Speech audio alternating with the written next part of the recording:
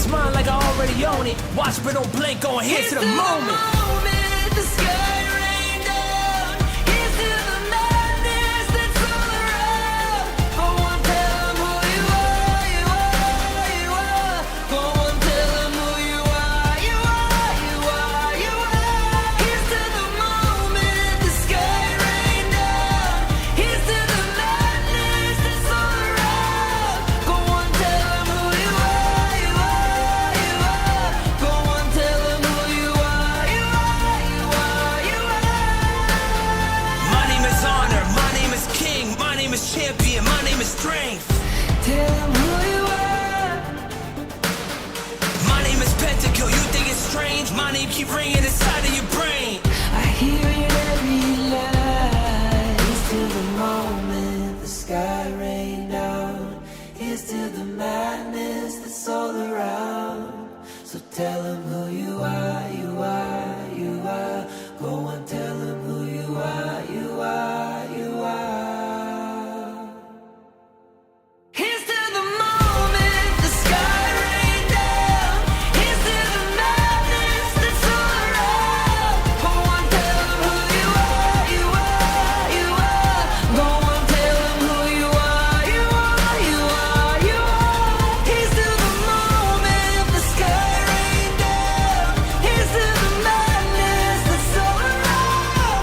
Go on, tell them who you are, you are, you are. Go on, tell them who you are, you are, you are. Go on, tell them who you are, you are, you are.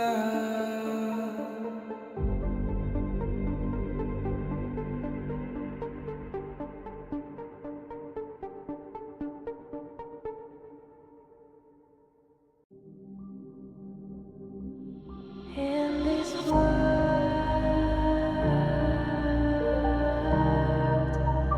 only ones in this world,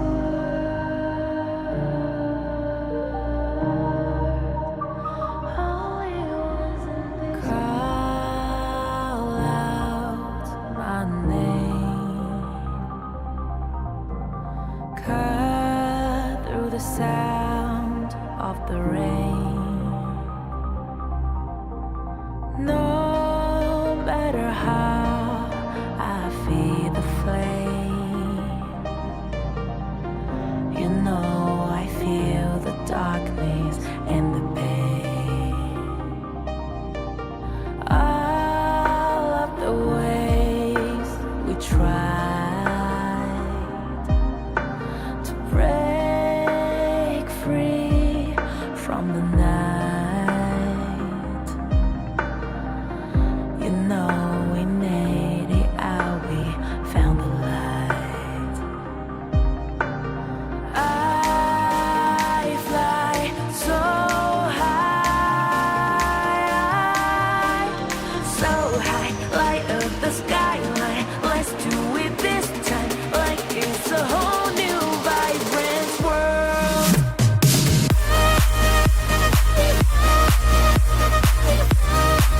Like we're the only ones in this world. Like we're the only ones in this world. Now I see that I got everything I need. It's alright, I'm on fire, I'm alive, 'cause now I fly so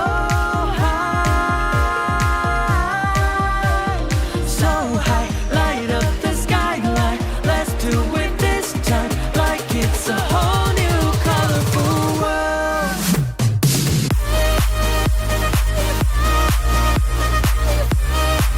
Like we're the only ones in this world. Like we're the only ones in this world. Never thought we'd get this far, burning like the stars. How we get this far, like we're the only ones in this world.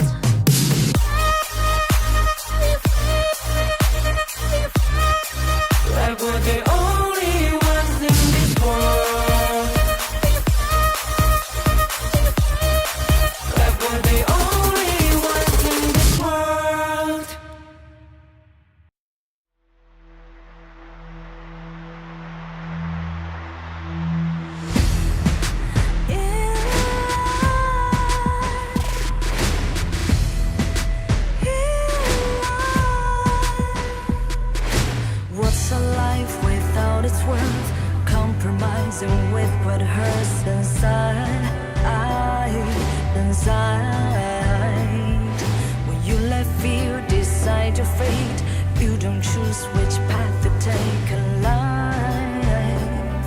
In life, I'm finally letting go of everything that still holds me. I'm against the odds, but I won't give up, 'cause it's my time to shine. Standing in the spotlight, and no one let me down. Destiny is calling highlight. I'm not afraid to fight for everything I love. Victory's on my side.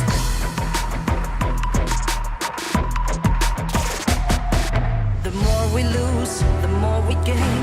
The more that nothing stays the same. In time,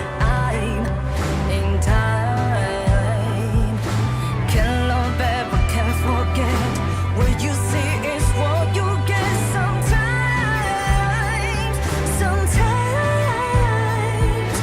gonna show the world tonight the light that shines inside us. We're against the odds, but we won't give up, 'cause it's our time to shine. Standing in the spotlight, can no one back us down. Destiny is calling highlight. We're not afraid to fight for everything we love. Victory's on our side. Takiki takiki takitao. Takiki takiki takitao. Takiki takiki takitao. Takiki takiki takitao.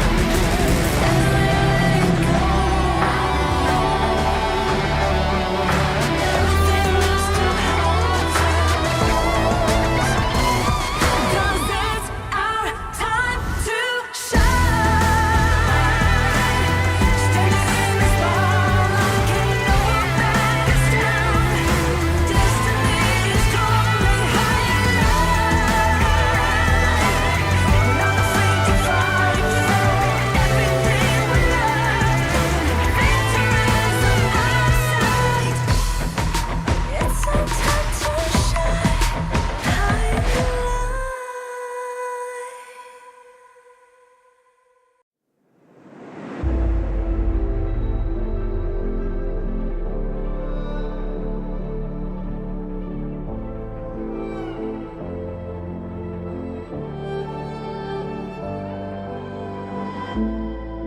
We're no strangers to the fallout. It's what got us here. Ever changing, some chameleon. Blood, sweat, and tears. We'll never make it if we fall to everything that brings us down. With a comeback is now. Blood, sweat, and tears. Fight for what we want. Doesn't matter the cost. Every day, put in work. Blood, sweat, and tears. Nothing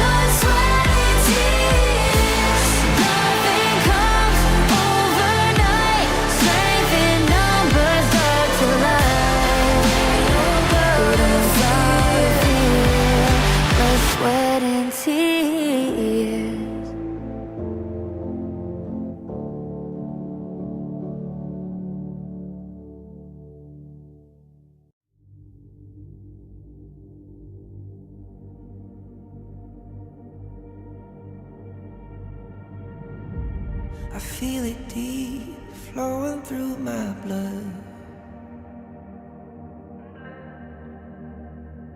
Rising up to become someone, and taking it all on my own. What a sweet victory. And taking all of my control, awaken something deep in me.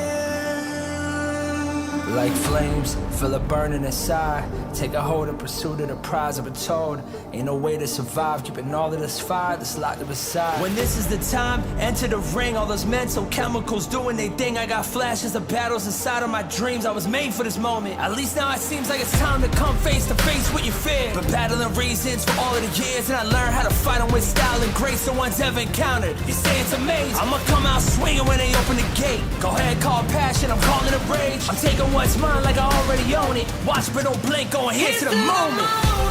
The sky rain down. Here's to the madness that's all around. Go on, tell them who you are, you are, you are. Go on, tell them who you are, you are, you are, you are. Here's to the moment, the sky rain down. Here's to the madness that's all around. Go on, tell them who you are, you are, you are. Go on, tell them who you are, you are, you are, you are. My name is honor, my name is king, my name is champion, my name is strength. Tell them who you are. My name is Pentakill, you think it's strange? My name keep ringing inside of your brain. I hear it every night. Here's to the moment the sky rain down. Here's to the madness that's all around. So tell them who you are, you are, you are. Go on, tell them who you are, you are, you are. Here's to the moment the sky rain down. Here's to the madness that's all around. Go on, tell them who you are, you are, you are.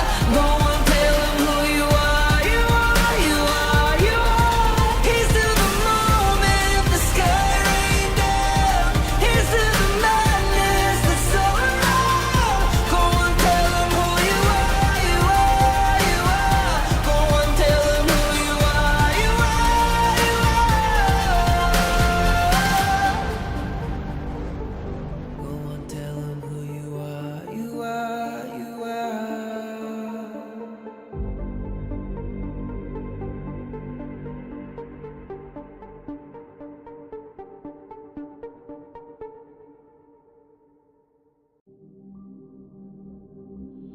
In this world,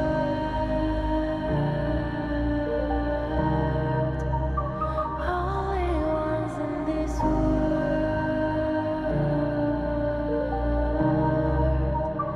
only ones in this world. Call out my name, cut through the sound of the rain. No matter how I feed the flame, you know I feel the darkness and the pain. All of the ways we tried to break free from the night, you know we never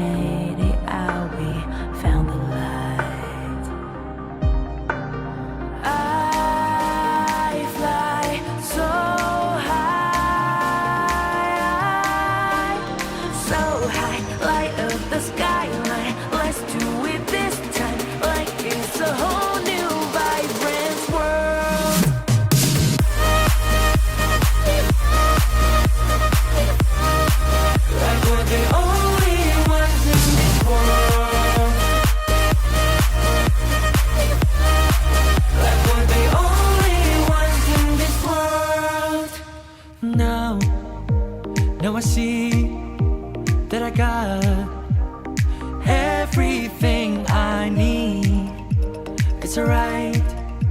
I'm on fire, I'm alive, 'cause now I fly so high,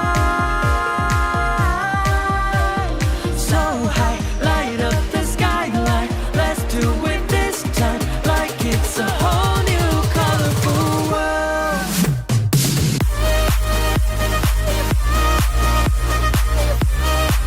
Like we're the only ones in this world. Like we're the only ones in this world. Never thought we'd get this far.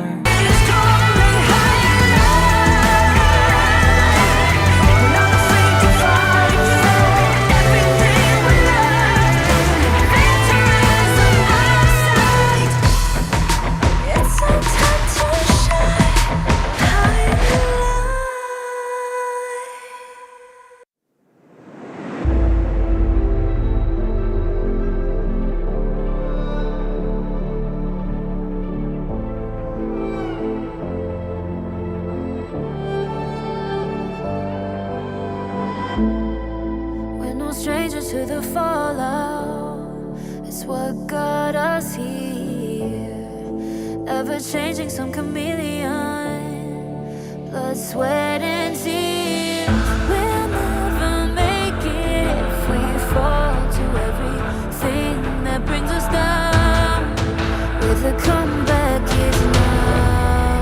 Blood, sweat, and tears. Fight for what we want. Doesn't matter the cost. Every day, put in work. Blood, sweat, and tears. Nothing comes overnight. Strength in numbers, start to line. We don't bow to fear. Blood, sweat, and tears.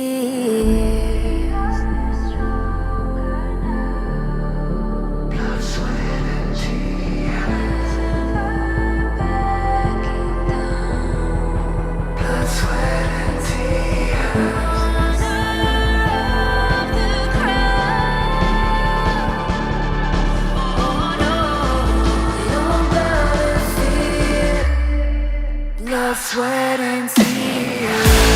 Fight for what we want. Doesn't matter the cost. Every day, put in work. Blood, sweat, and tears. Nothing comes overnight. Strength in numbers, start to lie. We don't bow to fear. Blood, sweat, and tears.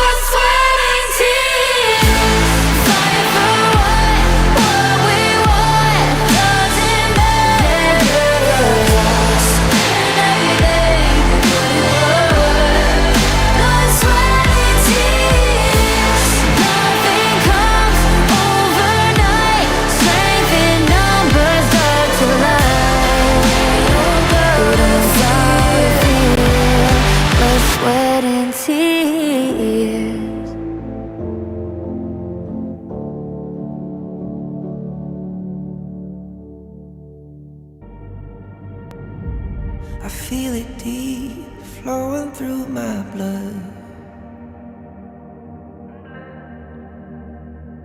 Rising up to become someone,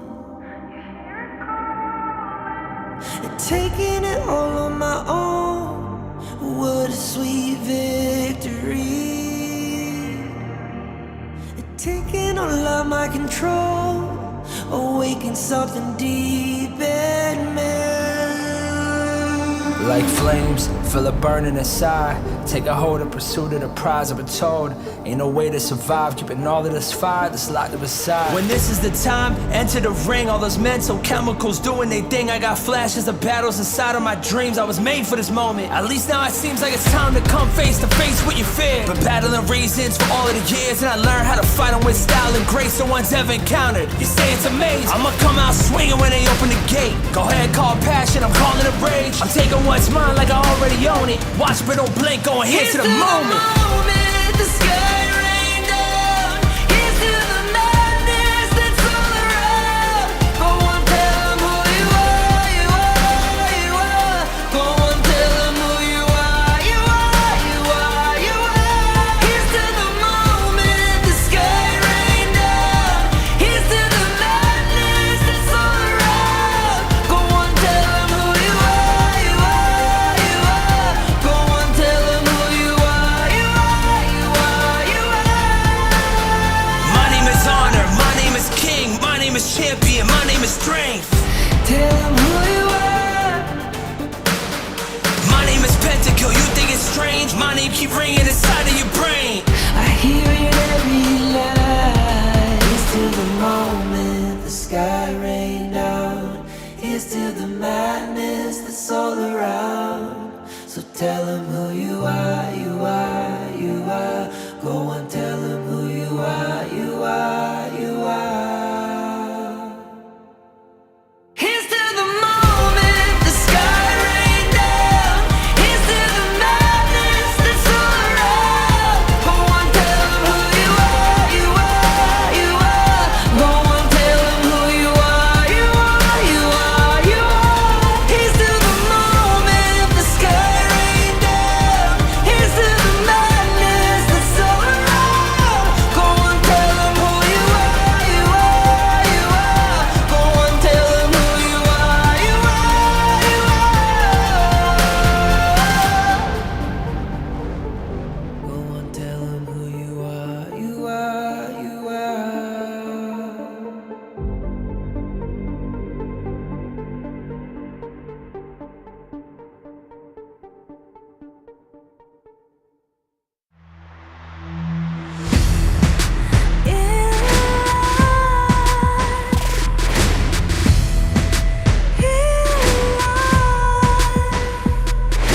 What's a life without its worth?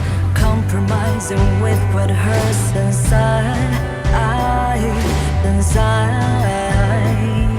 When you let fear decide your fate, you don't choose which path to take in life. In life, I'm finally letting go of everything that still holds me. I'm against all odds, but I won't give up, 'cause it's my time to shine. Standing in the spotlight, can't no one let me down. Destiny is calling high. I'm not afraid to fight for everything I love. Victory is on my side.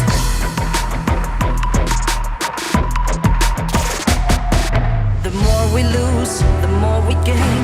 The more that nothing stays the same. In time, can't love ever, can't forget. What you see is what you get. Sometimes,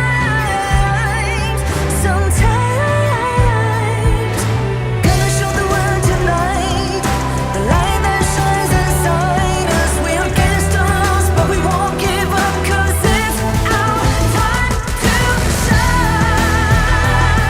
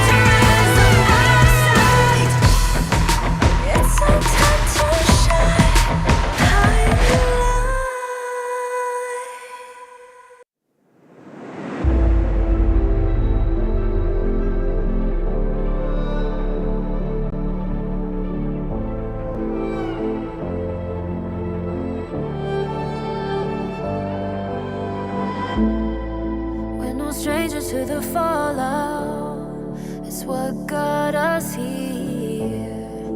Ever changing, some chameleon. Blood, sweat, and tears.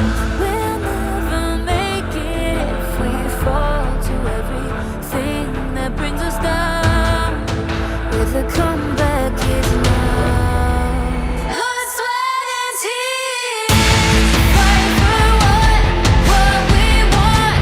Doesn't matter the cost. Every day, put in work. Blood, sweat, and tears. Nothing comes overnight. Strength in numbers start to line. We don't bow to fear. Blood, sweat, and tears.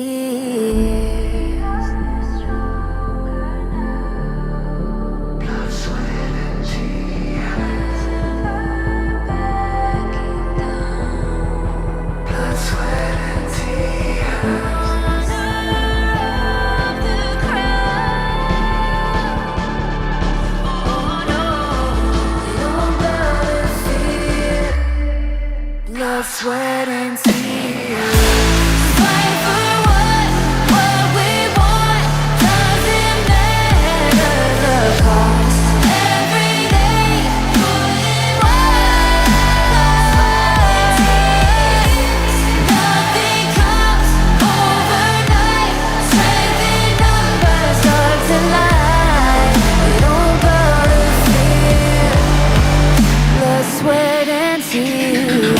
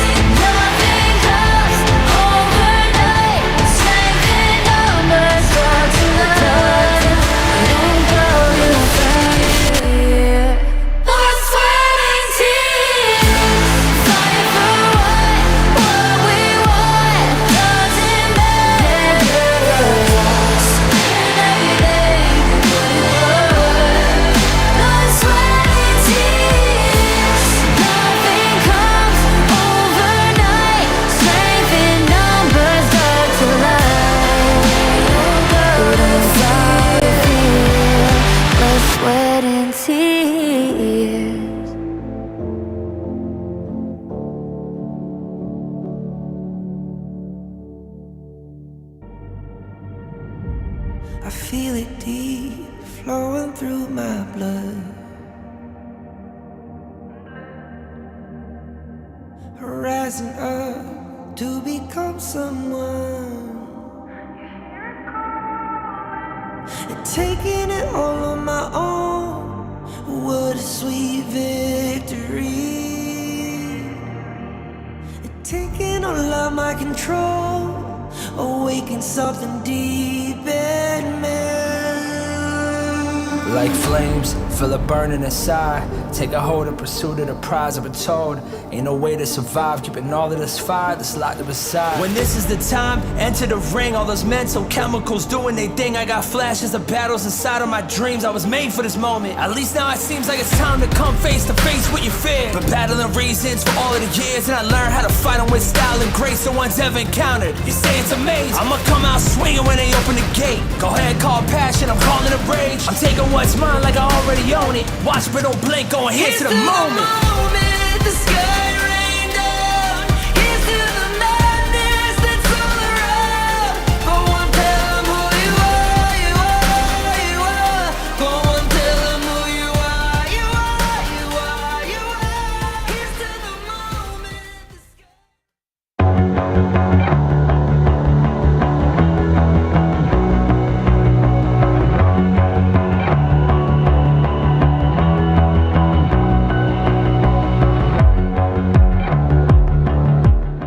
Welcome to the 2024 Honor of Kings Championship, the pinnacle esports event of the year, where 16 best teams from all of the world clash on the stage for the ultimate glory. Following 4 teams will be the seeds for the 2024 championship: Black Shrew Esports, Dominator Esports, Nova Esports, and FLCN Esports. The other 12 teams are Kagandra and Mahadiwa from the host country Indonesia, Boom Esports and Blacklist International from the Philippines, Team Secret from Malaysia, Influence Rage from Brazil, Team Vitality from France, Fearless Esports from Hong Kong, China, Impunity Esports from Myanmar, Team Falcons from Saudi Arabia, Revenant Esports from Singapore, and Foot Esports from Turkey. 2024 Honor of Kings Championship will commence from October 12th to October 27th. The journey will start with the group stage from October 12th to October 17th at MGP Space in Jakarta. 4 seeded teams will be randomly drawn into 4 different groups. Then the remaining 12 teams will be randomly drawn into these 4 groups, each consisting of 4 teams. Single round robin best of 3 will be played. The top 2 from each group will advance to the knockout stage. The knockout stage will be divided into a winner's bracket and a loser's bracket, playing a double elimination best of 5. The knockout stage will be played at 2 venues. From October 18th to October 20th, the first venue is MGP Space. Teams that lose 2 matches in this stage will no longer have a chance to advance or participate in any further stage. From October 25th to October 27th, the matches will be taking place at Lipo Mal Kemang. It will feature intense competitions, with the winning teams of the upper and lower brackets advancing to the Grand Finals. The Grand Finals will be best of 7, and the winner will rise to the top and become the champion of the 2024 Honor of Kings Championship. This tournament features a staggering prize pool of $1 million, with the champion taking home an impressive $300,000. Join us on this incredible journey. You can catch our live streams in-game or through our official channels. Plus, we invite you to experience the excitement of Honor of Kings esports competitions in person. Enjoy a variety of engaging activities and enticing rewards on match days. Watch live streams and participate in in-game events to win free rewards. Stay tuned and see you in Jakarta.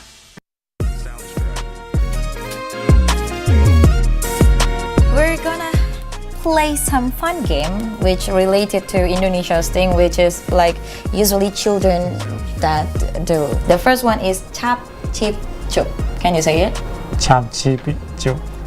Chap, chip. The rule is one player open his palm of the hand, and the other one put his point finger, and then the one with the open palm says like chap, chip, chup, kembang kuncup. Chap, chip, chup, kembang bub chup. I don't know. So one of you have to like move faster. Whoever catch the finger wins the game. So can we play? Can we play? Yeah. Which one going first? Okay, Linghua. Yeah. Okay. Ready? Chap, chip, chup. No, wait. Chap, chip, chup. No, wait. Chap, chip, chup, kembang kuncup. Okay, that's fast. Okay. So it's 1 point for Oil. Chap, chip, chup, kembang kuncup. Chap, chip, chup, kembang kuncup. No! Okay, she's faster than me. Okay, switch. Okay. Winter with the open palms. Ready? Chap, chip, chup, kembang kuncup. Oh, my shoulder. Wait, did I do it faster or did I get him? You catch him. Chap, chip, chup, kembang kuncup. Oh, you catch it. He catch you. Chap, chip, chup, kembang kun. Hey, ibu. Chap, chip, chup, kembang kuncup. Curang, cur. So Chipeng wins the first game. Yay! So we move to the next thing. This one is like one of the dish, like a drink, special drink in Indonesia. Can you guess what it is? So next one is you have to guess. Kalian akan mencoba sajian dari salah satu daerah di Indonesia. Do you have idea what is this? It's a blanket. It's a blanket. It's a blanket. We playing hide and seek. Oh, are we meant to like? Oh, okay. We're meant to come in for some kind of wrestle. If you know what I mean. You have to wrestle. We have to hop. Right? Okay, so it's called gorengan. Gorengan means like frying, like it's a side dish, but it's all fried. So it's called es kuwut. Oh, it's kiwi. No, es kuwut. Es kuwut? Es pisang hijau. Oh iya. Yep, es pisang hijau. Boleh silakan sambil dicoba. Es pisang hijau, a traditional dish from name a city. Name a city. Start with M. M. Manado. No. Malang. Makassar. asal. It's called sarung. It's a large tube or length of fabric, often wrapped around the waist. Do you have the idea how to wear it? But just like No, I got it first. Okay, he's copying me. like this one, you know? No. Put it on like all of to your left or something. Oh, okay. Yeah. And then Again, and then you. Oh, this? Yeah, like this? that. I know. Yep. Winter is right. got it first. I was not that bad, but What if I ask you to rate this from scale 1 to 10? I mean 5. 5? Yeah. Bobby? 9. 9? Oh, you like it? Yeah. Okay. 9. Satisfaction 9? 10. Oh, someone's like it. 8. Okay, Megumi scores 8. And Limpa? 7. 7. Oh, okay. So yeah, well done. Okay, like this. Okay, thank you guys. Bye-bye. Bye-bye.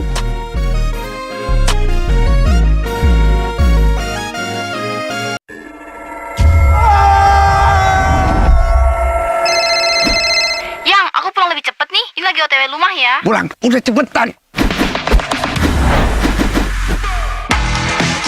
Teknologi Foskulin dan iFeel membuat ruangan dingin di setiap sudut. Dinginnya nyebar, langsung chill, auto nyaman.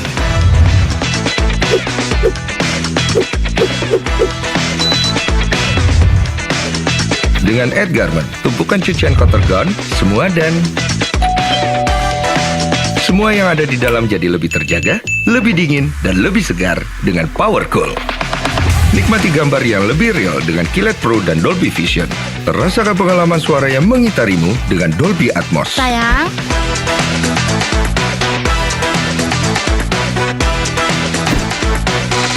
TCL, semua jadi mudah.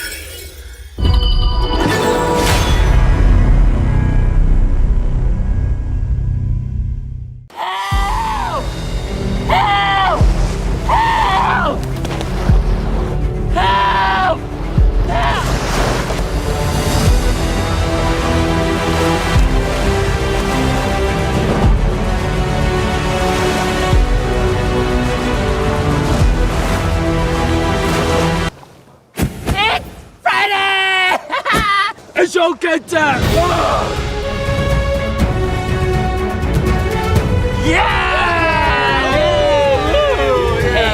Biasa jungling ha?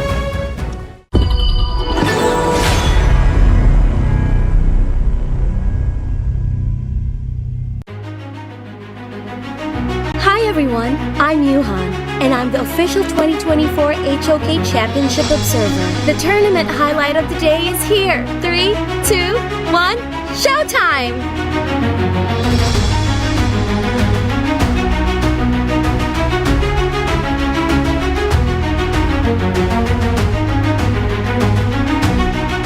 Barriers, which is again super annoying. By Woodwind.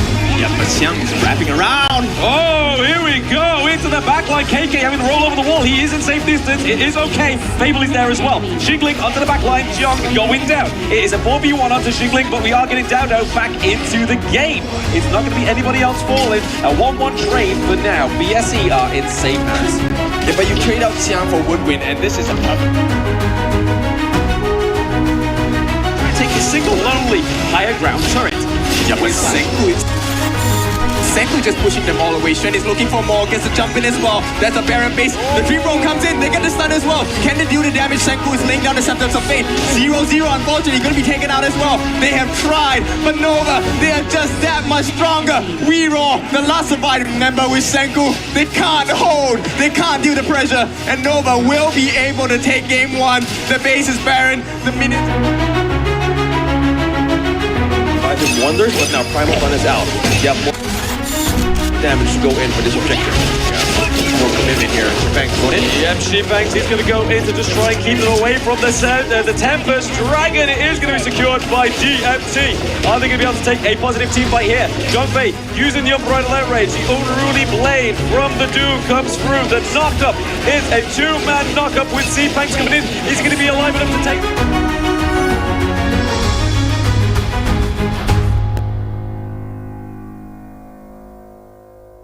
我常常在想，如果我不执着于梦想，我的人生将会如何？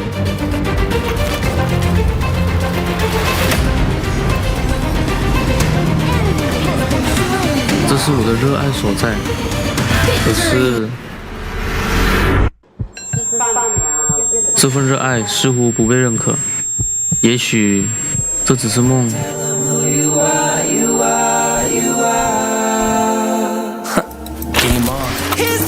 就让热爱、勇气成为我追梦的燃料。要实现这梦想，就必须马上行动，做就对了。FLCN或许就是我实现梦想的地方。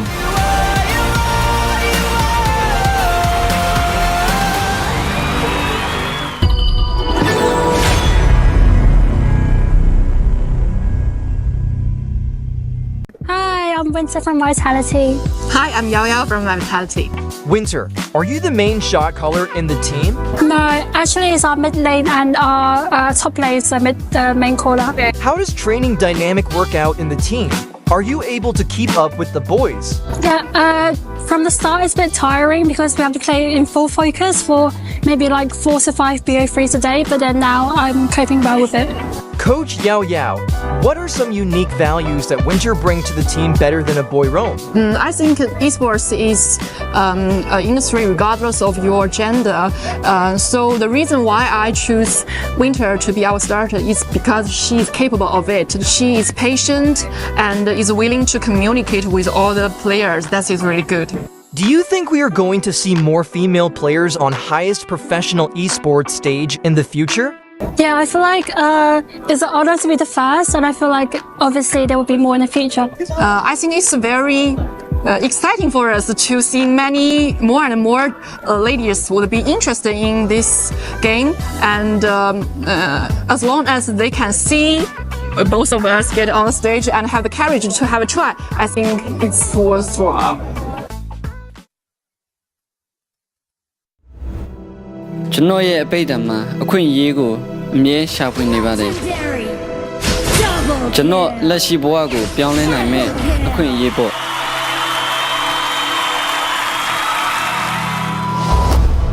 Winter e-sport ရဲ့အတိတ်ဘက်ကလူတိုင်းအတွက်မတူနိုင်ပါဘူး။ဒါကအပန်းဖြေစရာတစ်ခုဖြစ်နိုင်တယ်လို့ဘဝအတွက်ရှောက်လန်းရမယ့်ခီးတစ်ခုလည်းဖြစ်နိုင်ပါတယ်။ Professional gamer ဖြစ်ဖို့ကကျွန်တော်ဘဝကိုပြောင်းလဲဖို့အခွင့်အရေးကြီးတစ်ခုပါပဲ။ဒါကအားလုံးထက်အရေးကြီးပါတယ်။ကျွန်တော်ဘဝမှာအခက်အခဲတွေအများကြီးရင်ဆိုင်ရပေမဲ့လည်း HOK ကြောင့်ဒီအခွင့်အရေးကိုကျွန်တော်ရခဲ့ပါတယ်။အရာရာကိုပြောင်းလဲဖို့အတွက်ကျွန်တော်ဆုံးဖြတ်ထားပါတယ်။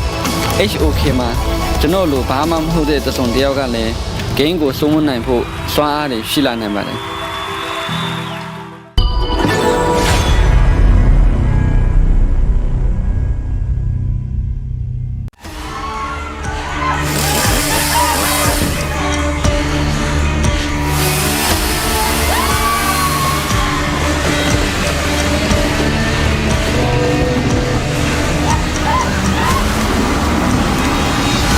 It's Friday! FLCN Day!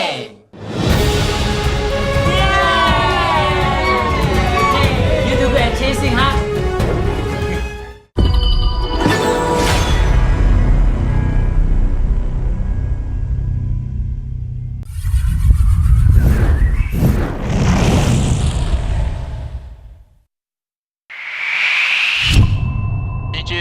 Agora, dá pra fightar. Eu acho que a gente tenta procurar joga double strike. Não, voltar em cima, voltar. Eu posso engajar em cima. Ó o golzinho aqui, o golzinho aqui. Calma, calma. Ó o Gong. Ó o Byron, ultei em cima. Vai, strike.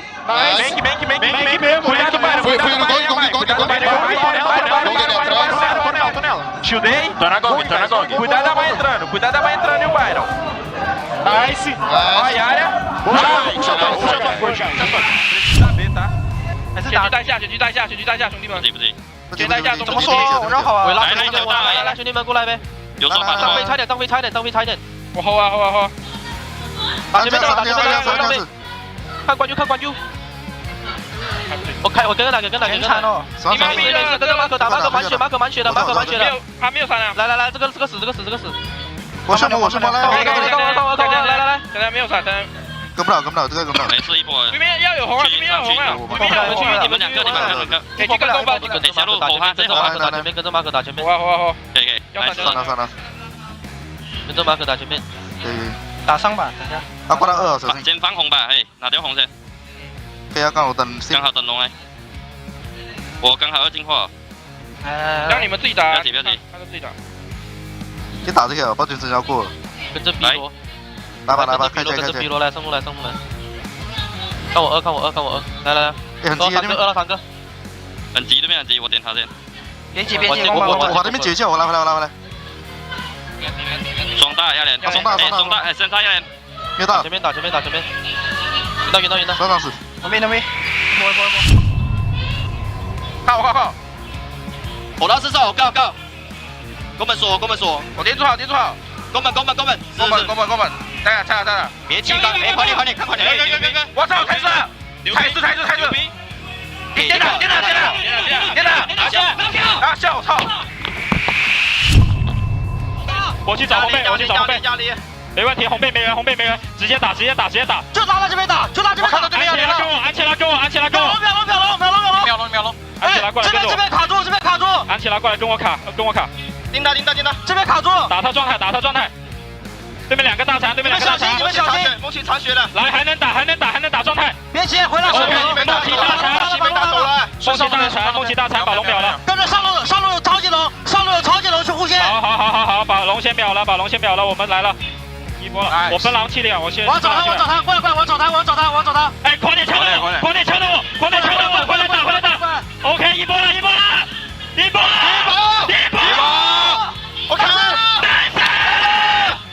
！OK， 来！我操，老子最后一波，我的直接把我操！我声音太小了，我已经说了，我操，我都没听到，老子3个卡位置，我操！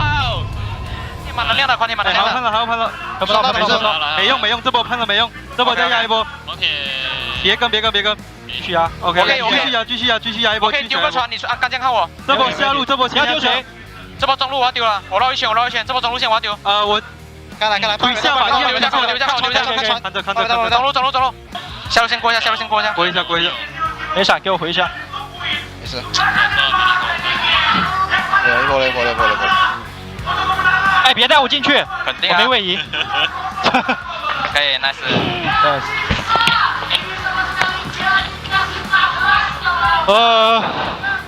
就这么结束。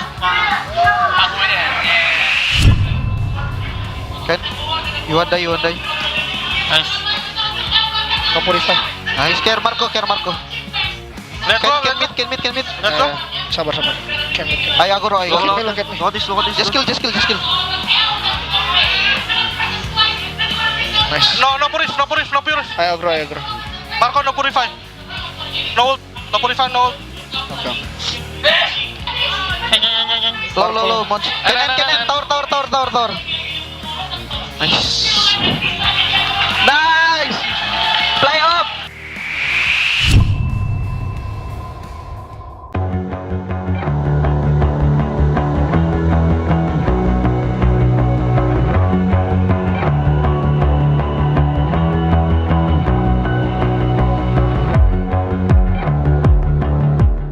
Welcome to the 2024 Honor of Kings Championship, the pinnacle esports event of the year, where 16 best teams from all of the world clash on the stage for the ultimate glory. Following 4 teams will be the seeds for the 2024 championship: Black Shrew Esports, Dominator Esports, Nova Esports, and FLCN Esports. The other 12 teams are Kagendra and Mahadiwa from the host country Indonesia, Boom Esports and Blacklist International from the Philippines, Team Secret from Malaysia, Influence Rage from Brazil, Team Vitality from France, Fearless Esports from Hong Kong, China, Impunity Esports from Myanmar, Team Falcons from Saudi Arabia, Revenant Esports from Singapore, and Foot Esports from Turkey. 2024 Honor of Kings Championship will commence from October 12th to October 27th. The journey will start with the group stage from October 12th to October 17th at MGP Space in Jakarta. 4 seeded teams will be randomly drawn into 4 different groups. Then the remaining 12 teams will be randomly drawn into these 4 groups, each consisting of 4 teams. Single round robin best of 3 will be played. The top 2 from each group will advance to the knockout stage. The knockout stage will be divided into a winner's bracket and a loser's bracket, playing a double elimination best of 5. The knockout stage will be played at 2 venues. From October 18th to October 20th, the first venue is MGP Space. Teams that lose 2 matches in this stage will no longer have a chance to advance or participate in any further stage. From October 25th to October 27th, the matches will be taking place at Lipo Malkemang. It will feature intense competitions, with the winning teams of the upper and lower brackets advancing to the Grand Finals. The Grand Finals will be best of 7, and the winner will rise to the top and become the champion of the 2024 Honor of Kings Championship. This tournament features a staggering prize pool of $1 million, with the champion taking home an impressive $300,000. Join us on this incredible journey. You can catch our live streams in-game or through our official channels. Plus, we invite you to experience the excitement of Honor of Kings esports competitions in person. Enjoy a variety of engaging activities and enticing rewards on match days. Watch live streams and participate in in-game events to win free rewards. Stay tuned and see you in Jakarta.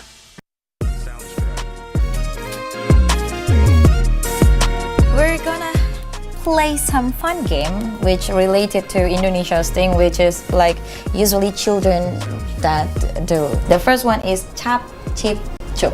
Can you say it? Chap chip chup. Chap chip. The rule is one player open his palm of the hand, and the other one put his point finger, and then the one with the open palm says like chap chip chup kambang kun chup. Chap chip chup kambang bub chup. I don't know. So one of you have to like move faster. Whoever catch the finger wins the game. So can we play? Can we play? Yeah. Which one going first? Okay, Ling Hua. Yeah. Okay. Ready? Chap chip chup. No, wait. Chap chip chup. No, wait. I feel it deep flowing through my blood. Rising up to become someone, and taking it all on my own.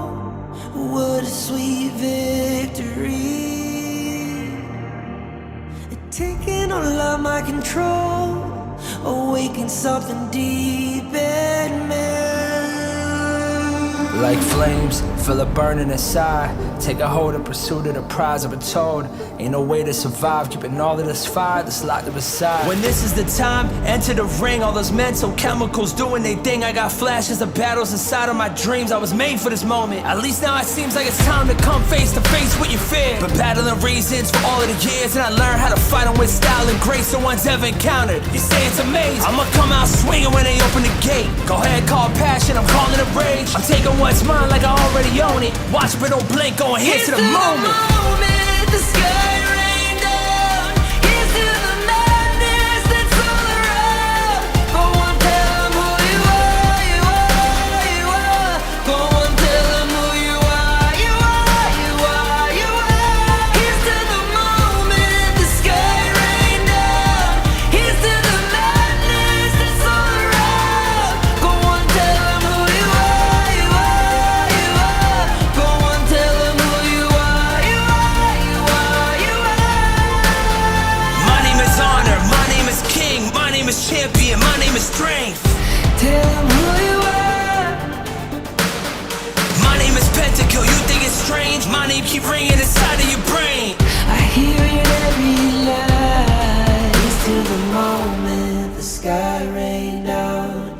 Here's to the madness that's all around. So tell them who you are, you are, you are. Go on, tell them who you are, you are, you are. Here's to the moment the sky rain down. Here's to the madness that's all around. Go on, tell them who you are, you are, you are. Go on, tell them who you are, you are, you are, you are. Here's to the moment the sky rain down. Here's to the madness that's all around. Go on, tell them who you are, you are, you are. Go on, tell them who you are, you are, you are. Go on, tell them who you are, you are, you are.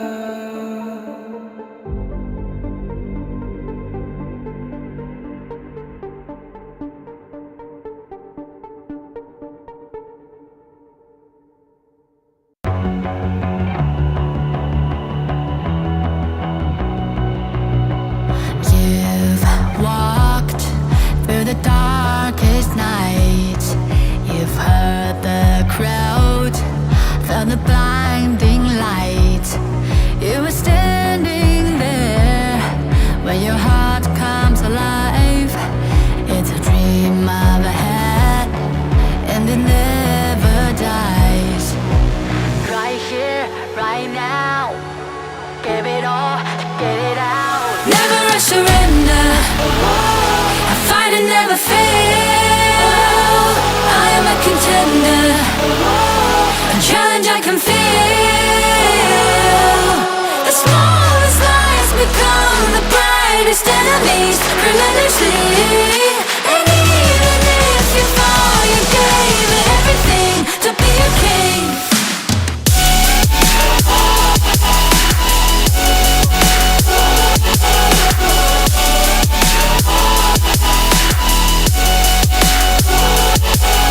You carved your way with a sharp attack.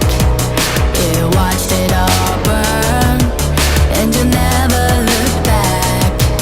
There will come a day when your fears will rise. You protect your crown, so it never dies. Never a surrender. I fight and never fail. I am a contender. A challenge I can feel. The smallest lies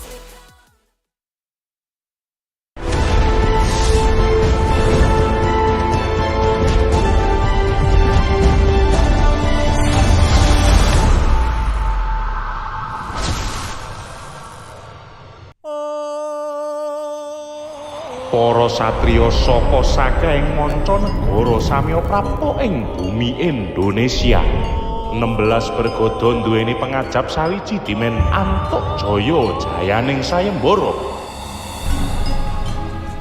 After our challenging times, I think we are much stronger than before.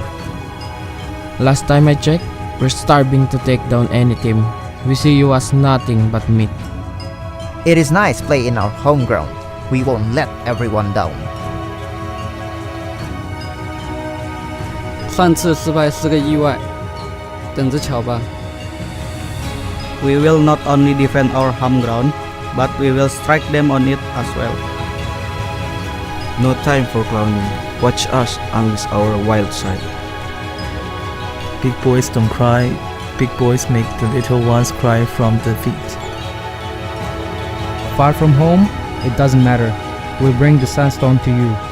Gumuruh warta sayembara gedhe wis sumrambah saindenging bawana. We conquered the south. Now we aim for the world. Novo oponente? Eu gosto disso. Vamos deixá-los cegos com o nosso poder. I cannot wait to step onto the stage and watch them struggle to get a point against us. Just wait and see. You'll find yourselves on our win streak list. You win some, you lose some. No, we'll win it all. You all are just rookies. We will send you home. 这里是战场，不适合弱者。 There's only one king. Remember the name. Para pinunjul miwah para satriya ngaluhur sing kalah bakal kapikut pewayangan asoring jurit, ingkang menang bakal sinurak asma luhure kuncara saindring jagat, gumregah kanggo bombonging manah, gumregut kanggo ungguling kaluhuran patut.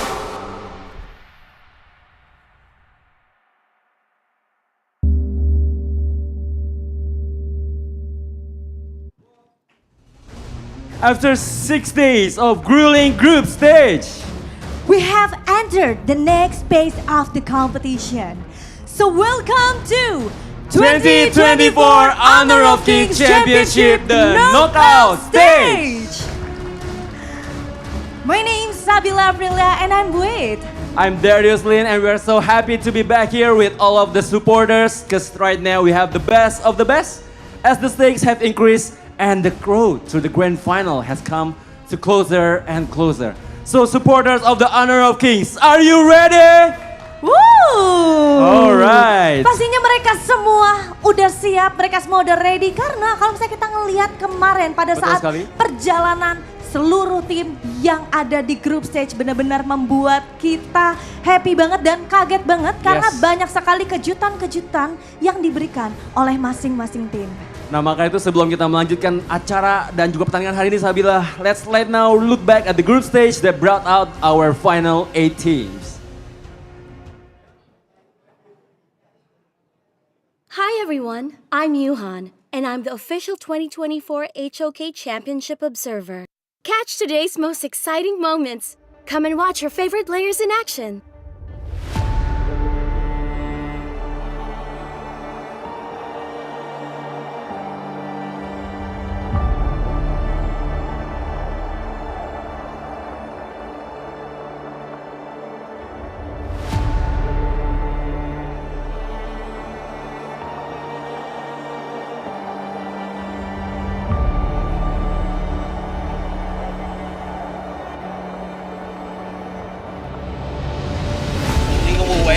Calvary on the backside. Juan looking to push him back. Nice heroic charge. Akana's going to be killed first. Juan is getting so low, and it looks like he's going to be killed. Almighty gets the pick up on that, but 2 members down thus far. This is going a 1 for 2 for 2 at this point. Freaks is going to be killed and turning this around, and Sun is cleaning house with a quadra kill. It'll be a penta. Never mind. Go back to base.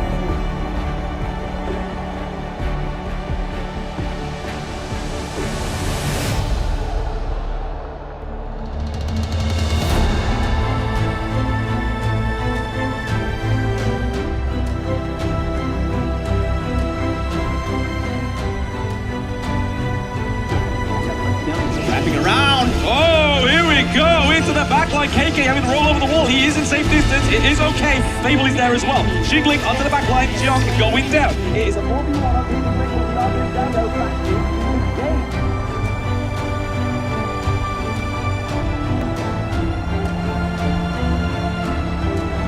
is looking for more, gets a jump in as well. That's a Baron base. The Dream Roll comes in, they get the stun as well. Can they do the damage? Senku is laying down the Scepters of Fate. 0-0, unfortunately, gonna be taken out as well. They have tried, but Nova, they are just that much stronger. We roll, the last surviving member with Senku, they can't hold.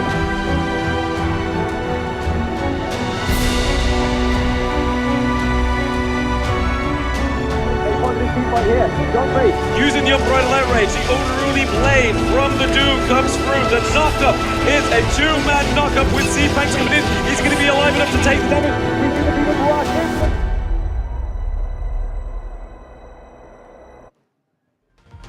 Wah, itu benar-benar recap yang luar biasa banget yang terjadi di hari yang kemarin, di mana seperti yang kita lihat, all of the team, all of the player give their best performance untuk bisa melaju ke babak knockout kita hari ini. Yes, dan pastinya juga kemarin semua tim yang sudah berusaha dari group stage, tentunya kita juga ucapkan terima kasih atas semua upayanya, betul ya, Stabila. Dan kita sekarang we will see the bracket that for today's schedules. Okay, and this is the bracket for the knockout stage. Yes. Kita lihat yang pertama itu udah ada tim Secret yang bertemu dengan Blacklist International. Di mana kemarin itu kita memang sudah melakukan group drawing. Yes. Di mana inilah hasilnya teman-teman. Betul dan banget. di match yang kedua kita ada Dominator Esports yang akan melawan tim Falcons. Yes, dan juga nanti besok masih akan ada dari tim Fearless Esports melawan tim Boom.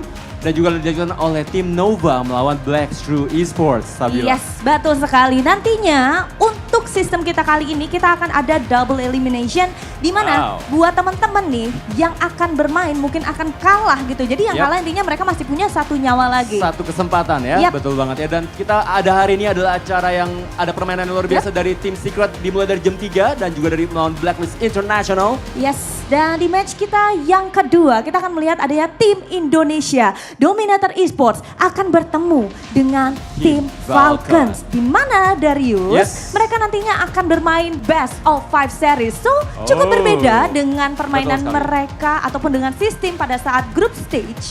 Karena kali ini they have to win 3 games. 3 games ya, betul ya. Kemarin kita lihat di group stage saja 2 aja nggak mudah Sabila, betul ya. Sekarang mereka harus bermain 5 game maksimal dengan kemenangan 3 game untuk bisa melaju ke selanjutnya. Iya, dimana kalau misalnya kita sedikit ingat-ingat dulu ya bahwa ini adalah perjuangan terakhir untuk tim Dominator Esports, mengingat dia adalah satu-satunya tim dari Indonesia yang harus berjuang dan masih panjang perjuangannya. Betul banget, pastinya harapan semua support Indonesia kepada Dominator Esports besar ya Sabila ya. Dan mereka bisa memenangkan sampai lanjut ke event Grand Final. Yes, baiklah kalau begitu sepertinya langsung saja kita buka, ini dia match pemanas kita pada knockout stage hari ini. So please welcome Blacklist International.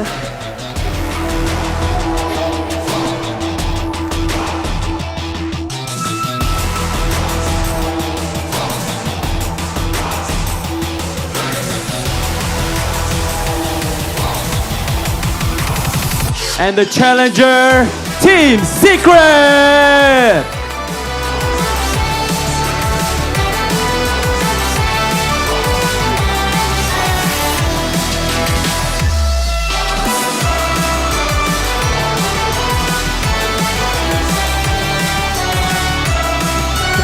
We welcome to the both team to do the fist bump to each other before you go to your place. Karena kita sudah melihat pastinya antara kedua tim, Tim Secret dan juga Blacklist International yang sudah siap banget untuk memulai match pembuka kita di knockout stage 2024 Honor of Kings Championship pada hari ini. Karena Darius, kita akan melihat yang berbeda. Mengingat ini adalah penentuan mereka juga siapakah yang akan melaju ke babak berikutnya atau harus turun. Oke, kita tentunya berharap semua pemain akan memberikan pemain terbaiknya. Betul sekali ya. Dan juga saya mungkin mau cek supporternya dulu untuk Tim Secret. Mana suaranya? Okay, and now supporter of Blacklist International. International! Yeah! All right then. So we can wait to see our first match today. So without any further ado, let's give it to the casters. So casters, take it away. Thank you very much, hosts, and it is everybody at home. Welcome to the knockout stages of the 2024 Honor of Kings Championship. I am Blam, and with me today I have Ola and OSX. We're going to be covering the two best of fives today, and man, when that draw was coming through, I don't think any of the teams could have wished for a better outcome. I mean, there's probably one team that could, but these two teams today were very happy with these results. Yeah, and it's going to be Team Secret and, of course, Blacklist International. Both of these squads, I mean, Team Secret was almost undefeated. They lost one game against Alpha 70 Sports. High expectations going in as the #1 seed. Yeah, making everything work is brought to you by Realme, the official gaming phone. The Realme 13 Plus 5G, 120 FPS performance at max, featuring Dimensity 7300E processor with VC cooling technology and 80-watt super book fast charging. Yeah, that's the phones right there being used by our players. Yes, so this is the phone that has been powering the tournament, but let's have a look at the powers behind the teams today. Team Secret, take it away, OSX. Yeah, we've seen Team Secret perform yesterday, and they had really a loss, just in a game, but not in the series. But they have performed still on how they want to bounce back. It's Yuan, Shisan, Sun, TNX, and Suwon. Similarities on playstyle on both. Something tells me that farm lane heroes today shall really be tested.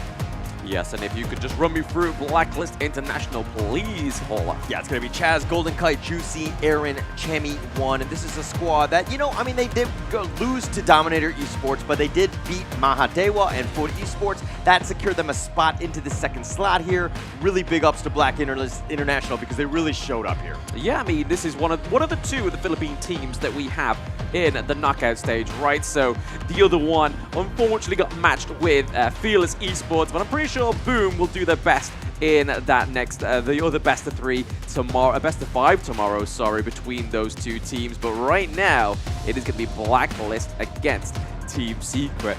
A matchup that has never happened before yet within the global esports scene. Yeah, it's a good thing that we are trying to see how the teams really wanted to reap, how they wanted to do sacrifice on the group stages. But right now, for you guys who's watching on your TVs, TCL X955 QTV LED HR 5000 nits is just the best way to go in making that 240 Hz display. And going back to our thought there, Team Secret and Blacklist International, they have ways to climb up their groups, but today they're meeting for the first time. They are meeting for the first time, and it's going to be interesting, right? Because Blacklist, obviously, they were the second seed of their respective group, and then Team Secret were the first seed of theirs. So we can kind of say that Team Secret had a little bit more of a stronger footing into this, but hey, they were second place in the Season 2 Invitational. They got quite far within EWC as well. I believe it was the quarterfinals they got to. So this is not a team to take lightly, and because they've never played Blacklist before, I think they can't take them lightly either. Yeah, and I mean, it's one thing to kind of to talk about the teams here, but also you can get an opportunity to win the ZOU, the Purple Thunder Blaze. All you need to do is log in from now until, you know, Halloween, and then all you need to do is kind of just check out the app, check out the in-game app to kind of see exactly how you get that app. But, you know, it's just a matter of watching here. But, okay, Team Secret and Blacklist International, you talked about the fact that during the draw, these teams kind of seemed happy that they got set up with one another. Yeah. Your thoughts on that one? I mean, we were speaking to TG beforehand, right? And we was wondering what team would he like to be drawn against? And it was Team Secret, so hey, that is it. But I mean, the knockout stages have just started right now, but obviously the second phase of it will be switching venue to Lippon Mall Himang between October 25th to October 27th, which is where we'll be seeing those semi-finals and grand finals take place in a much bigger venue, so bigger capacity for everybody to be watching the best of the best. Yeah, and also to add note to that, yesterday we've seen also how the draw as well, but I think Blacklist is just getting more confident in facing Malaysia this time around. And then when they asked them who would you want to face, yeah, this is the day that they need to overcome. It's against Team Secret. As we head on to the draft, both of them has very similar patterns in terms of farming priorities, and it turns out like Lady Sun and Lady Jean is one of the favorites here by these two. Yeah, this is what I expected though, right? On the side of TS, they ban out the Ogryn because Juicy, that's his best performing jungler to date. So with it being the knockout stages, he has to formulate, or at least Coach TG has to formulate a new pick. But it is going to be Chami picking up the Dharma, which again was a quite contested pick that I found out between these two teams when I was looking through the data towards the beginning of today. And it looks like Blacklist are going to get it. They had to either ban out the Dharma or the Ogryn, but they decided to go for the Ogryn. Yeah, and one of the top 3 choices as well, HOKC, Dharma is ranking 3 from the 2 ladies that we just mentioned, and it gives so much power in terms of clash lane pushes, and this is what Blacklist International wants to play with, having control in the clash lane, probably in the first minute or so, that could give also tempo for their team too. But for Team Secret, the idea, it has been like kind of like a situational power pick option for Team Secret to use, but in the right hands, the idea is just really stubborn to control. Yeah, I mean, Yuhan has actually been playing the more of the Enchantress kind of supports that we see compared to the tanky side that we see on Blacklist. As you now know that Chaz locks in the Zhong Fei, so going for the Zhong Fei, one of his probably biggest win rate heroes for himself, Chaz, but I'm very excited to see the difference between these two support playing styles, right? So you've got the Enchantress like the Diadea, you've got the Zhong Fei with a great counter engage that you can kind of try and use that Unbridled Outrage to stop that Unruly Blades coming through. But it is going to be Shishan picking up the Ganamo, which we saw yesterday, a fantastic performance. Yeah, and also a great peel too, and a lot of teams demonstrated that what could be the possible great way of amount of damage that you can dish against a Zhong Fei or anybody in the front line is just gun and mow. Whether in the front, whether in the back, you just need to be protected most of the time, because the moment you got spotted by the gun and mow in the hands of Team Secret, they know how to use this properly and make everything work in their favor in frontline peels. Yeah, I mean, I believe this happened between the two Indonesia teams yesterday, right? They took the Zhong Fei, the opposite team took the Gan and Mo. Didn't quite work out the way they wanted it to, because they was trying to just take that one moment, that one opportunity, that one shot to use the Unbridled Outrage to catch out the Gan and Mo, and it only worked once or twice. But we see the Angela and the Lady Shen being banned out. One thing on Gan and Mo is that I actually, going into this tournament, I was actually kind of laughing at Kin, because he's been preaching Gan and Mo so much. He's just been saying how good it is. Yeah. But the thing is that it's been picked 10 times already in the group stage. It has a 70% win rate, so I got to give props where props are due, and Kin is actually kind of right on this one. Hey, I mean, we all do learning that sometimes, right? And Kin, I mean, we said this yesterday, right? A broken clock is right at least 2 times a day. And Kin, I'll give it to him. It can be right sometimes more than 2 times, but that time he was right on the Gan and Mo pick. But we see the Charlotte being picked here for the side of TS. Again, another prominent pick that we've seen through the group stages up into the clash lane. So it's going to be Chami going against Shu Wan's Charlotte. Yeah, also Blacklist banning out the Renji, even the Luong. They have no farm lane just yet for Team Secret. And this is like the average kind of counter for the ladies to be reached from the back line. Ooh. And most of the cards that they have done is complete protection for this hero alone. Their win condition, the Han Shin and the Princess Frost, we've seen the wonders of these 2 heroes alone to dominate like 0.5% of the map. And it will work. Depending on how Team Secret would like to address this, even hold it through in the early game. Yeah, I mean, this Han Shin pick, right? It is Friday, friends. Friday is HOK Day, and us casters actually had a few matches beforehand. Hey, I'm gonna have to flaunt it. We had back-to-back wins, and the last game I had Han Shin, right? And Tank Han Shin, I didn't really like going into this competition, but once I've played him, I understand why. You have great wave to clear into your enemy. You're able to get back out with the second activation of your first ability, but you're also able to get that knockup, which onto the likes of like the Gan and Mo and the Marco Polo could be vital. Yeah, man, it has sustainable damage, and you could just be go 1-on-1 or 1v2 depending on the situation and how you play things, but it is just a very good pick right now. And we see the coaches do the handshake, and as we head to the game, this is the best of 5. We're on to the knockouts, and we're about to see another matchup that we have been waiting from day number 1 in HOKC. Who's going to have the upper advantage in terms of the early game? I mean, in terms of the early game, I can't call it right. It depends on how these lanes go. If we get some kind of dominance between either these two teams taking a 2v1 up into the clash lane. But right now, we're seeing that Blacklist are laying it on pretty thick in the early game, trying to get some damage over to the side of Team Secret. But I like how Team Secret decided to not do the typical red side picks in the prio rather than going for their bot lane, farm lane, team comp. They went for the Diadea and go for the Dune. And Dune has had a fantastic performance and win rate within this tournament because he's just so tanky. He's able to just sit in your front line, so-call those skills, and then you can go in. Yeah, man, he just literally took the advantage of taking the red out of Just right away. So TNX with that early game invade in the camp, this would really put Just in the pressure. Like, would you go in a counter to even dive into the camp of Team Secret early on? Because they have been lacking information at that moment, and that was a great step to maybe make things around for Team Secret. Yeah, I like how they're taking the Lady Sun from Sun as well, right? Sun has had a fantastic performance on the Lady Sun. No pun intended. That is his name. Don't wear it out. But look at this. We've just won a few of these skins as well, Fang. The Friday pre-made ranked matches. Friday is Hawk Day. Go in there, win a match, get the skin. Yeah, and as we look at this pre-made ranked matches you have to win, guys, go ahead, join in because you have more chances of getting this. Now we're looking at the focus onto the Clash lane in the bottom lane as well. So this is like the force of how the Sangfei can do, how to babysit this Ladies and Golden Kite. It's more likely like a push and pull kind of situation by not dying early on. This is what we want to see, though, right? We want to see some of the domination into the side of both of these lanes, but more importantly, it is going to be the Tyrant. Almost getting catched out there is Shuan. Is not going to fall because there's just not enough damage at level 4. But back to the point, we see the domination, we see the prioritizing for Blacklist to try and get a lead in the farm lane, so taking the Tyrant, the neutral objective, can be easier at that point. Yeah, and looking at this situation, we've seen rotation from Aaron now, from Clash lane to mid lane. It's more likely counter and vision as well because they can't do much just yet. And as you said, they can't commit to any team fights moving on because they don't have the damage to do so. Don't have the damage to do so. We do see that Champion was able to try and take that teleport minion up in the top lane as well, just to try and set up a better neutral objective fight for them. Shuan going in here though, but is it going to get Chummy? Oh, okay. Don't commit.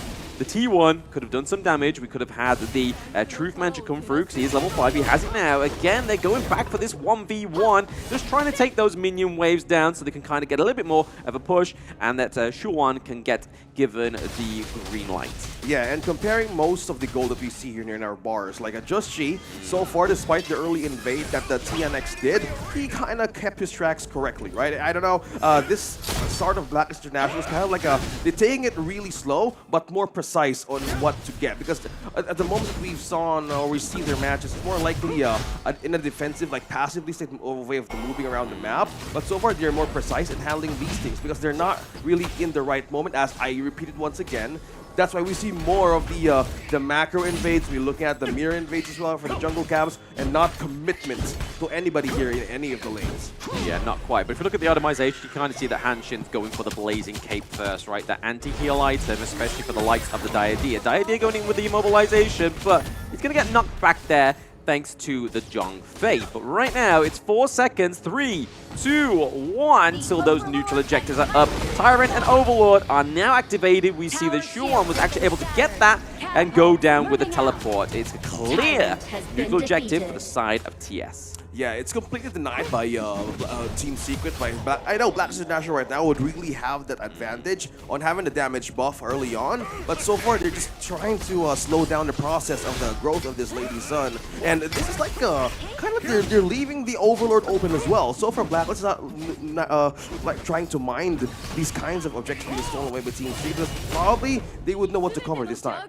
Yeah, I mean, right now they're kind of seeing a little bit of a taste of their own medicine. We saw the Team Secret's able to get the extra bit of gold difference here, and it looks like Blacklist are going to secure themselves a little bit of that neutral objective once more. So 50-50 split between these neutral objectives means that Blacklist are going to have a few more bits of aid in these lanes. Right now, there is a lot of priority for the side of Team Secret. We do get the Winter is coming to annihilate that minion wave in the mid lane because that T1 falls. That's a very crucial part of the fight. Yeah, that's the zone out. Like the lineup of Black right now is totally like a frontline protection to not commit to any possible mistakes that they can do. Team Secret, on the other hand, is kind of like looking for an avenue to utilize this gun more properly, but Blacklist is really covered good attraction. Look at that. We're seeing posts from TNX, but Black just got a turret down bottom, and they have a push by taking the Overlord with them.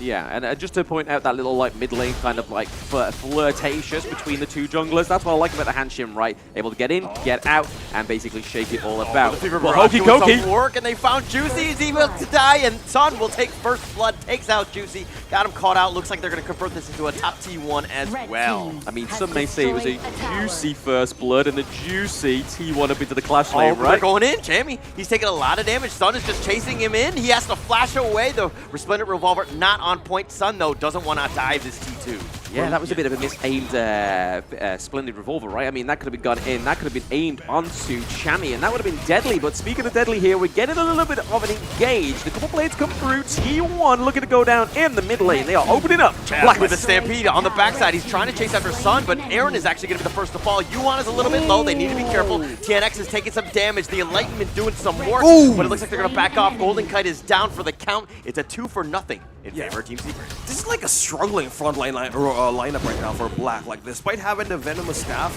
present from Princess Frost, it's just so hard for Chaz to position correctly in front of Team Secret. The moment that they swap lanes from bottom lane to top lane, it was like a clear call that they have the enough efficient items, and they have been so good in rotating and forcing out a lot of resources out of Chaz. So that's why it's so hard. It was so hard for them to be in the front line most of the time. Yeah, starting from the bottom, now they're here. But we now see that TSN is able to build up the Doomsday, but also the attack speed boots. And then TNX was able to get that Eye of the Phoenix, right? So we saw in the itemization in the early part of the game, they was looking at those the second tier items. But here we go. They found Aaron, they caught him out. Juan is continuing to run. Chami, Formless is back. Now Team Secret is really good at taking one kill, converting it into other towers. It looks like this is going to be a free mid T2 here. They know how to crash in though, right? I mean, they had the minion wave coming through. It was only 1 or 2 minions, but that was all they need. They need a few minions and a dream, and they can make things happen.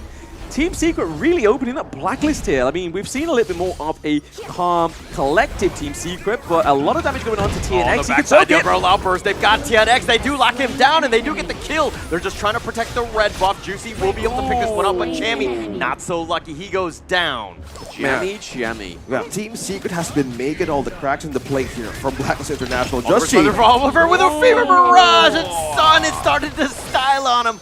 Finding Juicy and being able to pick him off twice, that's got to be a disaster and a real feel-bad moment for Juicy. It's like a slow and painful death. Right? Going in for this one. They dives over the wall. Golden Kite is going to be killed.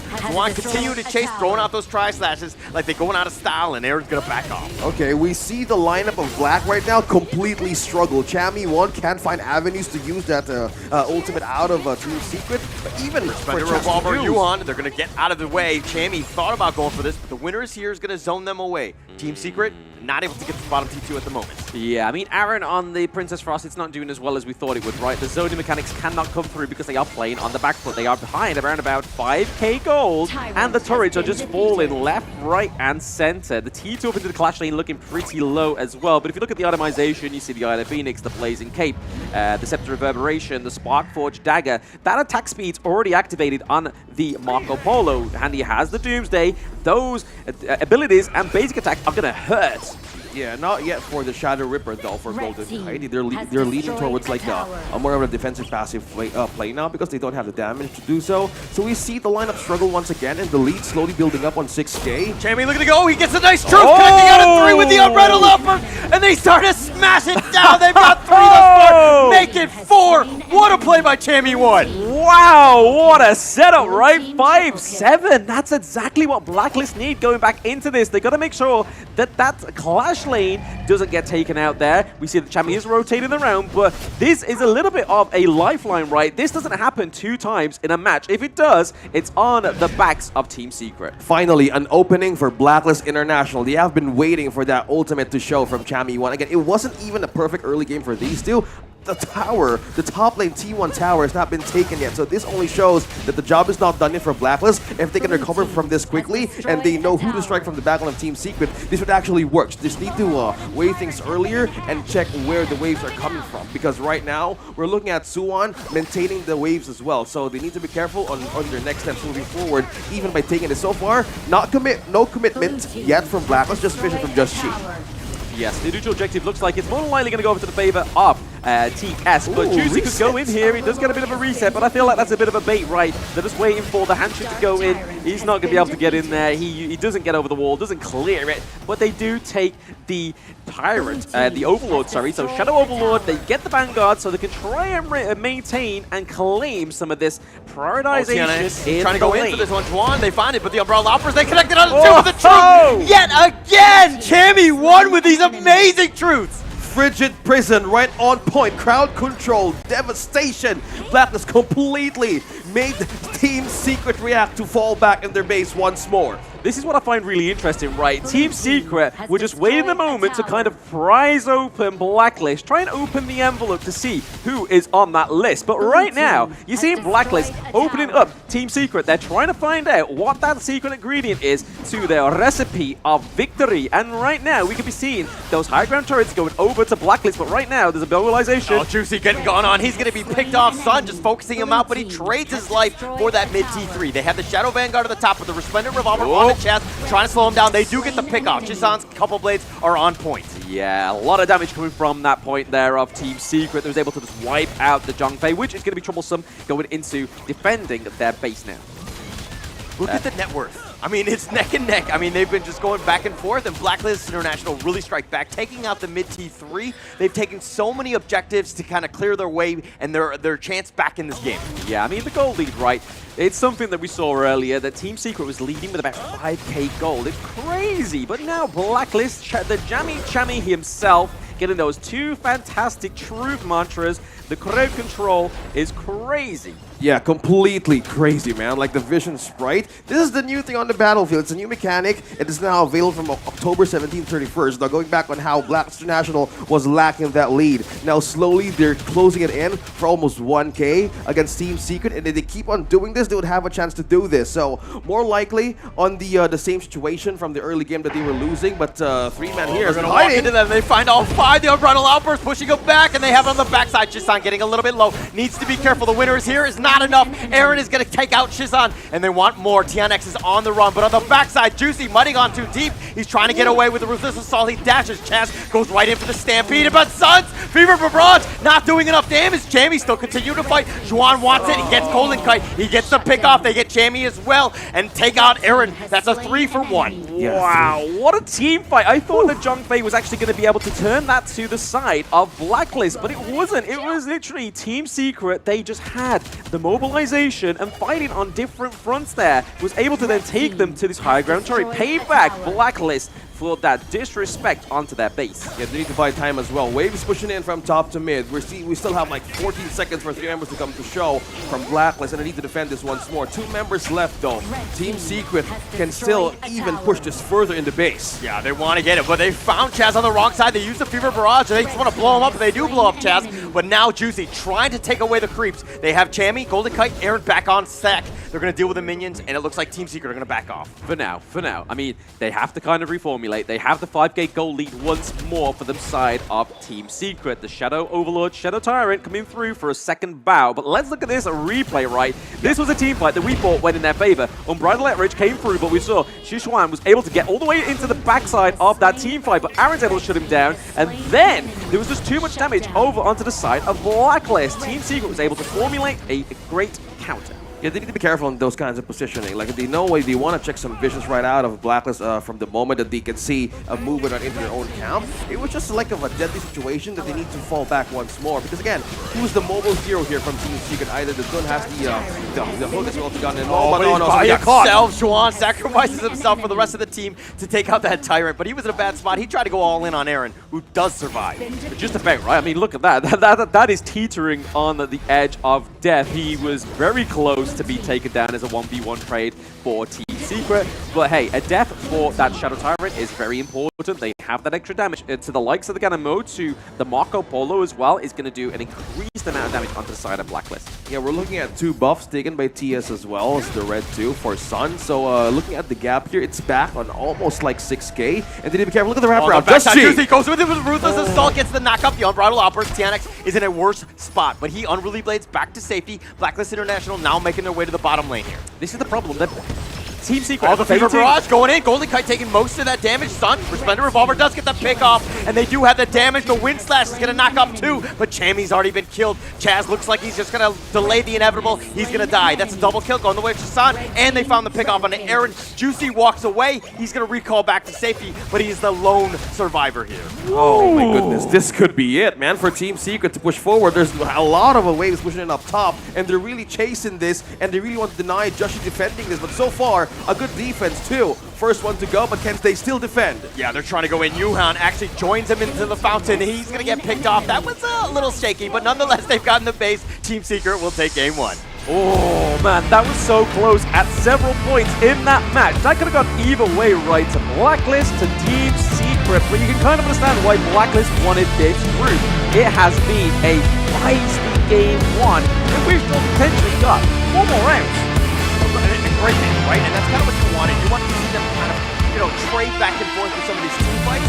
In the end, Team Secret were able to find that one good team fight that just took them over the edge. Yeah, and we've seen that moment before, but it was like the Lady Sun doing the work and clearing off the base. They know how to divide. Like Team Secret, from the most of the games that we saw and how they performed, they know how to divide, they know how to conquer, they know the strength, right? That moment when the outburst was released too early and they got picked off like 4, it was like a go signal right away for Team Secret to go into the base, because that wave coming from up top was the perfect scenario to end the game quicker.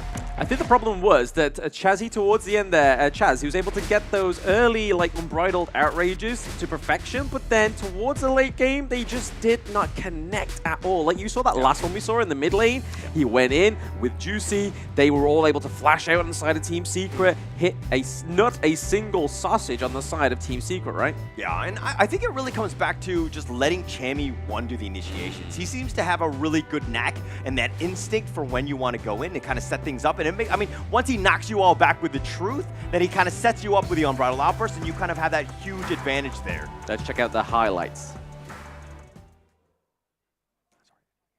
Hi everyone, I'm Yuhan, and I'm the official 2024 HOK Championship Observer. The tournament highlight of the day is here. 3, 2, 1, showtime! We're back to where everything started for Team Secret. Blacklist would really want to patch things up with their broken blade, but it was just complete destruction from top to bottom. This came when they switched places from the bottom lane head to the platform. Yeah, this was a game one of just trying to make sure, or trying to even limit test what was going on in this game one, right? So we saw many times, especially the first team to do so was Team Secret. So they were able to open up Blacklist, and then towards the end, we saw that 4-man rare control from Chammy 1. So you can guarantee, right, that Dharma is more likely going to get taken off in the Prio Bans of Game 2, right? It kind of felt like Chammy 1 would need to do something like a play. Like, he has been doing it at the perfect angle. The layering of that outburst was totally perfect. But when Team Secret knew on how Blacklist layers this kind of initiations or team fighting prowess, they read through it. Like, there were some scenarios they were really baiting out that outburst. Despite having the Tyrant with them, being out position as well, this gave them so much time. This gave them so much comeback too. But this specific moment when Chaz let go of the outburst earlier, this was just like a clean scenario to push things forward, and Blacklist completely was defenseless, and the base was so slowly becoming more open to Team Secret. Yeah, some of the trick shots from Aaron were perfection, right? But in the early part of the game, he was definitely sort of the weakest link within that team comp, right? So they know on the side of Team Secret, hey, this is how we open up Blacklist. Aaron doesn't look as confident as the rest of the team, so we'll go and take him down. We'll take that team fight in the mid lane. We'll take the T1 as well, maybe even the T2, and we'll just open it that way. But then after that, it's kind of like Blacklist was like, right, okay, so you want to jump on Aaron? We are going to jump on you, and that's when Chammy started to activate. But unfortunately, for the side of Blacklist, it wasn't enough to take game 1, but they may take game 2. Do you think Juicy on the Hanshin was 100% comfortable on that hero? No. No. I didn't think so either. And I think the pressure of the Diadeer as well, the immobilization, was just hard to kind of jump around, because the only CC immunity you have is on his ultimate. But speaking of MVPs, it is going to be Sun. I didn't expect anybody else, because with the Splendid Revolvers, the Fever Barrage from this guy was literally on point. 31% damage, 17% damage taken, and then 7 kills, 1 death, 6 assists. Yeah, we've been waiting for this Marco Polo here to be picked up by these teams, right? And for the last days of the group stage, we've seen it push through, but Team Secret here had more ways to have utilization over the counters farm lane of Blacklist International, mainly because of how slippery and how vulnerable the teams are once he dives in with the Fevered Barrage. It's just that the mechanic of this guy alone completely deals so much pressure in the side of Blacklist. Going back on this draft, what went wrong here? Like, look at 136 on Just G being on defensive. As you guys mentioned, Diadea was becoming one of the problems on the front line, and Zhangfei and even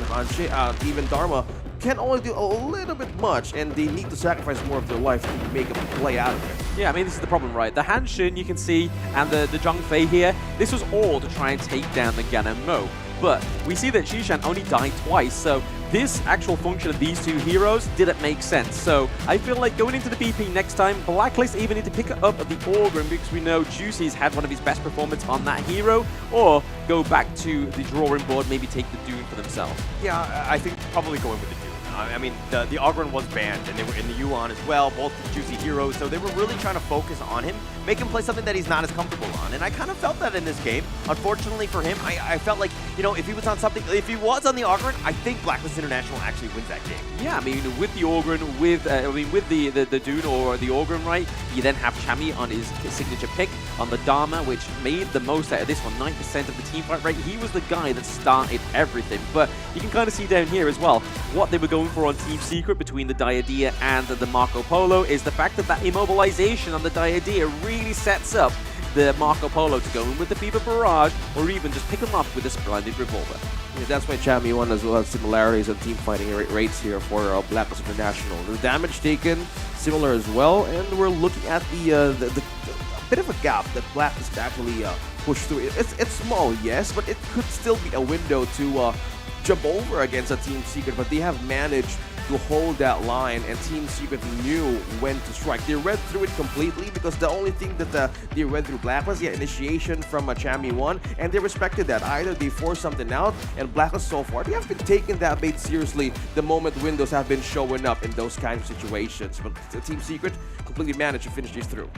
Yeah, I mean, Team Secret, you can kind of see there on that goal graph, right? There was 2 peaks in that game, and then you can kind of see the little glimmer of the peak of Blacklist. It was just kind of like poking out the water like a little iceberg, you know? But then you've got to uncover all the rest of that iceberg on the side of Blacklist, and I think that's where the BP makes sense, right? Yeah. They need to go back to the drawing board. The Hanshin, like we've caught up there, we saw in that gameplay that maybe not the most confident we've seen Juicy on a hero in the jungle, so maybe a little bit more for formulation, maybe bring out a little bit of a surprise. But nonetheless, I'm pretty sure that a Blacklist will come swinging in Game 2. And again, like I said, we could still get another 4 games right. But we are going to be hearing from the players in a little interview before we get into Game 2. So let's see what they have to say about each other.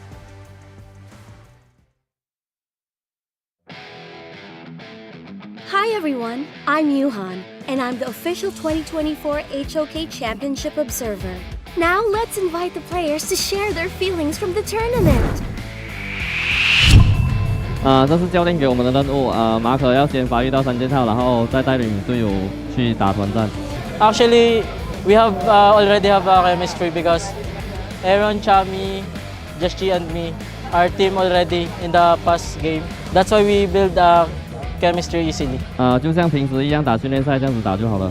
我们还是会用全力去跟他们打的，因为我觉得我们不比他们差。Because this is our first tourney in HOK, and this makes us pretty solid as a team. 如果你们遇到我们的话，准备被我们3比0吧。There we go. We hear Sun say ready to be played by us with a 3-0. I mean, they're already a third of the way there. Team Secret Sun thinking very confidently and speaking very highly of that Marco Polo pick.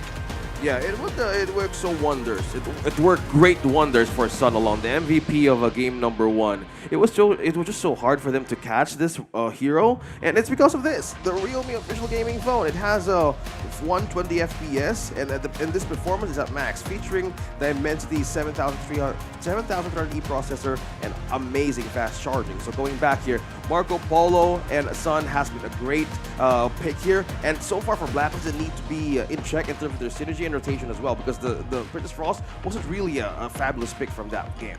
Yeah, but I mean, here you can kind of rate and support your players, right? On Hot Camp, rate your favorite players in the championship and stand a chance to win exciting in-game rewards. So make sure you go onto the website and leave a little bit of a feedback for your team, for your favorite teams. They may even read it, but don't put anything too harsh. Yeah, and I kind of want to talk about the fact that, you know, Blacklist International, when they had that small advantage, I mean, they did a great job because of the fact that, of course, they were playing with Friday Frenzy with one another, right? And they were kind of being able to play and just kind of, doesn't matter what rank they are, they're able to play together. But all jokes aside, if we're going to talk a little bit about, you know, Team Secret here, there was a moment where Shisan got picked off.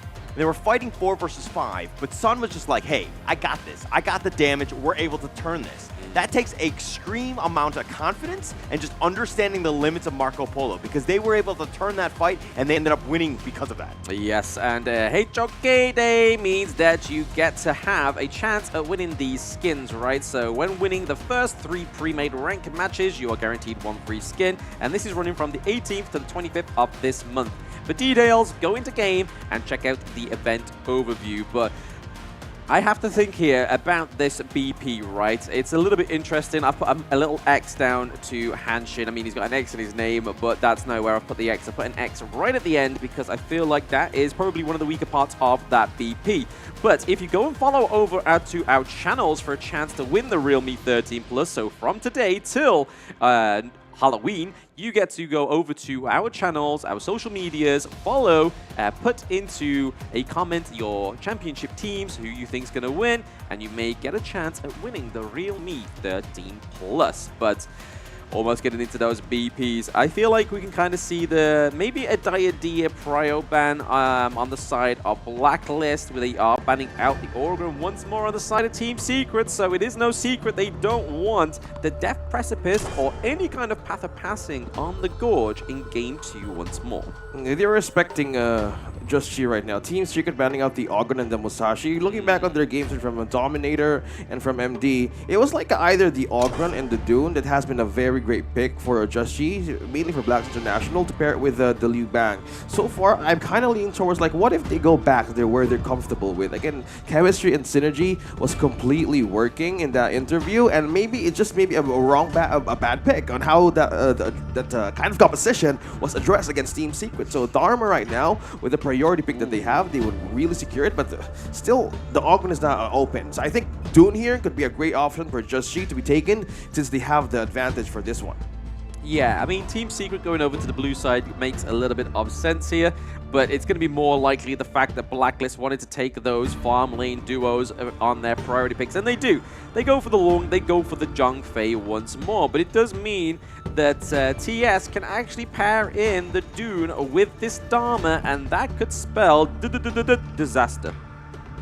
I'm thinking, why don't they get the Yuan? Like, Blacklist had a win. He had a best of 3 from FUT Esports. Why don't they go back from that? I mean, it has been a great win for the Ogren. It's kind of like putting on pressure on his hero pool right now. Like, what would be the great option here if you're up against a Mankey? Either you go in like with full magic damage or physical damage, because if either they go back to comfort or just open up another chance, but need to be sure how they play their cards here against Team Secret. Yeah, I mean, this is just going into TS's MO, right? Especially on TNX, he likes the tankier jungles in the heroes. Finally. The Dune, the Monkey, and obviously they're passing it over now because Blacklist leaves that open, but it kind of makes you think that Team Secret kind of wanted that, right?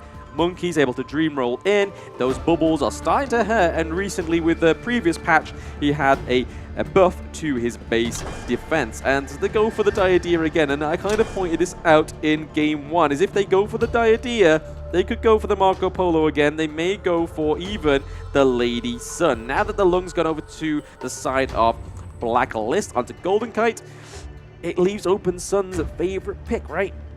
Yeah, they also respected the Marco Polo too. Like, both of this teams respected even the Angela, and they know how the composition of Blacklist works. Either they pick up the Arlie, get the Zhang Fei, get the Hanshin. So far, it wasn't really a good game, but respected the Arlie too against Team Secret. This Sun alone can juggle so much great hero picks from farmland right now, and they are completely respecting it because they know they know how the idea works with Team Secret. It has been a very great problem on maintaining that outburst. So either that or face it with consequences or take it with the backline defense. How about on the lane, right? We haven't seen a lane just yet from this series, so why not pick it, right? I mean, yeah, it's more so the lane comes through when we have like the likes of the Dolia and if you have a backline you need to get into. But right now, we don't know what kind of backline TS is going to decide to go for. And the fact that they've got the Diadea as well, they've got the Dharma and the Dream Roll from Monkey. Even if a lane gets back into there, he can't get back out thanks to if they don't have the Dolia. But speaking of her, she hasn't been banned in this one, right? But from what we know of Blacklist, they really like to go for the Zhongfei. Chaz had a okay game in game 1, right? He missed out a lot of those Unbridled Outrages towards the mid to late game, which was really cost-effective. It was a cost to the side of Blacklist. But it is going to be Team Secret rounding out their comp with the Lady Sun, as we expected, and the Suya in the mid lane, that Universal Law, and then also giving over that level 25 cap to them. Yeah, there's two heroes along from Team Secret, Diadea and Zuya. Like, you have gold, you have EXP, they're gonna get busy across the map, and this is just amplification and getting more tempo right into the lineup of Lady Sun. So Team Secret right here is going to start the party earlier against Blacklist International. Now, unless they have an answer for this clash lane, what could be the last possible pick here for a TG? And it's gonna be the Byron. Okay, not for the Elaine, but a better option to either burst right now, because they know two of these heroes will be mobile, but not very invulnerable for damage. Yeah, I like the Byron pick. Recently buffed as well, so he can be built a little bit more tanky, right? So he has a little bit more sustainability when he gets into those team fights. And from what we've seen within the group stages already, Byron is there to kind of just gank at the back line, try and get into the brush, try and not get phase checked by the Dharma, and then go in there, use the force field suppression, able to gain that massive amounts of shield, and then obviously get those knockups as well, because he lays the smackdown in the early game, so most times out of 10, Clash 1v1, Byron takes it. Yeah, they need to really slow down this Sia. With Sia and also the Diadea, the Team Secret knows how to play the map here, and they know how to put the pressure right onto their opponent. So if Blacklist would see opportunity for one person missing on where to target either one of them, they need to slow them down, because once they hit level 15, if you're Sia, that's one of the best ways you can give the blessing to and just wrap up your late game. Yeah, I mean, that is one way you could look at it as well, right? We do see the Diadea going in for a little bit of mobilization, just a little bit of poke, a little bit of cheeky sort of banter between Chaz and Yuhan here with the Diadea onto the Zhongfei. But right now, it is pretty early game, right? I don't think we're going to see any aggressive invades, as you can kind of see. Dune, Juicy there, just trying to get up those gold acquisitions for himself, trying to get those items, because he really needs those to soak that damage, especially when it's being paired against a monkey, right? You have the toughness, you have more rotation, you have frontline defense, like full sustainability, right? For those of you who's using this, you have advantages in terms of great defense, and as well as proc for your passive with the Zia. No wonder right now they're using it as much as possible, because this is like the early game EXP tempo booster that they can do as Team Secret. No wonder this time around we were seeing Aaron and Justy rotating together as one, because in the first game, it has been a very difficult start for Blacklist. Many of the invades, but they need to keep their tracks covered here. I mean, the Lung's going to be good into this one, right? The Ride the Wind, the Flaming Palms as it gets on. I feel like if they have the same problem with this game 2, like they did in game 1, that Blacklist can kind of just play to their own timer, which is the Lung, right? Get the items off, but at the same time, they've got to... It's a double-edged blade. The Lady Sun gets the items, she gets very powerful. If they wait for too long, the Lung gets the items and becomes very powerful. A little bit of a oppression here onto TNX, just to try and scare him away from this clash lane, but it looks like it's going to be a 2v2 up here, and the shield is activated. They go for the nice launch with the nice Dream Roll with the truth. Wombo combo, but Juicy's got the heals. Juan now on the run under the tower, trying to go with the blades, gets up with the Reforged blades. TNX still continue to fight Aaron now, needs to be careful. Shisan has joined the fray. Chammy flashes away. Shisan continuing on, the force field suppression, and Juicy going in, misses the wind slash, but that's enough to deter from coming in. Yeah, that is a very good call from Blacklist International, completing a great zone out, and Aaron committed even the flash just to get that kill. It was so hard to maintain the distance from Team Secret when they saw that coming. Yeah, I mean, that dive there, that 2v2 was kind of like a waiting, pending aim activation of the mid lanes rotating up. But we saw there, the gold blades did come through for Aaron, was able to actually deal a lot of damage, but it's still early game. those couple blades are going to start to hurt as they go into the mid to late game. When the itemization start to come through, when the likes of the Void Staff as well come through, the armor penetration and whatnot, that's going to be a pain game for the likes of the Monkey on the side of TS. Yeah, speaking of penetration, I think Blacklist right now has more build-up on this lineup. Yeah, you have the Gunmo, you have a Champion of the Byron, and even for long. You mentioned about the situation of Sun being on the later stage of the game that could be deadly as the Lady Sun, but if Blacklist has enough peel to hold it through the mid-game start, this could be a problem for Team Secret, because I will really put in check on who's going to be the front line here. Will it be the Diadema or will it be the Zia? Because we're looking at Shishan right now, double timing the XP as much as possible to get to level 15. Yeah, I mean, the idea, right, it's always good for a counter engage onto the likes of the Dune. If Dune goes in with the Unruly Blade, you can kind of immobilize him so he doesn't get up the immediate wind slash, so you don't get the knock-up as well, because that can be crucial. That 1 second means a lot within Honor of Kings, but it is going to be a Team Secret who take the Overlord this time around rather than the Tyrant. Okay, I think Blacklist wants damage. You really want to chase this down. 2 members spotted right onto the Clash lane and backing away safely.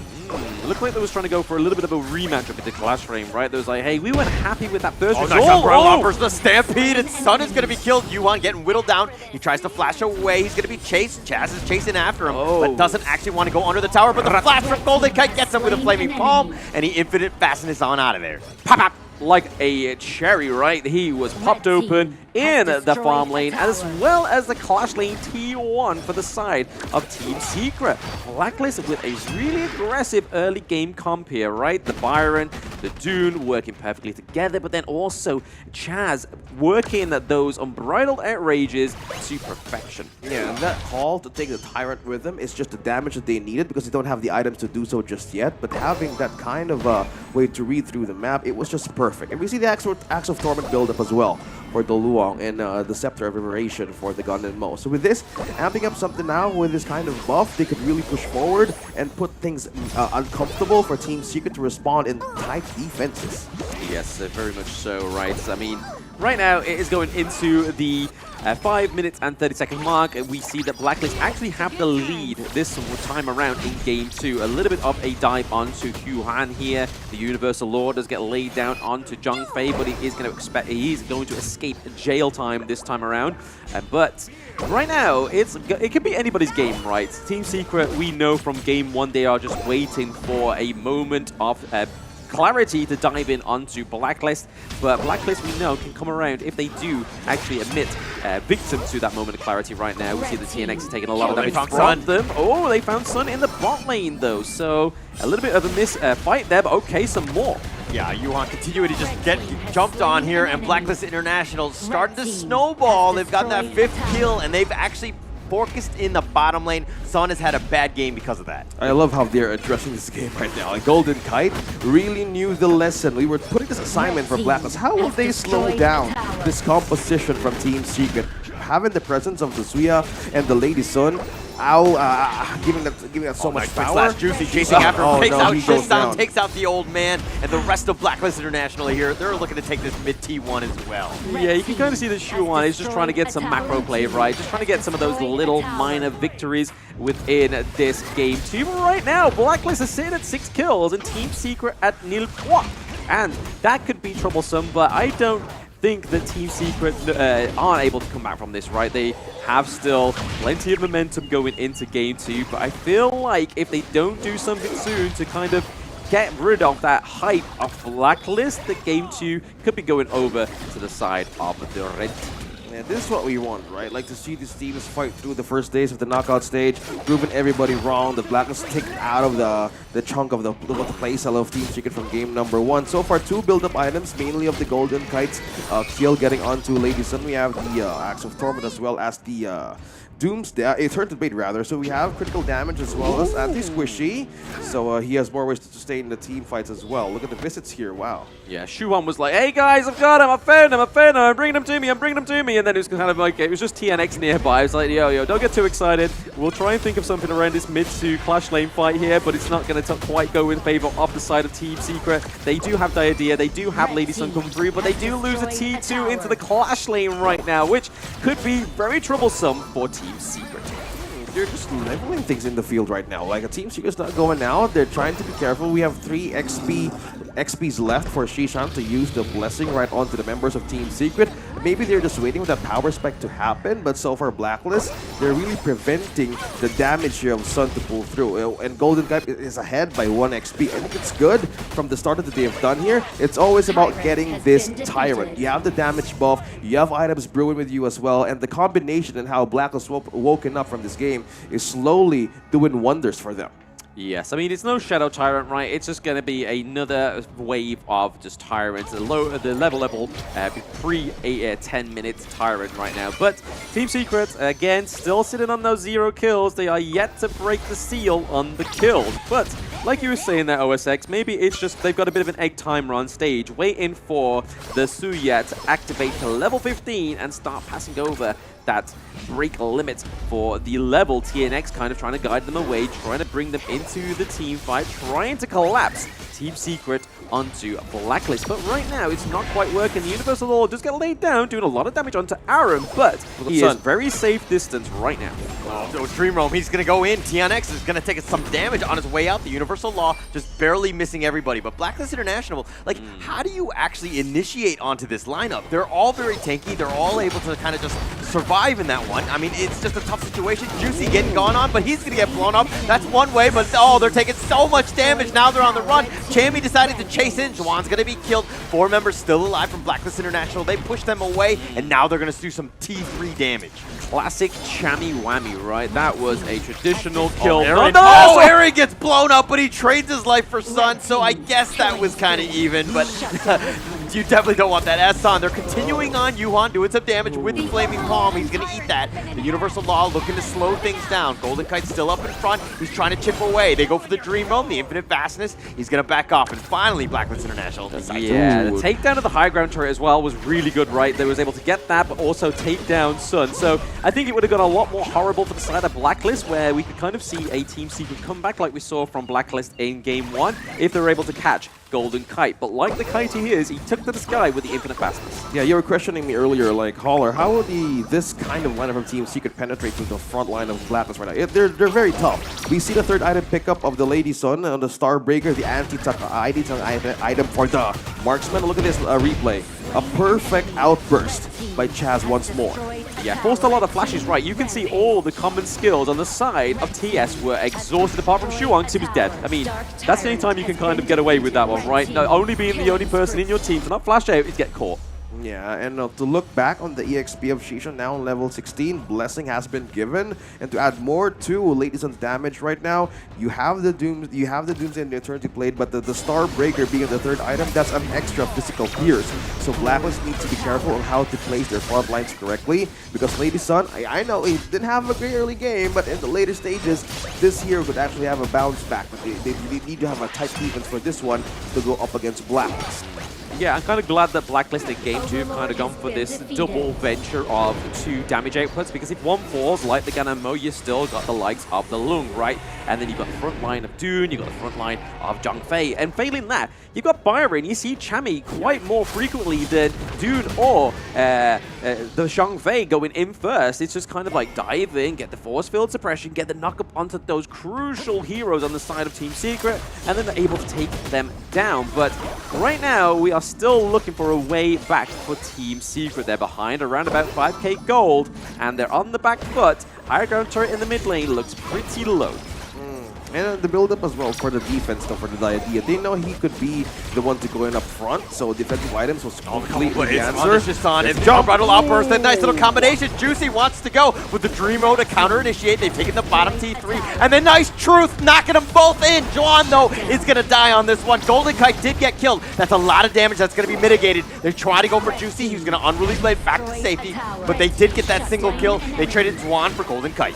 Yeah, that's tricky, right? I mean, you can kind of see that they were gunning for the Gan and Mo as well, because as soon as you take that one out, like I've said previously, it's kind of hard for Team Secret, or a Blacklist, sorry, to defend themselves. But speaking of defending themselves, they have to defend the Crystal right now on the side of Team Secret. There is a Vanguard approaching down into that farm lane, so backs against the wall. Team Secret, it's not like we've not seen it before, right? Where teams have been pushed all the way to the crystal and they aren't able to come back. We saw it plenty of times in the group stages. I have full faith in Team Secret that they can do this too. Yeah, we're seeing like 3 minions, like 3 wave of elite minions is pushing through the base, and this will put Team Secret in a very tight spot. In a tight corner such as this. Go. Chaz still up in front. Tianix is all on the side. Juicy tried to unruly blade, not able to catch anything on this one. Infinite Vastness, even aggressive, but not able to connect on anything. The Universal Law will zone them away. A lot of ults were expended just now. Yes, and I mean that very important minion wave down into the farm lane, right? That is going to be putting pressure onto Team Secret. Nobody's going to sort of answer that call because they can't really expend it to. They need to try and take some positive things out of a team fight against Blacklist for now, or even stop this mid wave so there's not 2 waves crashing down. You do see that Xuan is able to go down there with the Dharma, trying to clean it out pretty fast. TNX, Sun, Huan are just all going back to base because the best offense sometimes is a good defense. Yeah, another great pickup as well for Shishan. A softer still spot for this Suya for the later stage of the game. You have the Splendor pickup too, so you have temporary invincibility here for another team fight that Blacklist can do against you. So this kind of try that you want to do for this late game situation, they need to be careful also for the damage that can come through the Gun and Mo. Yes, very careful. I mean, Gun and Mo's getting very close to 6 slotted. Same with the Loom, right? We see the Starbreaker, we see the Master Sword, we see the Eternity Blade, we see the Axe Torment. Oh, they're going in. Juicy. They're going in. He wants to go for this one. He backs off. He eats an Unbridled Outburst on the sideline. They have the nice little wind slash. They found Juan trying to get away to safety. The Universal Law onto them. Chammy limps away. And my gosh, that was a crazy duel, but nobody actually died. Yeah, if that Universal Law was just tilted a little bit more, like a few millimeters, that would have been Chammy going down, right? Yeah, and the outburst as well. Good thing they stepped away from that sand pit because it was too difficult to handle. And that was like an opening for Blacklist to take that objective out of Team Secret's hands. So we're seeing the gap here slowly catching up for Blacklist International. Will this be the chance of Team Secret to fight back as they clear their waves through? Look, I understand that Team Secret don't have any T3s. The base is completely wide open. It seems like a bad spot. But the longer that the game goes, they actually might not be in the worst situation because they have Shisan on the Jia, and they're now level 17, level 16 on Sun. Yeah, that's the only point, right? That's the only point of return that they have on the side of Team Secret. Is just, like I said, they've got Egg Timer on stage. I promise you, it's a little Team Secret Egg Timer, but it is there. It's going to be prevalent. You need to be careful as well where to place this defense too. So nobody's going to come close. And this Overlord as well. This is an enhanced one, so Blacklist International would have a way of pushing through here. But looking at the wave clear of Team Secret, it's still shining, man. It's not yet done for this team to actually fight back. So they need to respect that. If Blacklist International has a way to recover for even mistakes from that outburst from Chaz, what happened earlier, they need to prevent those kinds of mistakes. Yes, they do. I mean, the Dream Roll connecting onto 2, Juicy, and the Unbridled Outburst is going to completely whiff, but Juicy now in the heart of the enemy team. He's going to eat a Universal Law. He throws up that Wind Slash. Where are the reinforcements? They've just arrived. TNX is continuing to fight, but on the back line, he's trying to get something going. Xuan, but now Yuhan is so low. He's going to get jumped on by Chammy. He's going to be killed, but Golden Cut on the backside takes down the base, and Blacklist International take game 2. There we go. It's not going to be a one-sided best of 5 today, guys. Blacklist winning game 2 from Team Secret. I'm sorry, Team Secret, son, because you said in the interview, get ready to be played by us 3-0. That is no longer the case. It's at least 1-1 for them. Yeah, the change and the chase begins for this best of 5. Great adjustment too, and Blacklist needed to learn from game number 1 what was missing. And so far, it was completely denied by the lineup of Blacklist International alone. Like from that, Team Secret, they were really struggling to aid that EXP advantage for the Suya and the Lady Sun. It was too a bit of a problem. I don't know, in the last minutes that they were trying to do the outburst, nothing was hit, right? But one thing also that's so beneficial to them that people also observed was the space that Chaz was creating.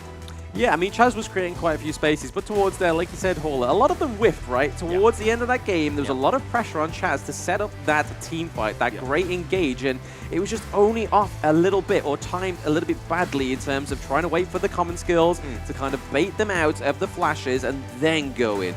But I feel like that formulation and that kind of correction in the draft really gave Blacklist the lead to take that 1-1 from Team Secret. But we're going to look at the highlights of Game 2, and it's going to be a lot better onto the side of Blacklist in this one. So, Hyuan, take it away. Hi everyone, I'm Yuhan, and I'm the official 2024 HOK Championship Observer. The tournament highlight of the day is here. 3, 2, 1, showtime! Rightio, into the highlights now, and you can kind of see that it all fell apart in this clash lane, right? So Blacklist took a really great fight here, the 3v2, seeing Aaron come through with the first blood, thanks to those couple blades, really set up this game 2 for Blacklist. Yeah, going back on these highlights as well though, Blacklist know how to start their game quicker. Like Golden Kite really had a great time in the farm lane. 3 kills as early as possible in less than like 6 minutes. And this was the jump, right? It was a calculated aggression coming in from Blacklist, and they just want to continue against a Team Secret moving forward from the clash lane and even to the farm lane too. Yeah, Golden Kite's play down into that farm lane kind of looked like my 1v1 against one of the staffs, right? They weren't expecting me to dash in with my my TP and then use my flaming palms, but it happened, and it was one of the cleanest plays I've probably ever done in my life and will ever do. But that's less about me, more about Blacklist in this game 2. They were able to come back very strong. They took the defeat on the chin in that game 1 from TS. But TS not looking as strong as they were in game 1, right? They were just kind of waiting. They were prying open the side of Blacklist, but we still do think that that egg timer, right, was the issue. Yeah, there were 2 big things that stuck out to me. Juicy had an amazing game on the 2. He was always in the heart of the enemy team, attracting so much attention and just being able to survive and constantly do the damage. The second thing that Blacklist International did well was just to kind of, you focused on Sun, made sure that he had a rough early game, because once he gets that farm, and he was starting to towards the end of this game, but he kind of, you limit his prowess to do that damage in that early to mid game. Yes, I mean, the good thing about this, right, is the fact that there was a lot of engage on the side of Blacklist. We saw that Dharma was the Dune was able to go in with the Zhongfei, and I was about to say the Byron Chami won. I mean, he had a fantastic game 1, right? Just wasn't quite the precipice he needed to get through. But this game 2 was able to take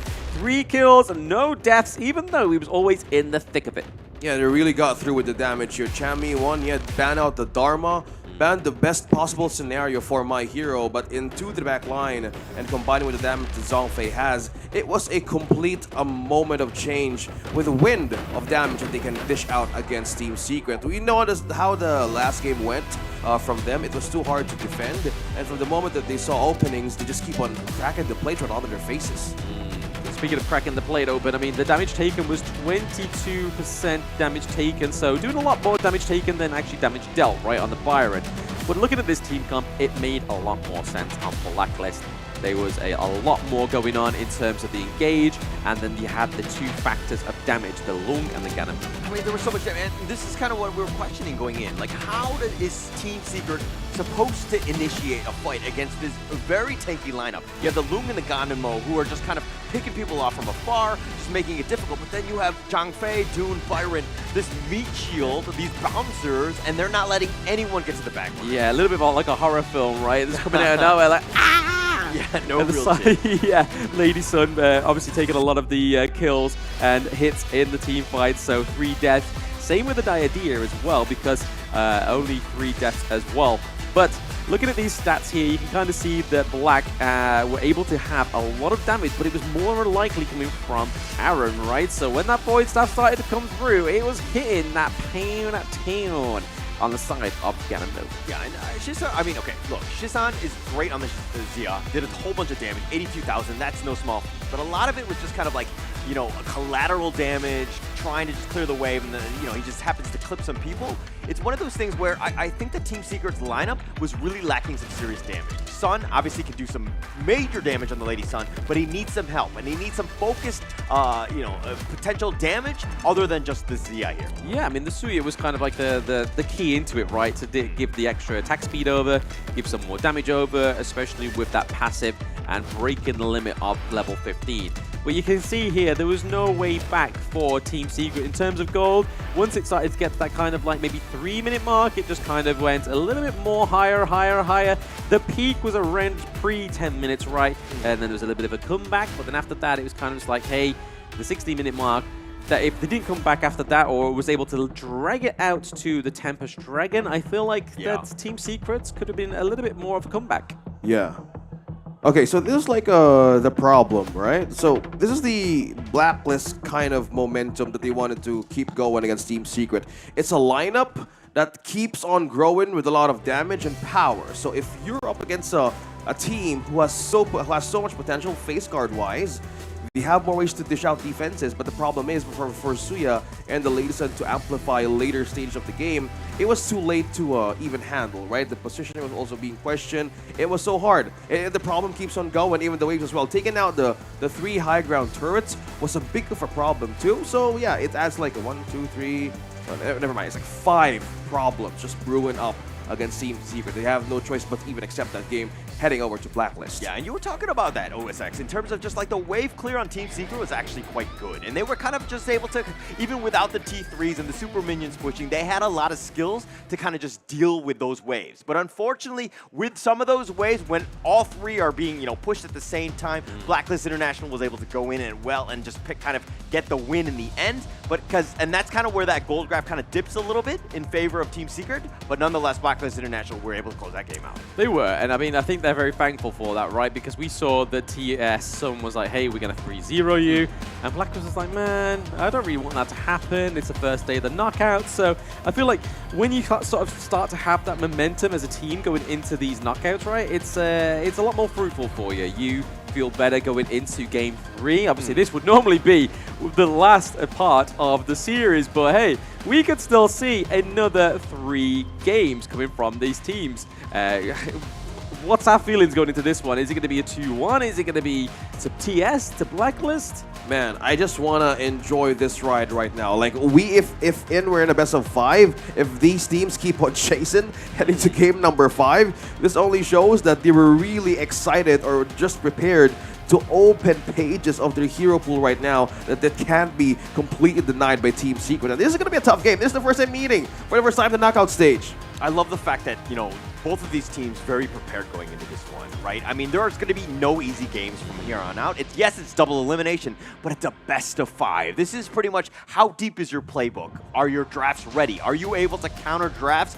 It's a whole chess game that we're seeing, and it's going to go into game 3, and it's going to be very interesting here. Yeah, I feel like it's kind of like a difference of, like we saw it a lot in the group stages, right? Do we keep the same draft? Do we just execute it a little bit better? Or do we actually change? And I'm glad they kind of changed around the Hanshim, right? Because if they decided to do that in game 2, I don't think it would have been as fruitful, even though the Byron and the Zhongfei were actually a lot more on point in that one. Chami obviously being the MVP of game 2. Those great in gauges, those knockups, the force field suppression. Yeah, this is the excitement part, right? The excited one is the draft, right? How will this turn out to be in favor? But Team Secret really chose to be in the first pick so far, and they're still respecting the Musashi and the Ogren of Blacklist International to show up in this game.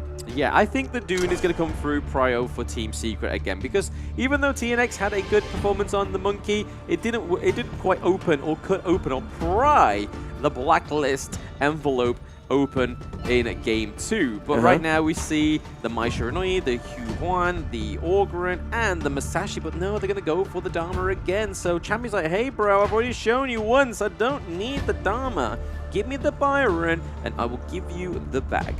Yuan has been banned as well, so they have a great way of pairing the Yuan and the Dharma these days, right? It has been a great AoE. You have the burst, you have the 3-man hold in team fights, and they don't want that because Team Secret in game number 1, they have more ways to being countered, right? They have counters for the Dharma being shown in the back line, but the Ganonmon, the Zhangfei, has been very effective for Blacklist International. From these 2 picks, they have found their groove so far. Yeah, I feel like going for the Ganonmon this early, though, it kind of leaves open a lot more room for counter on the side of Team Secret, because now that you have this kind of like long-range sit-in duck, you're going to think of like getting something else that can get into the back line, like either the Dune. There we go. So they should have prio-picked the Dune, because now it goes back over to Team Secret, and they also go again back-to-back back to the Dai-Adia.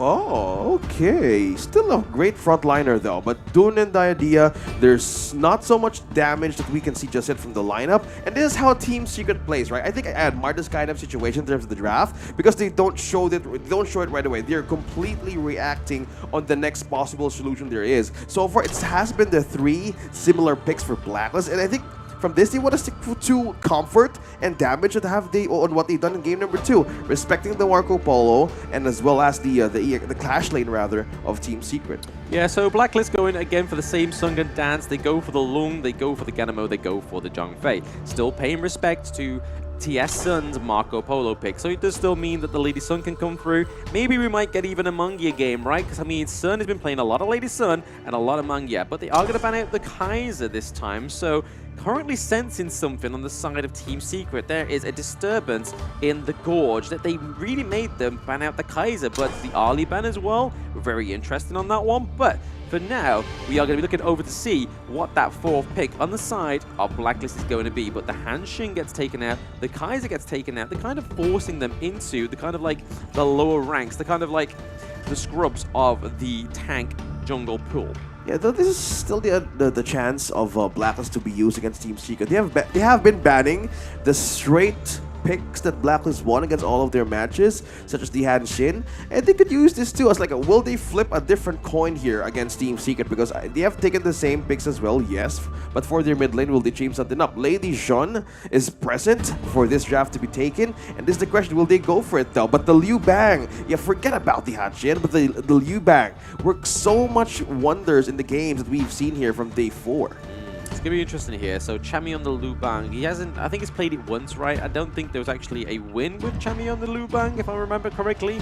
But we do see that TS go for pretty much the same draft in game 2, but switch out the Monkey for the Dune. Are we going to be seeing kind of like a Prio Dune pick in this series? And it's going to be the determiner on who wins what and where. But right now, I like it. I like it with the Nazar. Ooh. Wow, a debut pick as well. But I have to say, this is like scraping the bottom of the barrel. Like, it's good. It's got the kind of same effect as Liu Bang, but it's kind of like more of an aggressive kind of like fly across the map. It's got a lot of true damage potential as well. So let's see how the Battleground command comes through from the Liu Bang and then also the ultimate from Nazar. But this reach from Neza alone, the ultimate that Lady Sun could be vulnerable for, it could work as a great initiation setup, because we've seen games from HOK that has been like a tempo dictator depending on how the clashing revolves around the map. So with that kind of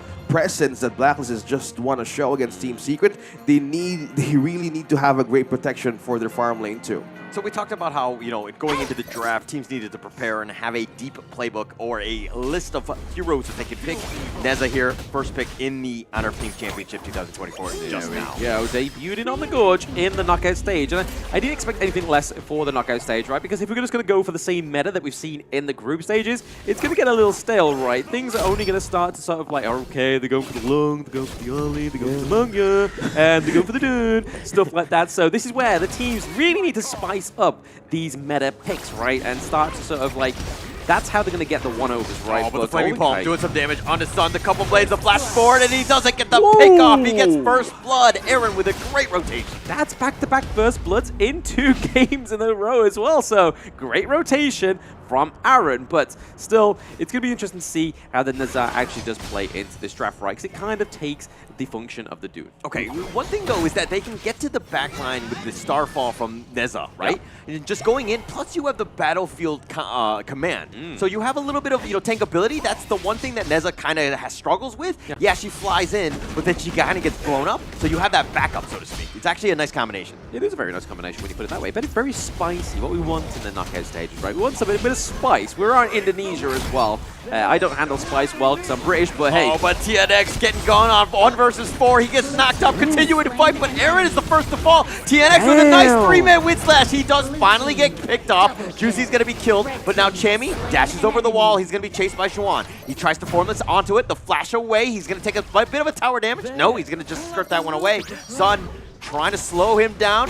Dash away one more time. The Enlightenment, not enough, and they finally get the pick off with a rolling ray from Sun. To answer your question, if Dune will be the priority pick in the draft, in the knockout stage, I think yes, because it only took one man to pull everybody out from Blacklist to be in that dangerous pit there is. Look at that. Look at the sustain on how Xuan complemented the dive too. And it was a worthy kind of start, and it amplified a kill. I gave a kill to Sun right away, and Chami1 up top. Yeah, I mean, there's not many heroes within the Gorge that can kind of say they can do that, right? I mean, Dune is definitely one of a kind when it comes to being a tanky tank boy in the jungle. But again, Blacklist almost got a really good foot in the door for Game 3, but it was just because of that Dune. And now it's kind of like TS is like, hey, we've cracked you open. We can kind of make some like heads or tails of these invades into the jungle. Lupang is around here as well. It's going to connect all the infinite fastness aggressively trying to be used, but the nice 3-man stun with the wind slash. Zwan is going to be the first of all. Yuhan is running for his life. Sun has joined, but TNX, both of them, and Zwan, both of them down. Yeah, beautiful couple blades, right? That was like leaning them all up against the wall and just lining them up in that firing line. It's like pap, pap. The swords cutting like they were guns, but nicely done for Blacklist. It's a 4-4 in the kills. Yeah, we've seen some kills, right, from Blacklist just pulling through in the early game. But one thing also that Team Secret is not losing is the goal lead. Like, this is like a way that they need to cope up with. They can't trade just yet with the kills. They can't do anything much with the Lady Sun. They got one kill, yes, but they need to do more than that. So that's why they're kind of shaken up on where they could take Justchi or even Chami1 to be in a tight spot. Because you said, there's pros and cons here with these two heroes. But if you do get in a tight spot, that these two tanky heroes be melted away by Team Secret, so they can use it all over again against Blacklist from the moment they saw that coming. Yeah, Nazar was actually knocked up there from the Tsuya, which was a really good knock-up for the side of Team Secret, just to try and counter-engage the Nazar onto the backline of Team Secret. Now that they are able to keep them away from the Tyrant, they're able to secure it, but we can kind of see a little bit of proxy farming going on into the top lane there. So we see that Chami is just trying to cut off the lifeline into this T1, into the clash lane. So it looks like they go in, the Umbrella Outburst is going to miss, but they're going to continue on. They did find TNX, they do have the damage in the burst, but it took all 5 members of Blacklist International. Okay, that was a good cut lane as well by Chami1 up top, because they know that they would really need the advantage of the wave as well. So they have the damage, yes, but they're not letting go of just yet of the wave. So they were looking a similar pattern here on how Chami1 or the Liu Bang is being utilized in most of the games. Gain control of the clash lane, and that's where the rotations goes by, because Blacklist didn't have any chance to take out of a turret of Team Secret just this moment. Yeah, it's a bit unfortunate for the side of Blacklist. They didn't get able to trade the T1s across the map, so you're kind of looking at Golden Kite right now, looking to try and push this minion wave down there as well. I mean, the Flaming Palms are going to make a quicker heads or tails of this T1 into the farm lane, and they are able to get it as well. So there is a trade of turrets a little later on than expected for Blacklist, but now we can kind of see that gold is slowly going in the favor of Blacklist. They've got to do something on the side of Team Secret to get ahead. Team Secret are now picking up as well on the first item. Hold that thought. Jamie going in for this one. He's going to flash away. He's going to shield up. He's going to be fine. Juicy backs up as well. But man, the Skyfall, they can come in at a moment's notice. Yeah. I mean, that was the kind of spice that we was expecting to see, but we need to see expected and executed successfully before I can get excited about it, because right now, it's happened once, it's not kind of coming to fruition of getting any kills onto Sun, on the Lady Sun, but right now we see that Shuan's able to try and push and stop those minion waves into the clash lane advancing anymore. It's like a psychological threat like that Blacklist International has right now with his Neza, that Starfall. Since you mentioned they can come in mid, let's look at this. Bottom lane. Oh, in the bottom lane, the Umbrella Loppers locking him in. Yuhan trying to keep him alive, but he's able to get away. No! Sun is going to be killed. Now they're on the run. Chaz just stampeding back to safety. The Universal Law is just going to whiff. That was a better combo, right? I mean, the Starfall onto the Unbridled Outrage worked a lot better than the Battlefield Command, yet they still need to execute it perfectly, a little bit more successful. I still think the Blacklist have it in them to do that, but they need to start working on this T1 into the clash lane. It looks like it's going to fall from the minions as well, so well played. That is 2 turrets to 1 on the side of Team Secret. But for right now, the gold difference is literally heads or tails. Yeah, open objective as well. Like the Overlord can be taken by Blacklist from this moment, but the waves that Chami1 has been pushing, it could be a beneficial way to just keep on putting pressure on Team Secret's base. But nobody's committing just yet. They're waiting for Shishan to level up as well for this EXP blessing to be passed on. So far, we're looking at the Starfall here. Oh, they found him. They found Shisan, and that's not going to help his level progression. But Xuan actually backing off. Shisan down for about 20 seconds. Nice pick up by Blacklist. Yes, very nice pick up there by Blacklist. Ahead of 2 kills once more, but we see the Team Secret are looking to try and take another neutral objective. They do get it, so in terms of neutral objectives, the control is definitely going over to the favor of Team Secret. One is missing as well. Shuan got spotted directly by Juschi, so he might be pulling them in a very bad scenario, but they saw it coming. They're going in. Skyfall goes right into this one. He lands on top, but there's no follow-up damage. He had the connection. He had everything that he wanted, but Juicy not able to do a single kill. I think this is kind of like the trade-off between Byron and the Lu Bang, right? The Byron has a lot of damage. Lu Bang just has the Battlefield Command and the CC. TNX taking a lot of damage, and that's going to come from that one, though, because there's a lot of oppression from the backline of Team Secret, the Universal Law, and the knock-up from Suya. Yeah, but they did get the steal, so not the worst thing in the world. TNX, again, playing the Dune to the maximum, I would say. Yes, putting the pedal to the metal on the tanky Dune boy. But right now, we're seeing that the next Tyrant is up. I feel like Blacklist need to kind of go for this one. They need a little bit more damage, especially when we start to see those pairing of combos from the Nazar, the Lu Bang, and then obviously the Zhongfei. But there we go. It's not going to be a hard skill or a hard task when you've got the Flaming Palms. Okay, he wanted to check some vision, but that melted quickly. That objective being taken by Blacklist still. But they gotta take quicker with this moment now. I feel like Team Secret have to kind of like they're going for the Skyfall. They got him for the Umbrella Offers, and Sun gets blown up. The amount of burst is just on another level. Yuhan now running. Infinite Vastness forward, gets the cutoff. Chisan not able to get away. He goes down as well. Yes, he does go down. He goes down, but are they going to trade this T1? No, they're able to actually take down the Vanguard earlier on before they lose the T1 into the mid lane. Because that could have been a huge trade for the side of Team Secret. I want to go back onto that point there. Is the Lu Bang, and they need the kind of like CC when they go in, right? And that's where the trade-off for the Byron kind of takes place. But right now, you can kind of see a bit of a push potential here from Golden Kite up into the Clash lane. But I do like the draft. I'm warming up to it.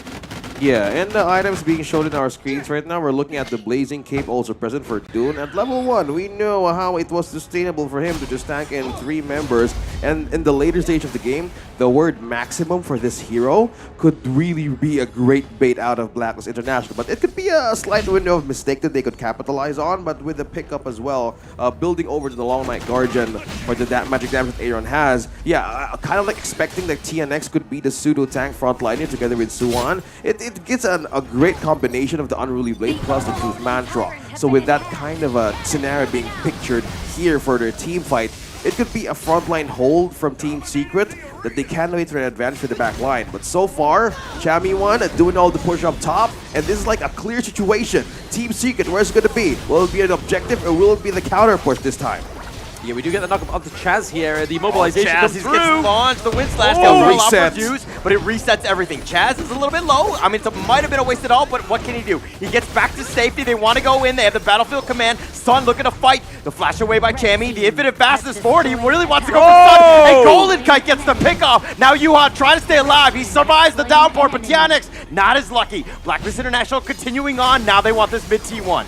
Yep, what a great play there by Blacklist. I mean, Golden Kite is really using the Infinite Fastness for absolute aggression. There is no defensive measure of this one right now. Yeah, Golden Kite all gas, no brakes. Doesn't know how to go in reverse. Yeah, it's so hard, man. Like, they completely baited out Team Secret to lure them in. Every possible scenario to be taken. So that reset was totally worth it and completely, possibly on purpose. And they completely pushed out Team Secret to be on a losing situation. Yeah, I mean, this is the good thing about the Lu Bang, right? I mean, the trade-off of the damage, yeah, I get that into these team fights. It's been really shown in the early games.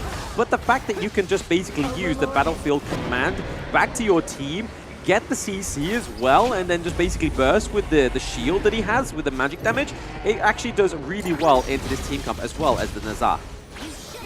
Yeah, composition is much more likely here a very good way to hold up their later stage of the game. Like 32k, slowly building up 4k here by Blacklist. We're looking at our hand operation details. That's how they work, and that's the most important thing if you're up against a team who has great frontline poke and crowd control. So we're waiting for that catch that Suwon can do. It's all about the follow-up here for the first 3 members that you see in Team Secret's lineup. The Dun and also the Suya. This is like the starter here, and it has been a hard situation that Chaz has been given, and at any minute, outburst is happening. Connecting on the 2, Juwan gets stampeded! The Unruly Blade back. The Skyfall coming in just to clean up, but they've gotten up bottom T2. Blacklist International are knocking on the door. Yeah, I felt like a bit of a proud dad there, right? Chaz's actual Unbridled Outrage landed onto 2 at the side of TS. Not quite done yet. The Destiny counter does come through from the Diadea. A lot of damage going over T and X. That is the only tank they have on their team remaining. Right now, Dharma is down. They don't have the engage. They don't have the truth mantra. And everybody knows sometimes the truth hurts. Can we talk about how amazing this draft is by Blacklist International? I mean, they held this pocket pick, this Neza. They hid it from everybody else. They pull it out. He is 3-1-8. Literally carrying this game, and then plus they had the Chammy 1 Liu Bang, who's they've been able to split push and gets into the fight whenever they need it. This draft is brilliant. Yeah, I mean, it's the mind of TG, right? TG has been a very experienced coach. He knows what he's doing, and he knows what needs to be done, especially the fact that Team Secret keep kind of doing the same draft and dance, right? It's very similar to Game 2, just bar the dude. But there we go. Chaz, I'm very proud of you, dude. You managed to land the Unbridled Outrage onto more than one person or even a ghost, and it definitely came into fruition.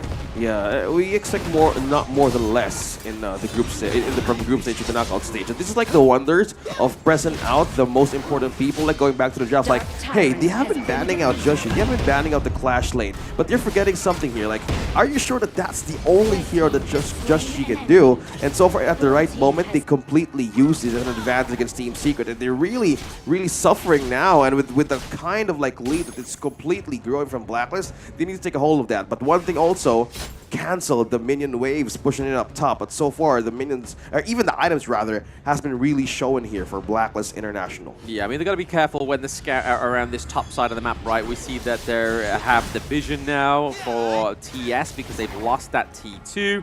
And they need to play with that strength, right? For the side of Blacklist, they need to hold on to that T1 in the mid lane. It gives them a little bit more of a leeway, a little bit more of a hand in this negotiation between these two teams on the Gorge right now. Because as soon as that T1 falls, it's going to be hard for them to try and like keep that, maintain that flow, that mojo that's going on right now. Eye of the Phoenix coming through for Dharma. Look at that positioning that Chaz has been doing, finding everybody in the most uncomfortable spot. Team Secret is really eyeing for the objectives to be taken away, but the information that the Chaz just got, this is just a go signal for the Overlord just to take it. Because minions pushing in will keep Team Secret busy. Yes, very busy indeed. There's going to be no contest of this one, right? No way in. There's no amount of Rudy Blades that they have on the side of Team Secret that gets them through this map quicker than the word Hokey Cokey. So, now we see that 12-6 in the kills right now for both teams on the Gorge, and it's kind of looking like 5k gold difference as well. So a lot's going in the favor of Blacklist. They have the Shadow Vanguard, they placed it down as well. So you can kind of see that they are maybe going to go for a little bit of a pop-off moment, try and get that calm before the storm. Yeah, speaking of which, they called in the Enhanced Shadow Overlord down bottom, and they want to split everything in half here from Team Secret. Coming in from Chammy, one clearing waves up top. They would really eye on this last top turrets here. Oh, the Skyfall, he goes right in, he arrows right into him, but it looks like the Universal Law will zone them away. Chaz providing the vision for Juicy to make that jump, then you have Chammy with the Battlefield Command. This nice little three-man combination could be deadly. I feel like that's kind of like the means to the end, right? Shuan just baiting at that Skyfall because he's able to dash away. He has plenty of dashes within Dharma's kit. He has a TP as well, so there's a lot going on for Dharma to get out of the side of Skyfall. A lot of aggression going on to Nazair because Sun now has the items. He's level 16, and the Suya and the Lady Sun combo is kind of coming online. Okay, Splendor as well, present for Shisan. No matter he could be taken at any point in time, he has temporary invisibility. So this is like a great chance for them to bait out this that's not too much of a sacrificial play, right? It could be harsh for Team Secret to even push forward because they're really finding an angle here on where to put their setup from this Dharma. We haven't seen that Dharma shine just yet, so where could that be for Blacklist? It could be a lead to a possible setup. Like, at what point are you kind of uncomfortable? I mean, you have Shisan with the Zia with the level up, right? I mean, if you go infinitely late game, they're going to have a little bit of an advantage. But at what point are you like, hey, this is enough for Team Secret to really turn the game? I think it's all about baiting the Nazar, right? So bait the Nazar onto the Xuan, then let the Lady Sun just kind of like try and run down the Nazar from a distance, keep her safe, get the knockups from the Suya, as well as laying down the Universal Lure. If Suya gets taken out, he has the Splendor as well. He can go invincible for a few seconds. But right now, you can kind of see a little bit of a dominance up into the Clash lane here. They want to try and make ways with this weaker lane. One thing to spot though, like Chaz hasn't been leaving that position minutes ago. He has been waiting for data. He has been waiting for the right moment because he knows that waves will be pushing from mid to bottom lane and they will force out the top lane to be the bait here for Team Secret. So far they have caged them really, really good. Receiving some folks as well, and they have been maintaining that reconnaissance from Team Secret's camp and has been working ways for them. And Team Secret is just struggling to get this objective right into their hands. Yeah, the Daybreaker comes on through to Lady Sun as well, so Sun is just going to be packing even more of a punch with the rolling raids, the ultimate shells. They are going to be hurting a lot more as he gets to that level 25. He's 8 levels away from it as well, so they're really doing well to hold this off to the Tempest Dragon, right? This is closer than last game to get into that Tempest Dragon. We're at the 18-minute mark, 6 kills, 12 kills on the side of Blacklist, and still that 6k gold difference. Yeah, that will dictate the team fight, right? That would really tell on who is going to get this game. We still have high ground turrets, but the knockback Skyfire with the Battlefield Command, but oh, the nice little stun. Chaz now is on the run. He's going to be killed. Sun is starting to do some serious work. Juicy goes down as well. They've turned this around. They've baited him out. TNX is still up in front. He needs to be careful, but the Flaming Palm from Golden Kite does way too much damage, but he backs off here. Yeah, Stephen Abbas is coming through very clutch there. Most of the game, Golden Kite has been using that as a aggressive means. But right now, Lady Sun is using a lot of damage, takes down the T1 now. So that is taking a lot of leverage off the table for Blacklist. They've been setting up that mousetrap for so long, letting Swan be in the front, and they're going in. Oh, Golden Kite, Tristan has been killed. Golden Kite on the backside. Yuan is killed as well. Golden Kite is starting to rack him up, but Aaron did die. Well, here's Sage's Sanctuary. Swan is, what's he going to do? He's got the Enlightenment, but not enough damage. Oh, he's continuing on. Swan goes for the formula assist, but he's been kited away, and Golden Kite with yet another, and that's a team ace. A team ace indeed. I mean, man, that whole team fight in the beginning part of it was looking like it was going in the favor of Team Secret. The win/knockup really disrupted the flow of Blacklist, and then from there out, Lady Sun rolling in with the raids, with the ultimate shells, doing a lot of damage onto Chaz, but that Battlefield Command came through pretty clutch. And it's looking like Blacklist may win this one. Yeah, it looks like they've got the minions. TNX wall by himself. What can he do? He's trying to clear the minions. TNX 1 versus the world. That's a Sage's Sanctuary, but they decide to go for the face. They do have the damage of Blacklist International. Oh, the nice 3-man stun from the win/TNX. Oh, here's the Battlefield Command. Chammy limping away. He's going to be killed. TNX, that is. They decide to go back in. Chammy continuing to fight. He's got the Sage's Sanctuary. Infinite fastness. Golden Kite's doing some work. Shazad has been picked off in Blacklist International. They're continuing to fight. Juicy wants to go in. Golden Kite's been killed. And Chammy going in. Yuhan. Oh, he gets the stun. Chammy goes down. It's one last hurrah. Juicy's going in. They get the double kill. And Blacklist International survive off an ace. They will take game 3. Whoa, what a way that was. That could have gone either way for Team Secret. Oh, Blacklist, man. That last little bit of fight was everything that Team Secret had in him. They had the Sage's Sanctuary come through. They had the Splendors. That team fight went on way longer than it needed to. I honestly thought when Suya came off activation of the Death Spawn, that the Universal Law was going to come through and clear the waves, and they were going to get a team fight that was going to go completely in their favor. That was very close. Close enough for Blacklist to be defeated in the base of Team Secret. They had great defenses as well. But good thing, Gon and Mo was completely chasing the time there, just in case things might go wrong. But good thing, that kind of sustain that they had built through from early game to mid, it showed great sustainability as well in the later stages. It could have been Team Secret backing, or not backing down for a great comeback, but Blacklist really secured their cards right this time. Yeah, Team Secret are playing this draft. I mean, they played it 2 times in a row, right? Apart from the Dune and the Monkey switching out, right? But it kind of works. When you get to that point at level 20 minutes and the Tempest Dragon comes through, that's when it kind of comes online. And that was the whole point of Team Secret's MO in that game 3. But it didn't work for the side of Team Secret. Blacklist just had that little bit more of a flavor. That Lubong and that Nazaire was just a spice that we needed. But let's look at the spice in the highlights. Hi everyone, I'm Yuhan, and I'm the official 2024 HOK Championship Observer. The tournament highlight of the day is here. 3, 2, 1, showtime! Yes, there we go, going into the highlights, and what a fruitful and fearful Game 3 between Blacklist and Team Secret. Right now, we can kind of see that this is where the trouble started to stem right from, was that Azure Golem, which looked like it was going to go in favor of Blacklist, but then Team Secret, that Dune just soaking all that damage. He loves to be a bit of a sponge in the early game, and it went into the favor of Team Secret with a hurrah of a second win. But man, this is what this whole theme of Game 3 was about. It's all about the hurrahs, the comebacks of both of these teams.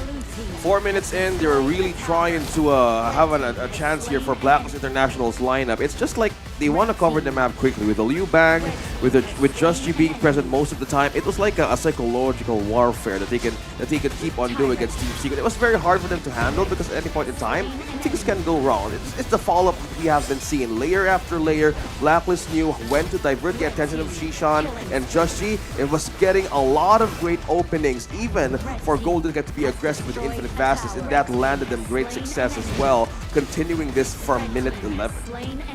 Yes, that was a great way to finish the game, right? I mean, we saw some very good unbridled outrages from Chaz, right? He was able to land onto 2 of the heroes, and then sometimes not as good, kind of whiffing out on all the side of Team Secret. But right here, this is where we thought Team Secret was going to come back, right? Like, there was so much going on with this team fight. Like, TNX starts the fight in the brush, takes it with the unbridled outrage going through to the backline again onto Golden Kite. But then, this is where it starts to shine for Blacklist. TNX as well goes down there. We saw that Xuan was trying to get those truth mantras going on, and it was just a 2v1 between Chami, Golden Kite, and Xuan, and it just wasn't enough. It was just like, bro, what was going on here? And then this was the, oh man, like honestly, I think this game in this series has probably been one of my favorite games overall in this tournament so far. Yeah, and this is like the moment. It was very close for Team Secret to push this to a comeback. You have great way to hold this lane though, but this Just G, even Chami 1, really worked so well here to buy time for Aaron to show up in the right moment. And that kind of damage that they needed was the great solution to end this game. Yes, the Game 3 does go over to Blacklist, so that puts them at 2-1, right? So already beating TS's Suns predictions in this best of 5, and right now that means that Blacklist are only one step away, right? I mean, do they have any more spice? Is the Nazair going to be the creme de la creme of spice? I mean, I don't think I like the idea of spicy cream, right? But what I like the idea of is MVP Chaz. I mean, like I said, I was a proud father in that one. Chaz landing some of those fantastic unbridled outrages, 2 kills, 2 deaths, 11 assists, taking a lot of the damage, 27% of the damage, and only dealing 9% of the damage as well. A true support. Yeah, and Chaz, right, this moment that they have completely showed a lot of great outburst plays. It was a great angle to note that Zhang Fei, Blacklist, second time around in this game, game number 3, it was a very good situation that the Zhang Fei to be in. You have follow-up as well from Liu Bang. I can ask for more, like the crowd control, the initiation really works so well. The damage taken, yeah, 27%, a bit of an amount, but it was a great comeback potential. And as we go back into this draft, it works so well. Team Secret, we have the Lady Sun, we have the Diadia, we're seeing the build-up here for the Sakuku's Cloak as well. It wasn't like a great start for them, having that 3 kills, or even 6, 4, 6, and 2. It was very hard for them, but so far, they bought some time. Yeah, I actually want to comment on Chaz. One thing that wasn't really tracked, I mean, yeah, the KDA, the net worth, all the damage, all these things are great, but he provided so much vision for Blacklist International. When to take a fight, who was isolated, when to go in. Basically, he would give the green light for Juicy to just skyfall in.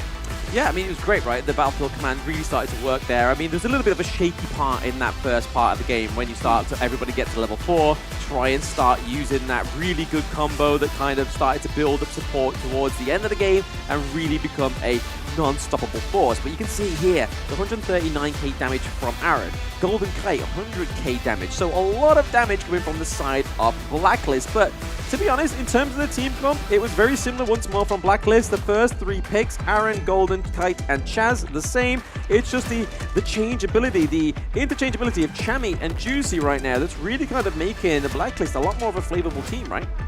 Yeah, and it turned out really so well. Suwon, we've seen the plays that he wanted to pull off for a Team Secret.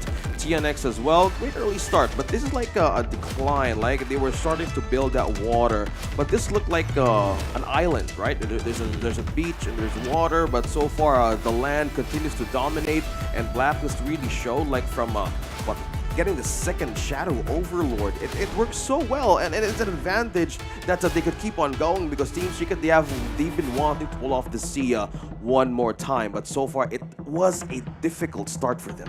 Yeah, tough start. I mean, it comes back to the draft. I mean, Blacklist International was the aggressors from the beginning. I mean, controlling it out. Team Secret were not able to kind of, get into their flow where they had that map control and they kind of slowly choke you out. This is a situation where Blacklist International are taking the fight to you. You have to counter what they're doing. I mean, there was a spicy pick, right? And generally when you have spice that you can't handle, you choke. You're right? Okay, sure. Amongst other things that would happen. Okay, we'll talk about that on stream. Yes.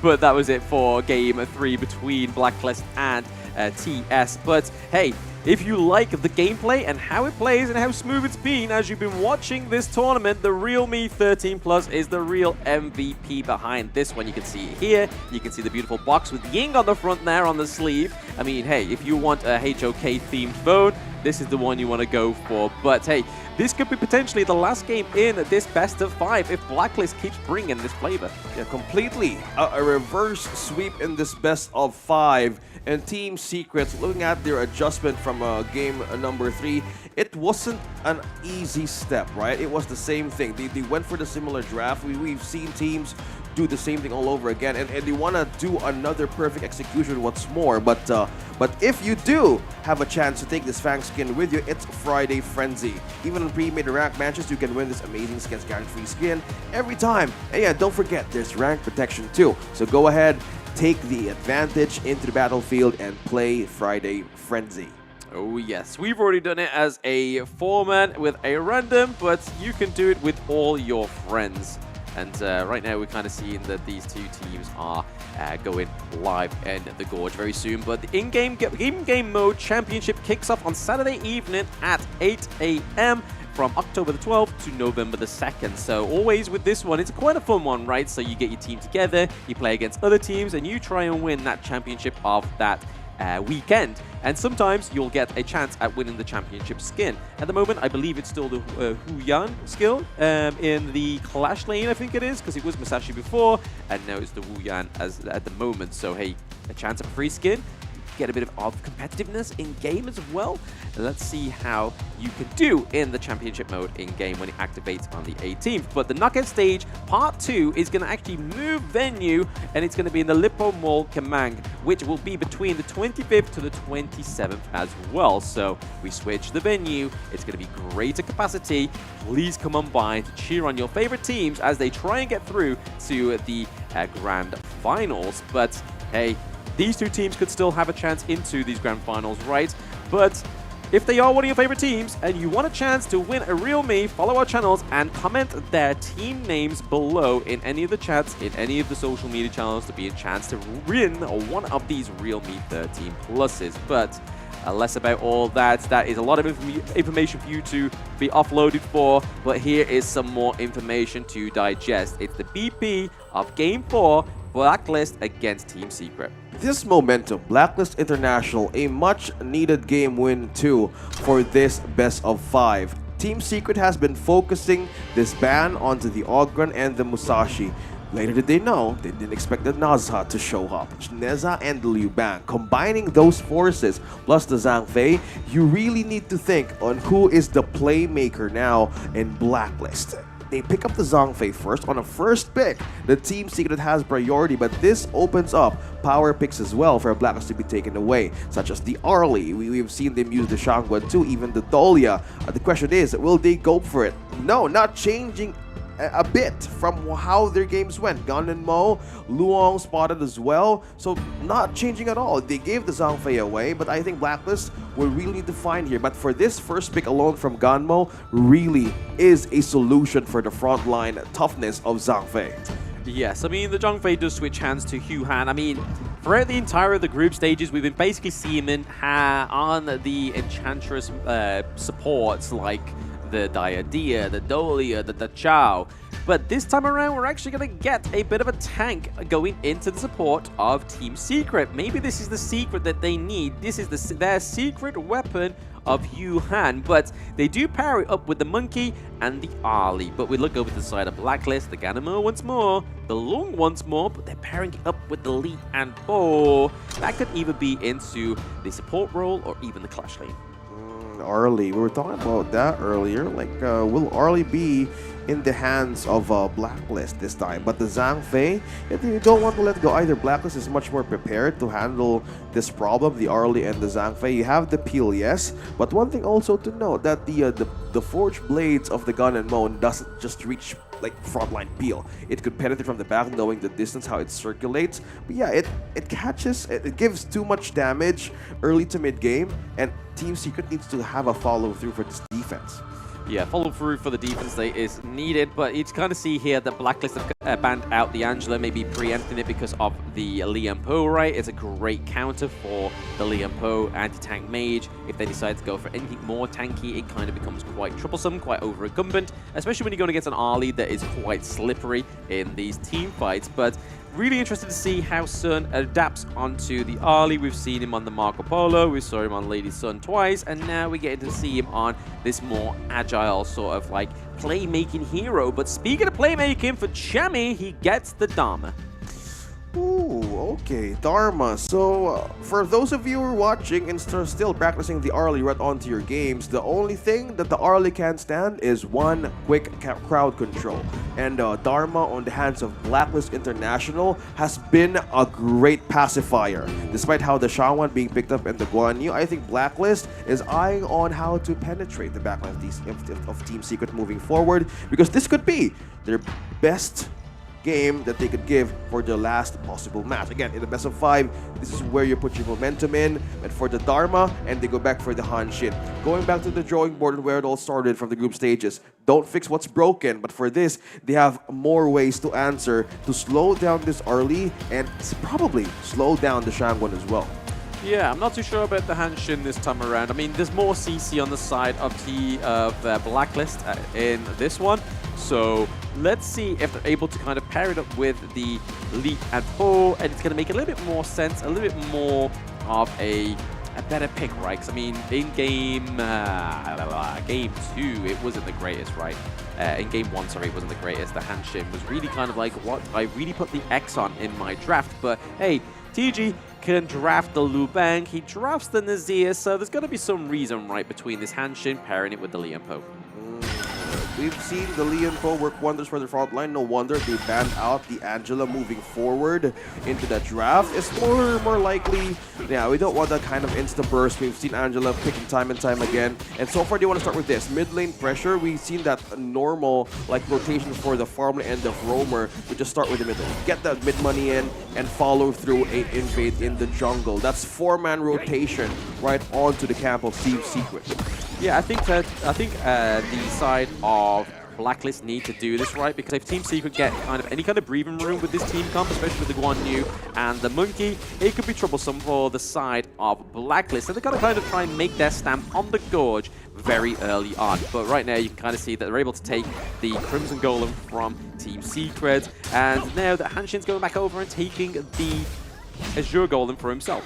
Yeah, Friday pre-made rank matches now available for Friday Frenzy. Win amazing skins. You too can get it. The Fang skin as well. I got that earlier. So if you could keep winning on your games of today, yeah, go get the chance and play on that minigame right on to the end of the game. Team Secret so far eyeing on the farming for protection, but they're really calling attention once more in Blacklist International side.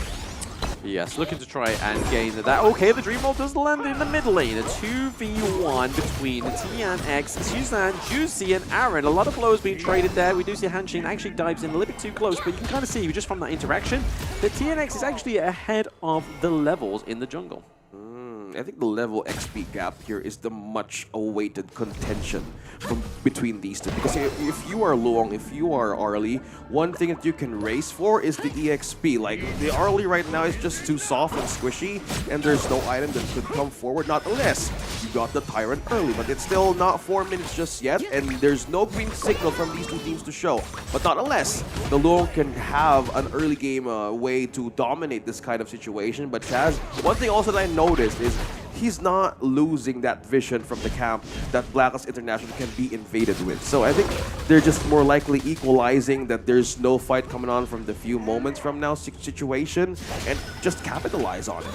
Yeah, I mean, they've got to kind of do something earlier on, right? They've got to make sure they either kind of neutralize this lead and kind of keep it in the same way, or they take something before the pre-4 minutes. Because the first 4 minutes, if you get something done within that, it's kind of like a really good position to be in as the Tyrants come up and the other neutral objective. Already baiting out some of the blows there. It is going to be Arlie with the Paracel, just trying to kind of like, hey, you can hit me Golden Kite, but I can get away from this. Okay, looking at the vision check as well. Yuan and Chaz not letting go of this corners right onto the farm lane. These are deadly corners that I experienced in my games. It's just so hard to handle, not unless you have a very tanky frontliner. So pick up on Hanshin, slowly building up with the Blazing Cape. Also magic damage for the gun and Mo. We're looking at the staple, the usual items that you want to take in with the gun and Mo earlier. So this is like the same situation that we're trying to see here, rather than committing to early game mistakes. But so far, Team Secret is slowly seeing a small lead happen, but yeah, but they just keep on invading and just going over the visions too.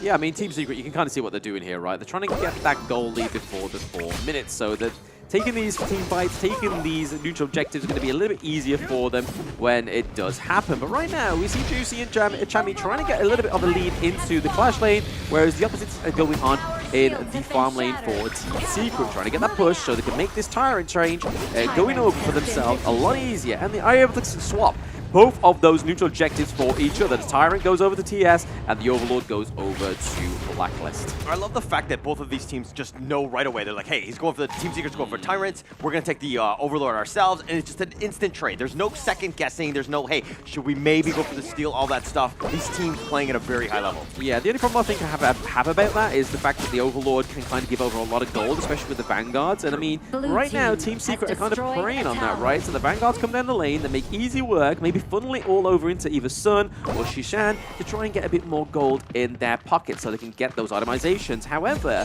I think it was a little bit more successful for the side of a Team Secret, able to get that T1 into the farm lane.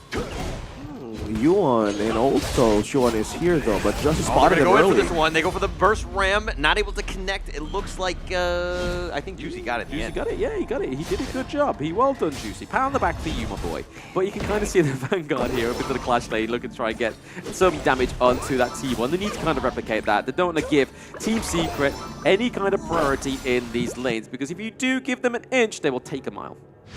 First item pickup as well. Doomsday and the Axe of Torment, both for the Arlie and the Luong. So far, something's happening here. Keeping it fast as he goes forward. Golden Kite continuing on. Sun has been killed, and it looks like they want to go for Yuan. They do have a lot of damage, and with a couple blades, Aaron will slice him down. We see a first blood for Aaron, 3 games in a row. I mean, this is somebody that we didn't predict to have a great game, right? I mean, the Aaron on the Princess Frost is not the Aaron that's on the Ganon Mo. Yeah, great advantage for this hero being picked up like straight in a row. Like 2 kills already, 1 tower to be taken down by Black. Now second T2 could be potentially be taken by Black, but so far they're not moving forward here. They're respecting the fact that they're still Guan Yu, they're still Suwon, and they have spotted Sun just trying to get into the front line, but this is a delicate situation for the Arlie to be with low HP.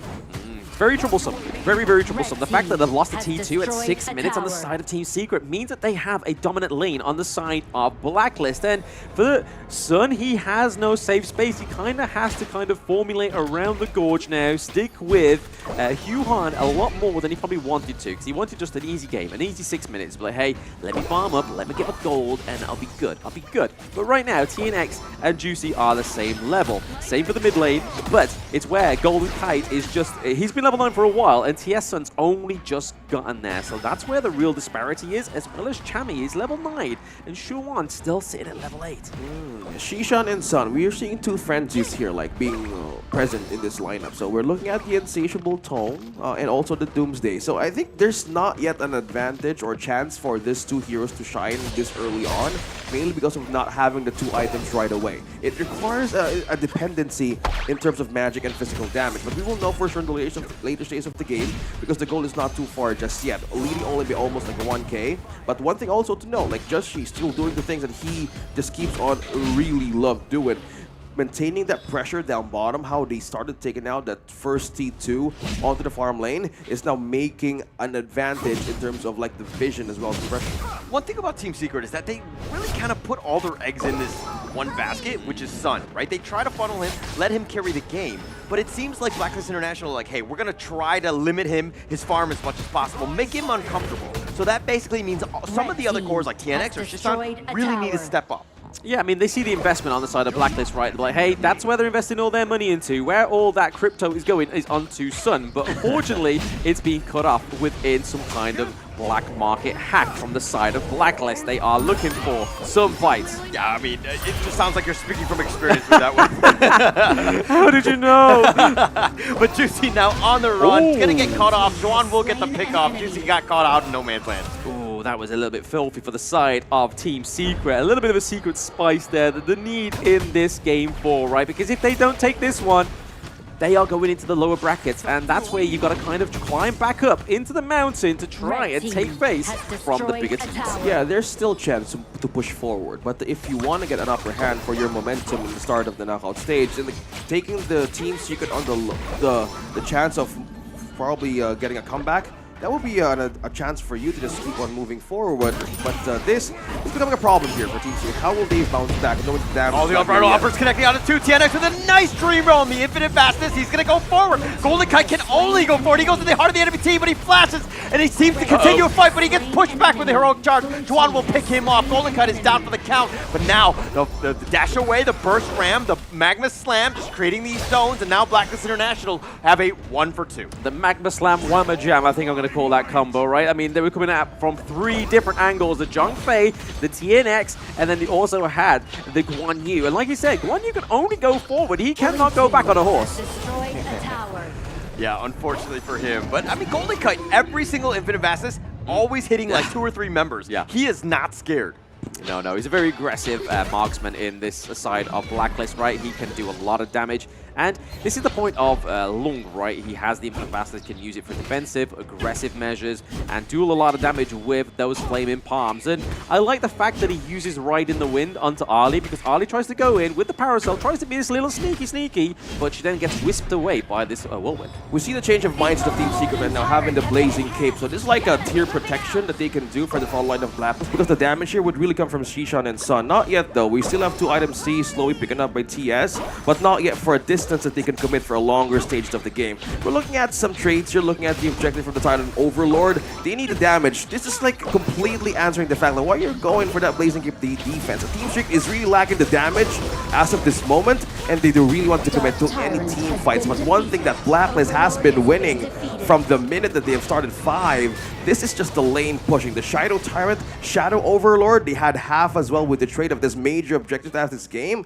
but this will really push another rotation as well for Blacklist. Looking at the items here, Insatiable Tone, also the 3 Trinity power picks for this early. You have the Eternity Blade, Doomsday, and Shadow Ripper present. This is damage, but this is not really the great cause for a winning condition. We're still waiting for the right moment for this early to shine, but so far this has become a problem. When is the right time for Team Secret to strike? Because Blacklist, well, right now, if we compare the lead, Team Secret has eyes on coming back.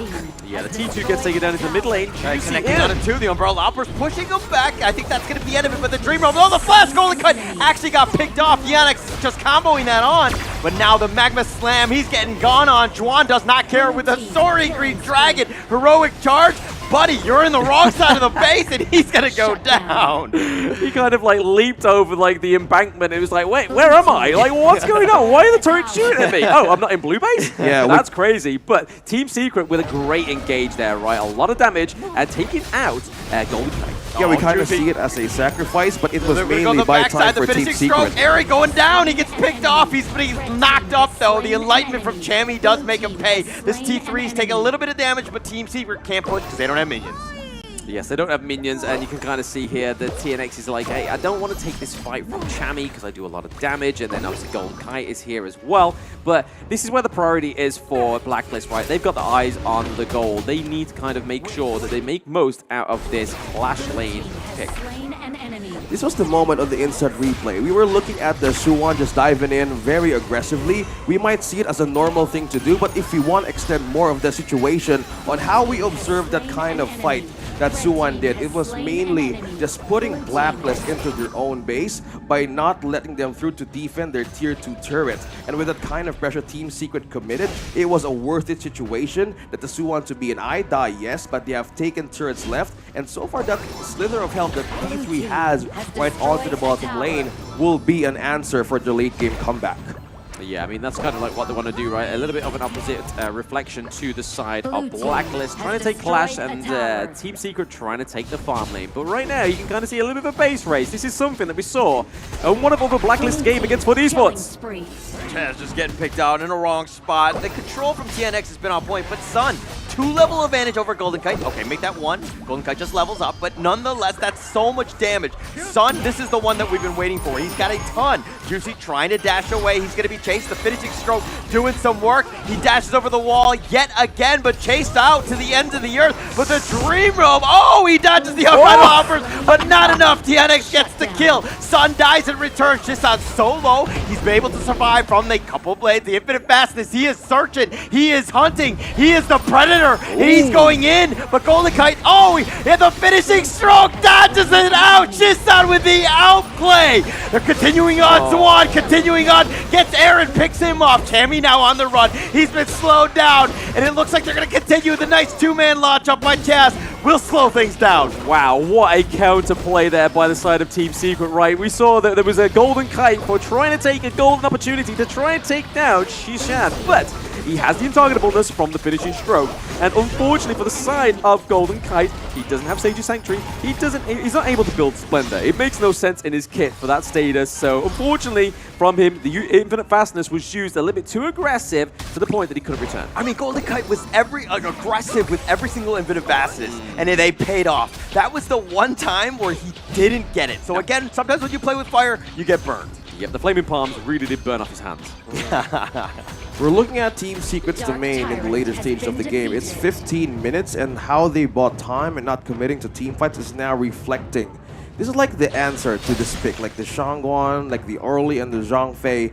It has a great potential in forcing all resources out of Blacklist International right now. Chammy 1 has been struggling on how to put that perfect truth mantra with a flash combo. It has been difficult. The peel has been so much high. And one thing that can hold it down is TNX the monkey here. Although damage and even soak up is just an important factor to give so much potential for the space of this Orly to work so well. Like Sun and Shisan, they're slowly closing into this game. That push that they give from the bottom lane is the thing that Blacklist wants to fight for. They have been into a situation in the earlier stages they can dominate the fight, but this is already closing, and this is Team Secret's game right now.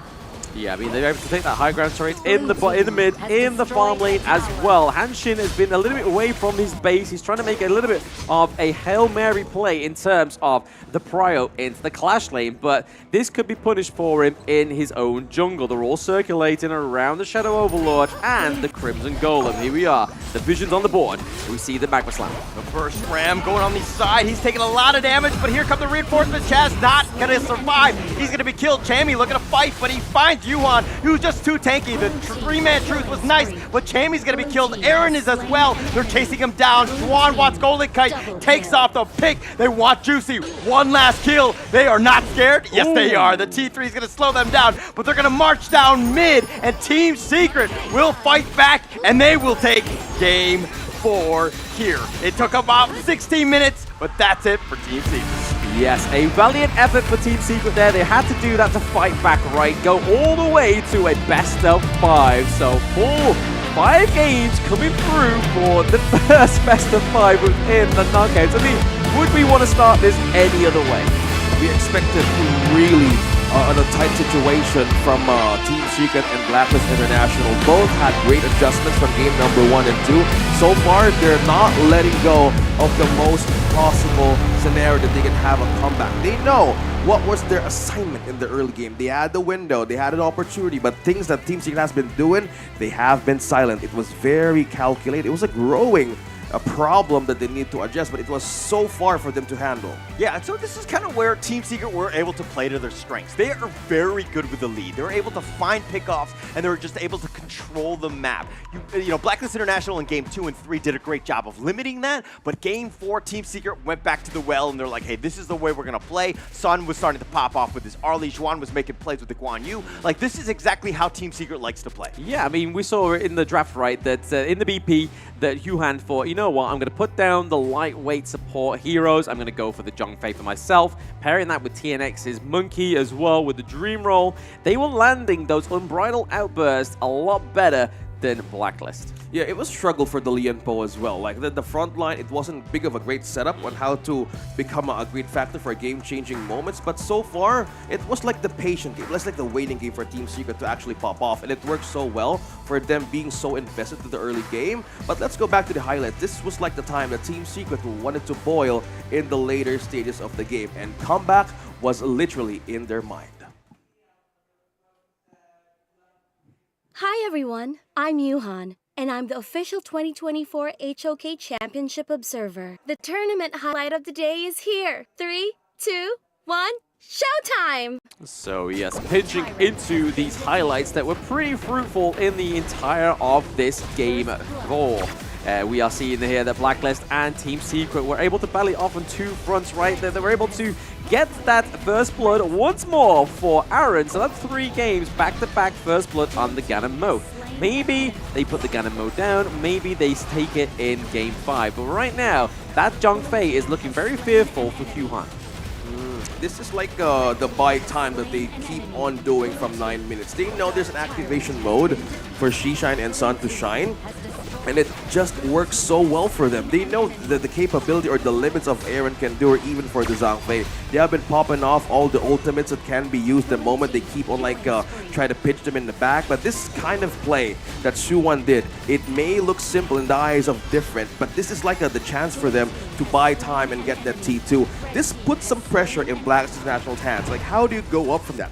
Yeah, and I don't know, to be honest. I think that this is going to be amazing going into this game 5. But I think Team Secret, they put their best players with their best heroes. I think the Shangguan was great with Shishan. Let the man play. Let him just stand out. Let him just style on people, because he knows he plays this Shangguan at such a high level. Yeah, I mean, it's not even the Shangguan, right? I mean, Guan Yu from Shuan was fantastic as well. The pushes, the aggression, the finding himself into the enemy's crystal as well. He's like, he was that confident on this hero. He was like, I'm willing to go into the base, baby. I'm brilliant to do anything that it means to get a win on the board. And we can see it right here. He just keeps pushing, keeps going, laying it on thick to the side of Blacklist. And there we see the fall of the crystal. It was a window, like for Blacklist to push forward in the base. One thing that was lacking was also the push. The Han Shin pick from the draft, it wasn't really a great start. It was like a bit of a problem that they need to patch through. It's like sewing through a bit of a thicker thread that they can't handle that much vision. So this is like the MVP. Looking at Suwon here, the Guan Yu pick from Team Secret really works so well. Like I was saying, lay on thick, he gets 7 kills, 1 death, 1 assist. The 70% damage taken and dealt, and 22% of the total gold. So this guy right here on this pick may have just saved the series for Team Secret. I mean, his repositioning, just this control. He played like he was fearless, right? He was always in the heart of the enemy team, sometimes a little too far when he was crashing in the base, but still he was making plays. I mean, 7-1-1, you can style all you want. Yeah, absolutely. I mean, if it's going to work for you, it definitely is worth trying anyway. So, especially when your back's against the wall like that. But right now you can kind of see here, TNX taking a no-death run for the side side of TS. And then obviously Guan Yu 7-1, we see Sun again being a little bit more of the Sun we know and love, right? 4-2-2. Getting all those itemizations, 6 slotted on the board, and not taking it all the way to the Tempest Dragon as well. Also, one thing to note here for the physical defense that Golden Kite did on the last, I think the 5th slot, it was more like a going aggressive, right? They had the confidence, but one thing also that was trying to hit was he needed to build through the Starbreaker, mainly because of the early build-up in the Shangguan too, and as well as the Mankey. 4 guys have been so tanky, and they have no way of getting a solution on how to put the damage right onto Team Secret at the early stage of the game. But so far, they lost the rope, and it was like a team fighting test. And as we look at the situations that Team Secret has been doing, it was a layer how TNX and Suwon has been given a lot of front lane pokes, and this really procced a lot of crowd control ultimates from Blacklist to be used at the wrong time. Yeah, I mean, look at this here. You can see that Monkey has more damage than Gan Mo, right? That's crazy. The fact that we've been seeing Aaron getting like over the 100Ks, doing 139K as well, and then just to go into game 4 and only do a little bit less than Monkey. I mean, TNX was just like, hey, I'm not losing this game. I'm not going out like this. I'm going to play it strong. And I was kind of worried because, you know, TNX kind of plays a flashier, damage-dealing type of jungles, but being able to pick up the Mankey here, he was on point, always in the front line. And then if we look at the gold graph as well. It's like the steep thing that Team Secret has been calculating. Like, this is the Shadow Tyrant, also just being taken by Team Secret slowly. It was like the damage that they needed. Again, the Arlie, an item-dependent hero, and also leads on momentum. But slowly, they were trying to build the lead by taking the Tyrant and Shadow Tyrant with them, and that's where like the Blacklist International gold graph comes to like a flip.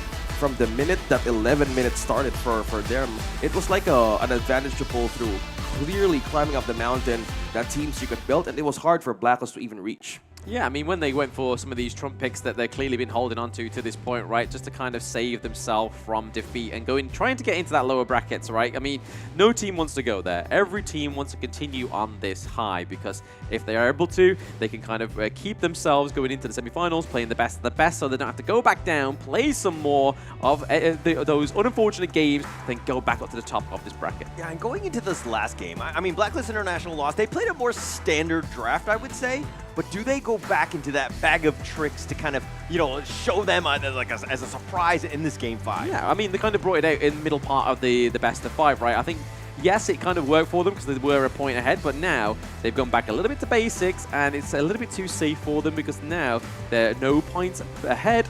They are literally neutralized on the 2-2 mark, and everything is riding on this last game between Team Secret and Blacklist International. The Hanshin is not really a good pick for Just Chi from the games that they have lost in this series.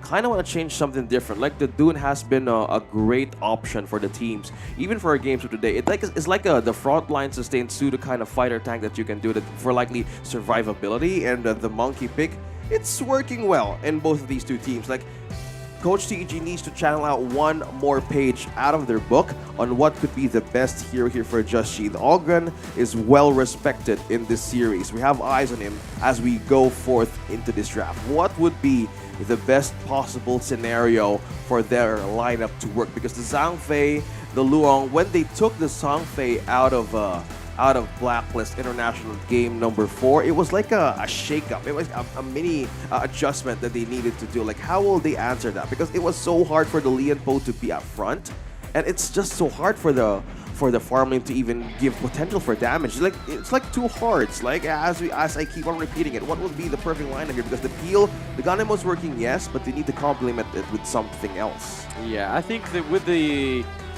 the pocket picks of the Shangguan and the Guan Yu, I don't think they're deadly enough to face a prio ban, because there is so much more that is needed to be banned within this game to make it not as easy for either Blacklist or Team Secret. You've got the likes of the Ogren, the Huan, as well as the Mai Shiranui from both of these teams. I don't think the Mai Shiranui is less of a case on the side of Blacklist, it's more so a case on the side of Team Secret. Shishan, we know, plays this hero quite well. Just saw him play the Shangguan. I think, but the difference between Shangguan and the Mai Shiranui, you get the untargetability, which really counted Golden Kite on the long.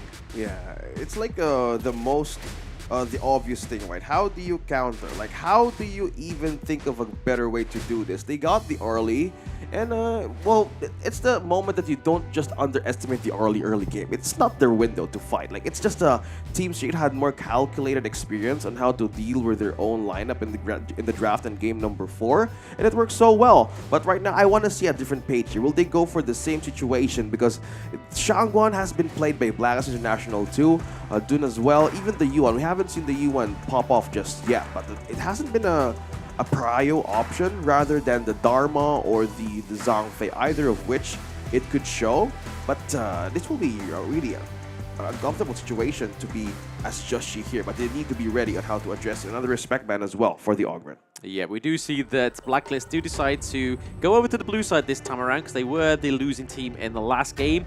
They've been red side for so long. They are looking more so for the prio pick in the blue side. But right now, we see the Augment and Dune both being banned. So clearly something for TS to be cooking up, taking off that jungle pick in the first part of the matchup. Knowing that the Dune could have been a prio ban, we could get the Hue one. It's taken off here, and it is available to be taken. Do Black take it, or do TS? Yeah, I was talking about earlier how the Dune could be the priority here, and Team Secret really read through it here. And as I said, the Yuhan, it made so much great wonders for comebacks for Blacklist International. And I saw Coach TG there reacted like, did they ban it out the Dune? So they have more ways to choose this hero from now on, and have no choice but to move forward because they exchanged that against the Ganemo and the Long. Both teams really comfortable of executing this out, so they need to pair this up. So Dharma is open as well. Now Blacklist, will this be the trade that you're going for? Dharma and Yuan, put it in. Great combination. It has been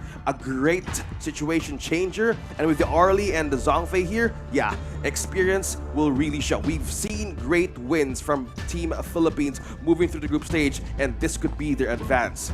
I mean, it's a game of chess, right? You give over 1 to take 2. You give over 1 to take 2. So here we see that the Huon was a trade for the Lung and the Ganemo that's worked very well in this series for Blacklist. So Team Secret now want to take it for themselves. Shishan on the Ganemo was in game 2. They haven't played Lung yet. Again, it is a very hard pick to pin down, but respectively, they go for the Arlie, they go for the Zhangfei. So something that was missing in that game 4 for Chaz was the Zhangfei. The Unbridled Outrages just need to make sure they hit differently. But TNX does get Monkey and does have the Dream Roll.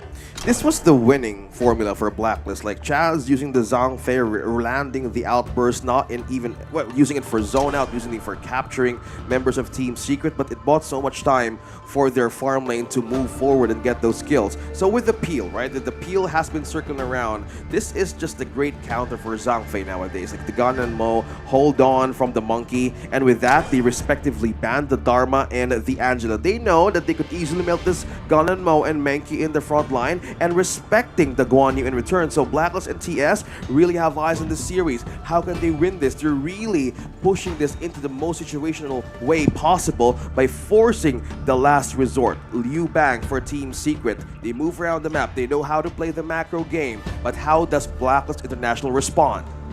Yeah, this is the problem, right? Liu Bang gets taken off for the side of Blacklist. We know it plays very well onto Chami, but right now they have the option of either trying to... Obviously, they don't ban the Diadea in the bans, right? They go for the Guan Yu instead. So Guan Yu, I mean, going into this team comp here, it's a little bit of a... I think it's a bit more of a wild cannon, right, if you went for Guan Yu within this one, because if you have the risk of pushing away your enemies out of range of the couple blades, out of range of the flaming palms, it could be trouble for you. But a little bit back to basics here for the same for Blacklist. They take some of their staple picks like the Zhangfei and the Huan, but take the Mei Yin for the backline and take the Lady Jen for the anti-engage. I love the pick off here. The last cards of Blacklist International, the Mei Yin and the Lady Jean. You have the Destructive Delusion, the Flowing Sight to go in with you. One thing that stands out for the lineup of Team Secret is the backline stronghold that they can have against Gun and Mo and the Menki. Luong as well. So both have vulnerable positions to be in, but considering how Mei Yin and Lady Jen could move in the hands of Blacklist International, this could be experience that would speak from mastery. A team who has been struggling into the group stage, managing to perfect moving forward into the first day of the knockout stage. This is a great way to seal their last pick against Diadea. You have peel, you have burst, you have pick off, and all leads to one. Arlie needs to pop off, but good thing the Zhangfei is here though. Blacklist International on their final fight. Who will win this series? Did we ever doubt that we were going to go to a Game 5 here? This is going to be the first one. Of course, this is the day one of first match of the knockouts getting into this situation. I mean, both of these teams really, really want it. Oh, they both do, right? I mean, it's the pride of the Philippines or the pride of Malaysia trying to get the first team through into that upper brackets. But these drafts are very clinical, right? They are looking for the backline with the Mayin. They're looking for the great engages from the Q1 and sustainability in these fights, but is it going to be sustainable to outlast those couple blades from Gan and Mo? Execution will be in check, sidestep as well. Chami1 has been great by using and executing that Dharma with the backline defense, backline initiation, so you need to be wary on where to position because blades can't come in at you by Team Secret, and Shishan has been really good at this Ganmo as well. We're looking at teams slowly building up their caliber in this best of 5. As to go back to your question, did we expect this? I kind of say yes, because both these teams doesn't want to be in the lower bracket right now.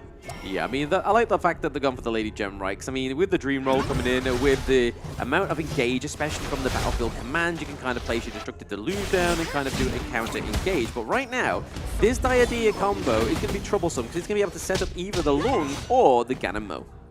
Chami wanted to the boats of Suwon, so this is like a push and pull in the back in the Clash lane. It's like a pillow fight for the Clash laners. It's not yet their time to shine, but most likely here, I want to be in check on how the roamers are rotating. It's Chaz versus or the matchup of Suwon or Shisha. They have been really great in getting this information across the map for these two. That's why we see the pressure in the mid lane.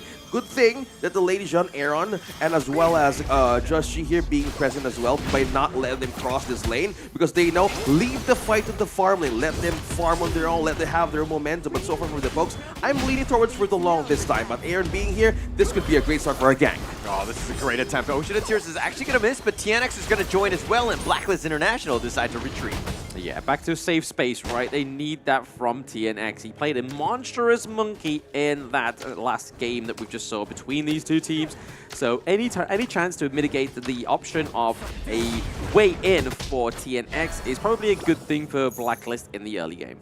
Secure the sprite as well up top. Open opportunity for Yuan and as well as the Chami1 to be taken. So far, the amount of build that Suwon has been receiving, it's starting to become a problem. Like the AoE, they have the physical damage as well as the lice from the Mayin. It's so hard to catch. If you're Lubang, you have that short crowd control window to pop off, but not just yet because as we see teams utilize Liu Bang in their games, it's more likely control of the map, right? Macro-wise, micro-wise, but mainly for reinforcement. But now, as he hits on level 5, Blacklist kind of like expecting that this kind of gank can come at any moment, but Chami1 really has eyes on pulling him down.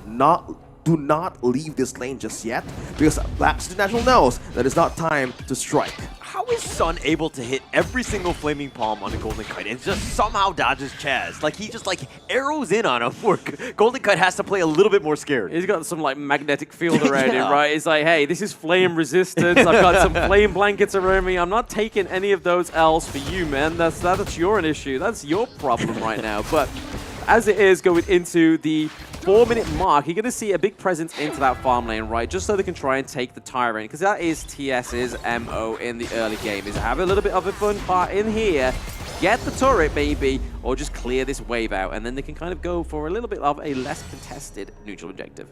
It's all about the kiting for Blacklist and Team Secret in the farm lane. It's not yet like a full of a commitment. As they land on the perfect skills correctly against these two, Golden Kite versus Sun, this matchup alone, early, yeah, we've seen the outburst being used here.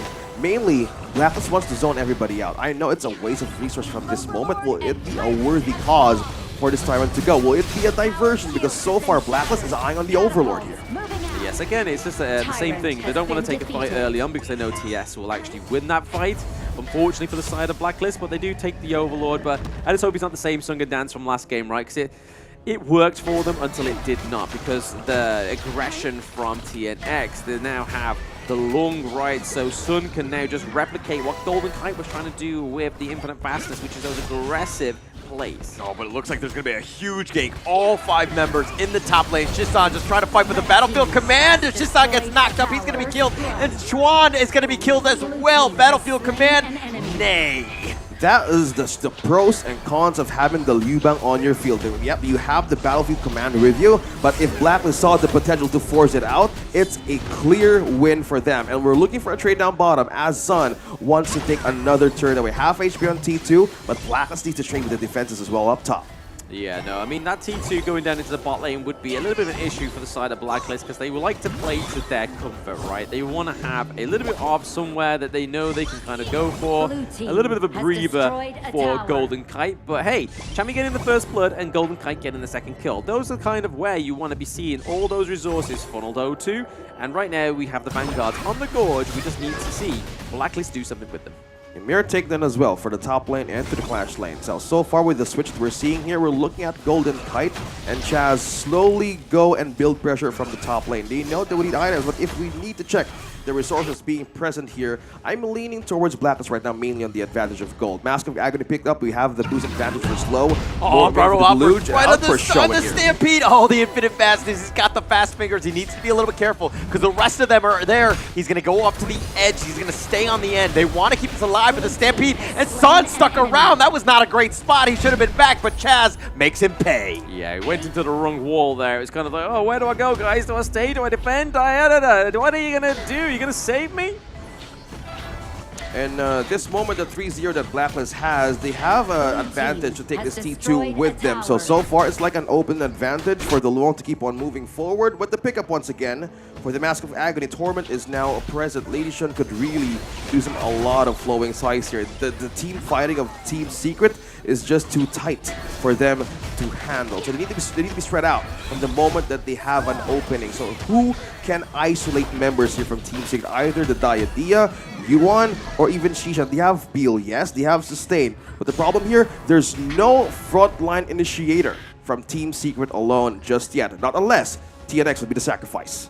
Yeah, I mean, there's no frontline initiator, but it's going to be taken by the role of TNX at some point, or even the Diadea here, having the mobilization onto the Mayin. It kind of stops the tempo that Mayin can have within these team fights, getting into the back line, and it's the Diadea that's going to be the one that takes that away from her because she's able to have free roam. And speaking of roam, they've gotten the Yuan at least, but it looks like Sun on the run. Is he going to be able to be chased? Not going to get hit by that unbridled outburst. He does survive. Yeah, we saw the flash through from Aaron there. Very aggressive, even though they've already placed down the Destructive Deluge. We saw quite an aggressive flash into the team fight, which didn't serve any means necessary. So they know now on the side of TS that, hey, Harren's a sitting duck.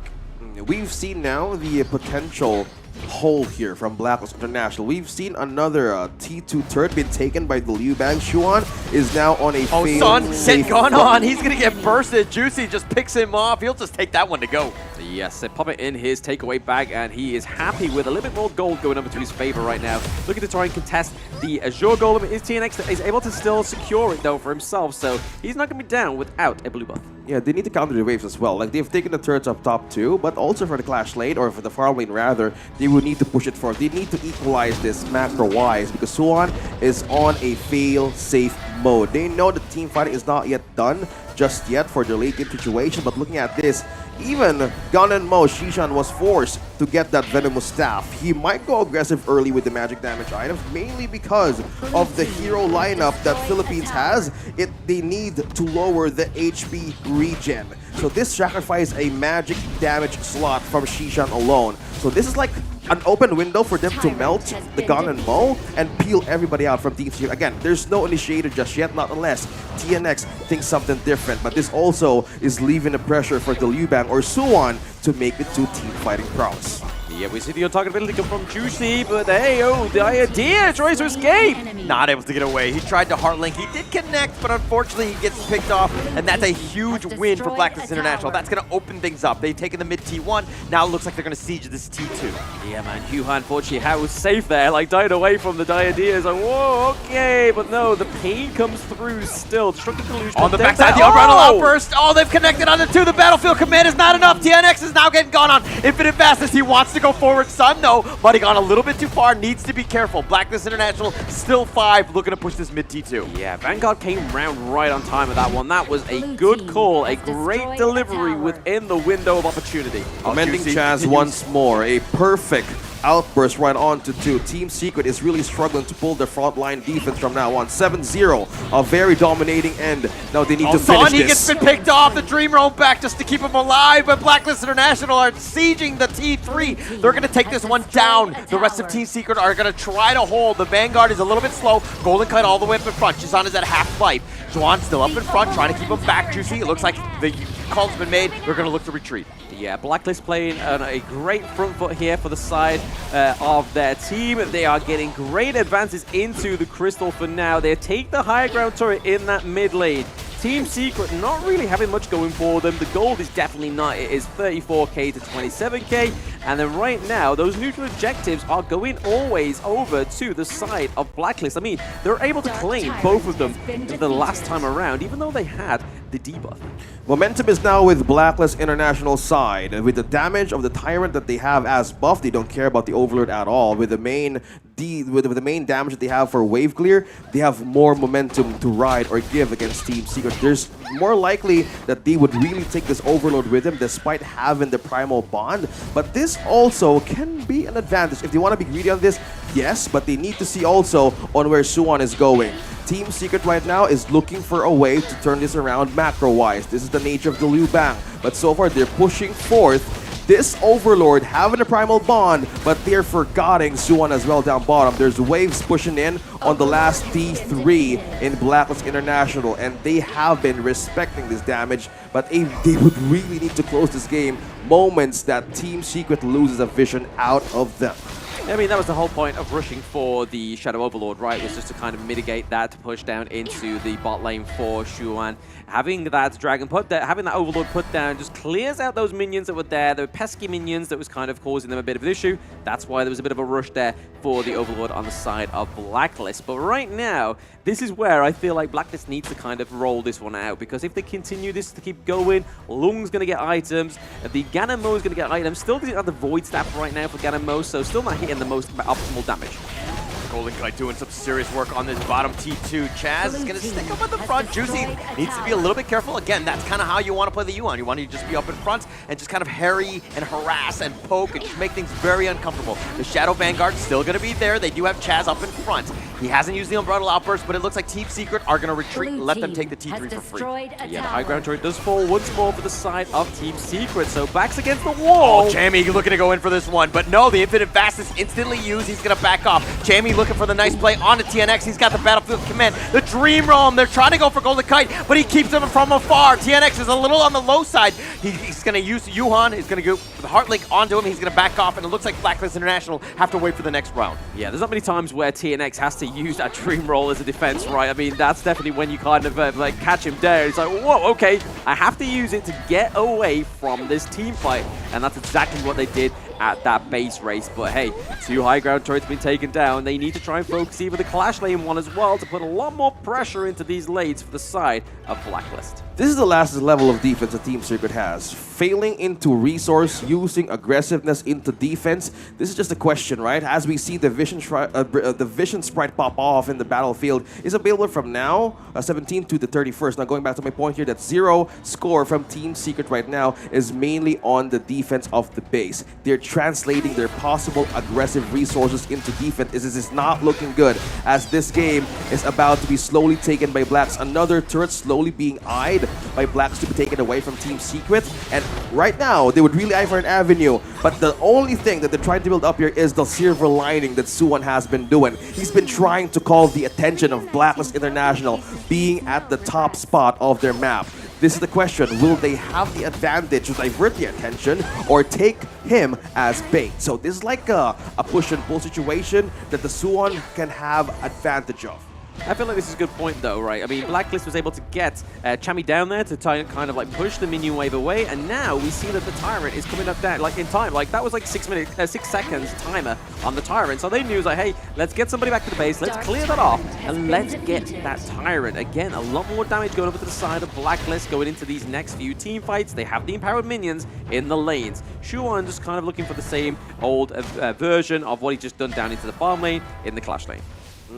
Another push as well up top here. Suwon is really carrying the weight here. by Team Secret. They know that they don't have a chance in team fights because right now it's all in invade and counter for the lineup of Blacklist International. The only thing that Suwon can do here is just dive on deep and push as long as they have data. But this kind of call that Team Secret has been doing is more likely to buy more time and resource. But the question is, will the moment be on their side? Because as Blacklist takes another objective away from them and enhance Overlord to negate the push that Suwon has been doing down bottom. This is another wave to be cleared once more by this Shadow Overlord.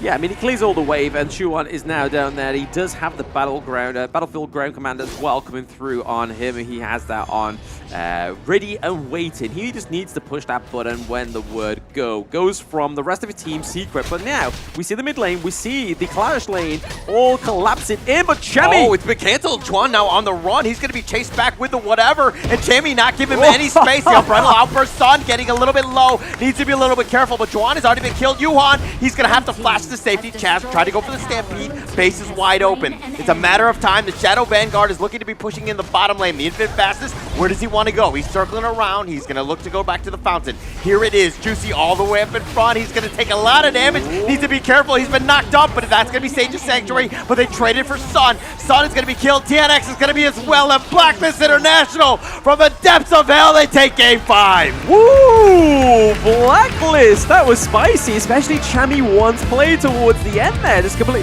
we thought we were just going to get a Battlefield Command just all the way up to the top to take that fight, but then Chami was just like, no, hold my beer, I'm going in, we're taking him out, we're going to go take the fight at the Crystal, and here is your first upper bracket. And you see the celebration of Blacklist International, the first representative of Team Philippines, showing hands and numbers on all viewer screens.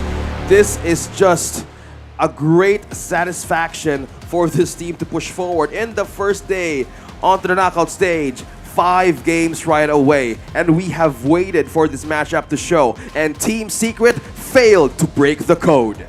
Yes, there's a reason why TG was really excited when he got this draw right. He was very happy to do that and take that 4-2 victory, 3-2 victory from them. Let's see what the host has to say. Wow. Itu dia tadi luar biasa banget ya. Pastinya kita sudah menyaksikan, and thank you Caster also. Pertandingan yang luar biasa banget di match pembuka kita, Darius. Ini ada Blacklist International versus Team Secret dimenangkan oleh dari tim Blacklist International. Wow. And now, as usual, we're gonna have a little chit chat with the winner. So please welcome Chaz. We are the roamers of the Blacklist International. Yep. Oh. Hi. Sabila, you see her smile, his smile, very brightening of the winning. Of course, Here's of course. Hi. Hello. How do you feel? I'm feeling good. Feeling good? You're always feeling good, right? Like you should, yes? Yeah. Okay. Then I know you are very tired of the third game, yes, and we are very happy to be interviewing you. But Chaz, I want to ask you that, can you give us a sneak peek of what HOK scene is like in the Philippines? Is it a growing community there? Because you guys playing so well, yes? Is it a fact of the community? I think in Philippines, the community is growing so fast because we're representing right now in OC Championship 2 teams PH in playoffs. Oke, baiklah. Jadi memang kalau misalnya di Filipina itu tadi udah dibilang juga masih Chaz ya, gitu kan. Bahwa memang benar-benar maju banget lah untuk komunitinya. Betul ya, dan mereka juga sebagai tim Blacklist, mereka yang mewakilkan dua tim ya, dua tim dari Philippines yang mewakilkan growing community itu.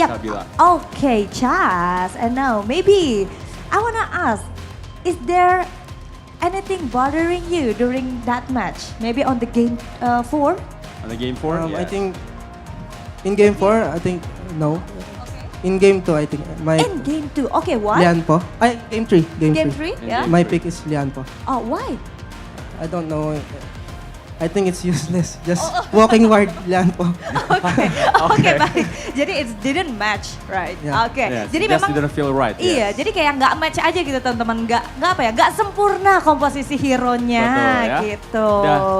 Okay, so if you you're going to the next match, right, with your team. So what will you say to the team that will going to play after this and who will be your enemy teams? What will you say to them? I think good luck in those teams and I want to fight with the team Dominator. Dominator. Jadi udah ditungguin nih ya. Kalau misalnya nanti Dominator menang, nanti udah ditungguin sama teman-teman Blacklist. Maybe one question. Yes. Okay, one question or last question. Or maybe can we ask the reason maybe about why Dominator why you choose Esports? Dominator? Yes. Because Toshi. Oh, Toshi. Okay, Toshi. Yes. Okay. So Toshi, beware, is it? Yes, because Blacklist is on the point to Toshi. We love Toshi. We love Toshi. You love Toshi? Okay. And what your preparation for the next match? I think we just use our confidence again.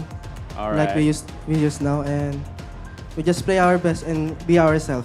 Oke, baiklah. Itu dia ya. Jadi memang tetap harus percaya diri dan balik lagi mainnya ya udah santai aja, all in aja semua. Nanti biar hasilnya juga luar biasa.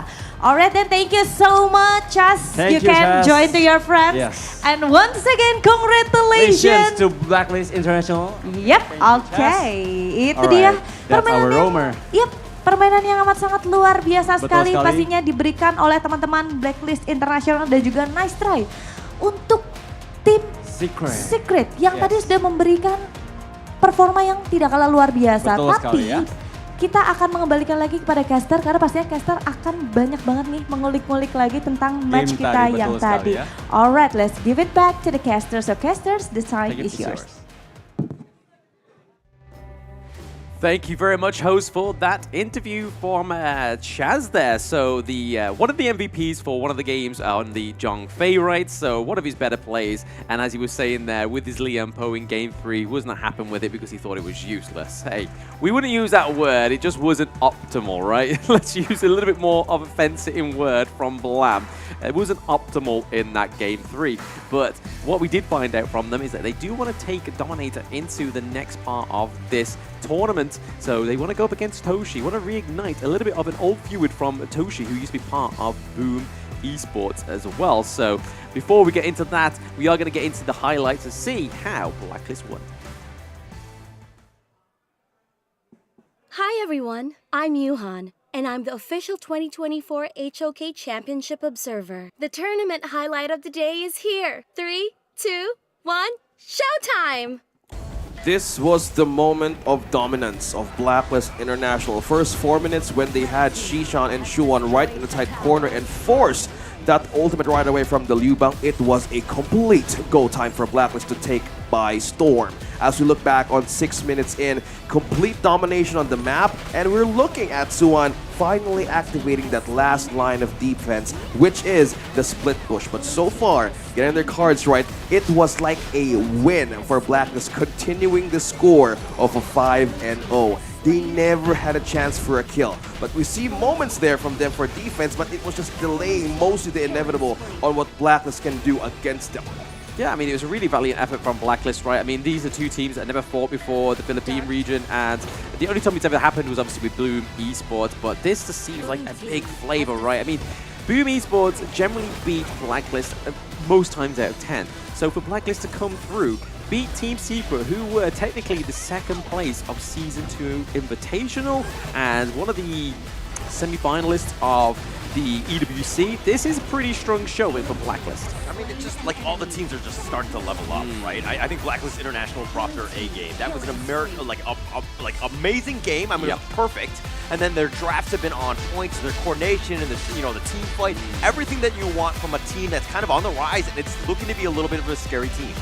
Yes, it is. It's very, very scary showing there. It's like, hey, we did it. We did it. First best of 5, and we are through. It is the Filipino team, Blacklist, coming through with the first victory. Team Secret there, not looking too impressed, right? But MVP once more going up to Chaz. So he said, hey, my Liam Po is useless, but hey, look at my Zhongfei. Really good to really work some wonders here. 1-0 and a Zhongfei getting back on this game. They had more realization through that Lian Po. Don't count out Lian Po just yet. It worked.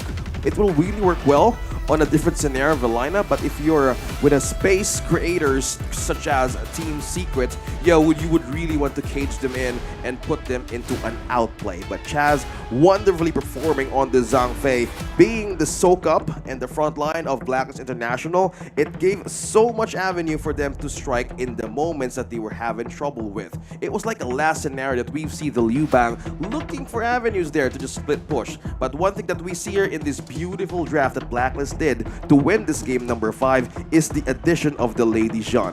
Combining the equipment here of the outbursts such as the Destructive Deluge and as well as the Yuan, I love that how they went back to the roots, but this complemented a lot of team fighting presence and the big of potential to mean as well. I have never seen Team Secret not get a single kill in a game. I know, that right? is so many donuts on their side, right? A whole bunch of deaths, and they didn't get anything. They were not able to find Blacklist International, not able to get a single pick off. I think that speaks volumes of just how prepared Blacklist International was, and their positioning was flawless. I mean, there's clearly a switch in power, right? The diaphragm of the power is getting switched from Malaysia, because obviously BSC lost a whole series yesterday, and then we've got a full game of Team Secret with no kills on the board, so there is definitely a swing in the paradigm right now. But looking at these graphs, we are seeing a lot of damage coming over to the side of Blacklist. It proves that they don't need the Ganna Mo, right? Aaron on the Lady Gen played very well. 92k damage, Juicy as well with 81, and then obviously Golden Kite was there to kind of just clean off the backline with the 51k. But still a phenomenal game from the side of Blacklist. Aaron with the team fight rate only shows that this here was a great addition that gave a team fighting presence of Team Secret from none.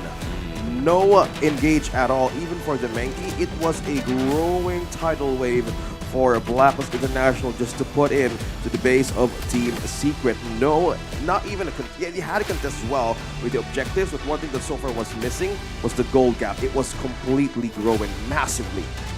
Yes, 11k gold lead, man. It's crazy. And then obviously, like you just say, like, I'm still shocked at this. No kills on the board. That's donut, 12 donut. That's a lot of...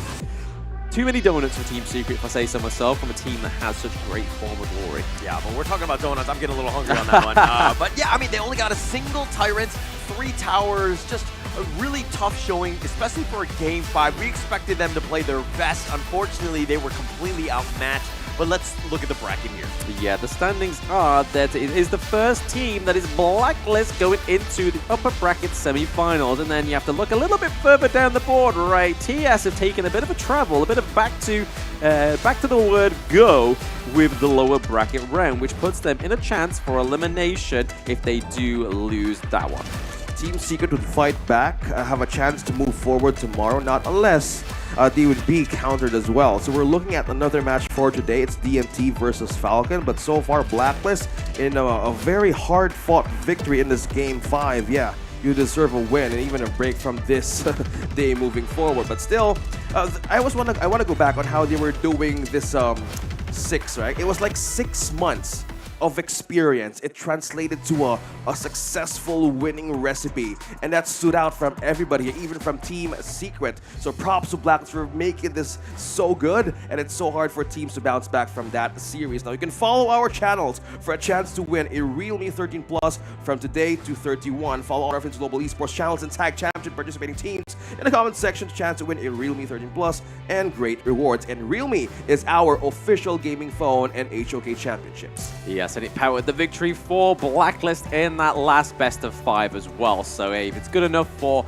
the competitors on stage, it'll be even better for those at home, especially with it being HOK Day Friday Frenzy as well. So get that Realme, get into it, high frames, maximum performance on all settings as we go into Honor of Kings on these mobile phones. So again, big up to Realme for sponsoring the competition. But man, TS going all the distance to then go to the last round with no kills. That's like not on my bingo card if I ever called it. Yeah, for sure. I mean, I don't think anyone expected that. I mean, we did expect it to go to Game 5. We knew that both of these teams were very competitive. They were scouting each other. They had a lot of intel. And I mean, both teams really showed up except for Game 5 when Team Secret kind of fumbled the ball a little. I mean, that's the point where you want to show up, right? That's where you want to show up, is that last game. You don't want to be like, hey, let's fumble the bag, let's have no 0 kills on the board. But Team Secret do get to prove themselves in the lower brackets tomorrow. But we are going to go into another break, just the first break of the day. Oh, wow, that's a revelation. But first break before we go into the next best of 5. So don't go anywhere, guys. We are just going to have a short break until the next best of 5.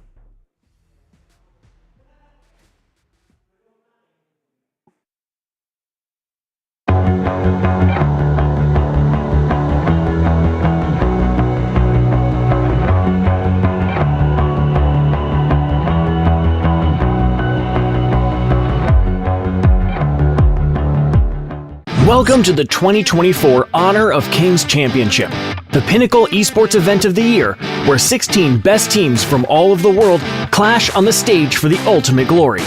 Following 4 teams will be the seeds for the 2024 championship: Black Shrew Esports, Dominator Esports, Nova Esports, and FLCN Esports. The other 12 teams are Kagandra and Mahadiwa from the host country Indonesia, Boom Esports and Blacklist International from the Philippines, Team Secret from Malaysia, Influence Rage from Brazil, Team Vitality from France, Fearless Esports from Hong Kong, China, Impunity Esports from Myanmar, Team Falcons from Saudi Arabia, Revenant Esports from Singapore, and Foot Esports from Turkey.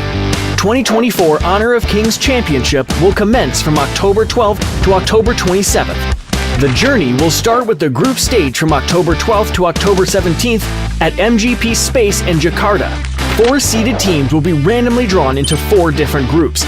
Then the remaining 12 teams will be randomly drawn into these 4 groups, each consisting of 4 teams. Single round-robin best of 3 will be played. The top 2 from each group will advance to the knockout stage. The knockout stage will be divided into a winner's bracket and a loser's bracket, playing a double elimination best of 5. The knockout stage will be played at 2 venues. From October 18th to October 20th, the first venue is MGP Space. Teams that lose 2 matches in this stage will no longer have a chance to advance or participate in any further stage. From October 25th to October 27th, the matches will be taking place at Lipo Mal Kemang. It will feature intense competitions, with the winning teams of the upper and lower brackets advancing to the Grand Finals. The Grand Finals will be best of 7, and the winner will rise to the top and become the champion of the 2024 Honor of Kings Championship. This tournament features a staggering prize pool of $1 million, with the champion taking home an impressive $300,000. Join us on this incredible journey. You can catch our live streams in-game or through our official channels. Plus, we invite you to experience the excitement of Honor of Kings esports competitions in person.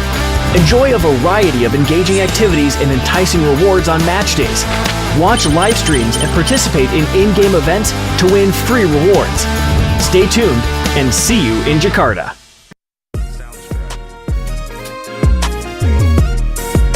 We're gonna play some fun game which related to Indonesia's thing, which is like usually children that do. The first one is chap, chip, chup. Can you say it? Chap, chip, chup. Chap, chup. The rule is one player open his palm of the hand, and the other one put his point finger, and then the one with the open palm says like chap, chip, chup, kembang kuncup. Chap, chip, chup, kembang bub chup. I don't know. So one of you have to like move faster. Whoever catch the finger wins the game. So can we play? Can we play? Yeah. Which one going first? Okay, Linghua. Yeah. Okay. Ready? Chap, chip, chup. No, wait. Chap, chip, chup. No, wait. Chap, chip, chup, kembang kuncup. Okay, that's fast. Okay. So it's 1 point for Oil. Chap, chip, chup, kembang kuncup. Chap, chip, chup, kembang kuncup. No! Okay, she's faster than me. Okay, switch. Okay. Winter with the open palms. Ready? Chap, chip, chup, kembang kuncup. Oh, my shoulder. Oh. Wait, did I do it faster or did I get him? You catch him. Chap, cip, cup, kembang kuncup. Oh, Pikachu. Cap, cip, cup, kembang kun. Ibu. Cap, cup, kembang kuncup. Curang, cup. So Cipeng wins the first game. Yay! So we move to the next thing. This one is like one of the dish, like a drink, special drink in Indonesia. Can you guess what it is? So next one is you have to guess. Kalian akan mencoba sajian dari salah satu daerah di Indonesia. Do you have idea what is this? It's a blanket. It's a blanket. It's a blanket. We bring hide and seek. Oh, are we meant to like? Oh, okay. We're meant to come in for some kind of wrestle. If you know what I mean. You have to wrestle. We have to hop for it. Okay, so it's called gorengan. Gorengan means like frying. Like it's a side dish, but it's all fried. So it's called es kuwut. Oh, it's kiwi. No, es kuwut. Es kuwut? Es pisang hijau. Oh iya. Yep, es pisang hijau. Boleh silakan sambil dicoba. Es pisang hijau, a traditional dish from name a city. Name a city. Start with M. M. Manado. No. Malang. Makassar. It's called sarung. It's a large tube or length of fabric, often wrapped around the waist. Do you have the idea how to wear it? But just like No, I got it first. Okay, he's copying me. like this one, you know? No. Put it on like all of to your left or something. Oh, okay. Yeah. And then, Again, and then you. Oh, this? Yeah, like this? that. I know. Yep. Winter is right. got it first. I was shot at bad, but What if I ask you to rate this from scale 1 to 10? I mean 5. 5? Yeah. Bobby? 9 分9分 9? Oh, you like it? Yeah. Okay. 9. Satisfaction 9? 10. Oh, someone's like it. 8. Okay, Megumi scores 8. And Limfa? 7 分。 7. Oh, okay. So yeah, well done. Okay, like this. Okay, thank you guys. Bye-bye. Bye-bye.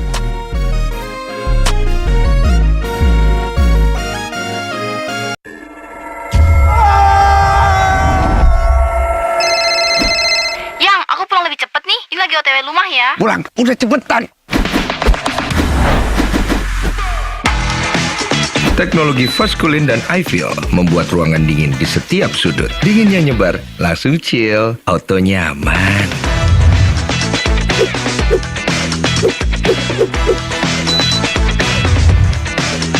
Dengan Edgarment, tumpukan cucian kotor gone, semua yang ada di dalam jadi lebih terjaga, lebih dingin, dan lebih segar dengan Power Cool. Nikmati gambar yang lebih real dengan Kilet Pro dan Dolby Vision. Rasakan pengalaman suara yang mengitarimu dengan Dolby Atmos. Sayang.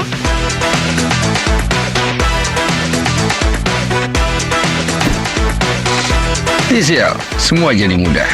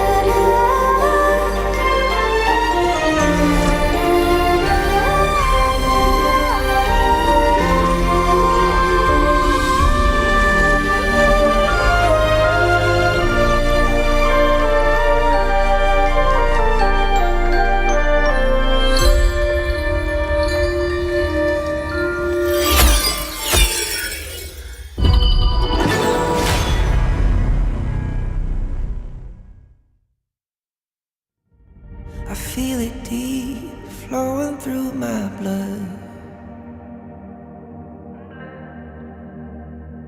Rising up to become someone, and taking it all on my own. What a sweet victory. And taking all of my control, awaken something deep in me.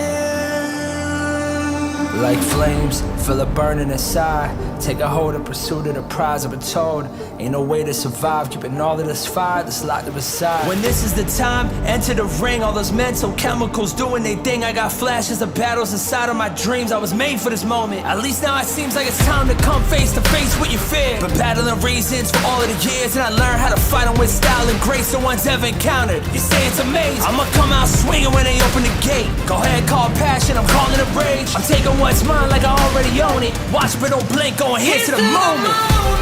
The sky rain down. Here's to the madness that's all around. Go on, tell them who you are, you are, you are. Go on, tell them who you are, you are, you are, you are. Here's to the moment, the sky rain down. Here's to the madness that's all around. Go on, tell them who you are, you are, you are. Go on, tell them who you are, you are, you are, you are. My name is honor, my name is king, my name is champion, my name is strength. Tell them who you are. My name is Pentakill, you think it's strange? My name keep ringing inside of your brain. I hear it every night. Here's to the moment the sky rain down. Here's to the madness that's all around. So tell them who you are, you are, you are. Go on, tell them who you are, you are, you are. Here's to the moment the sky rain down. Here's to the madness that's all around. Go on, tell them who you are, you are, you are. Go on, tell them who you are, you are, you are, you are. Here's to the moment the sky rain down. Here's to the madness that's all around. Go on, tell them who you are, you are, you are. Go on, tell them who you are, you are, you are. Go on, tell them who you are, you are, you are.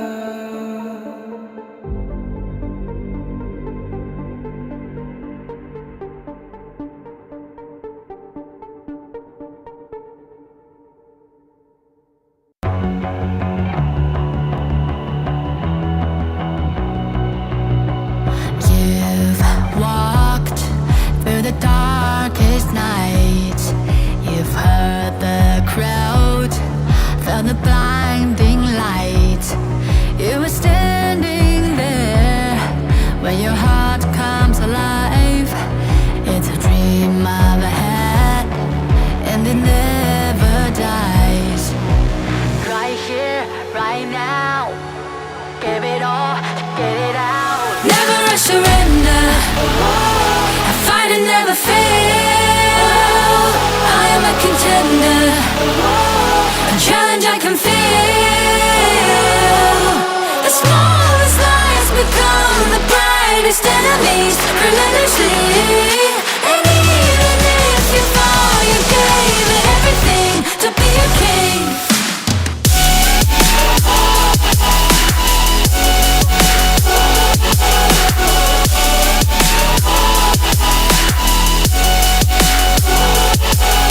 You carved your way with a sharp attack. You watched it all burn, and you never looked back.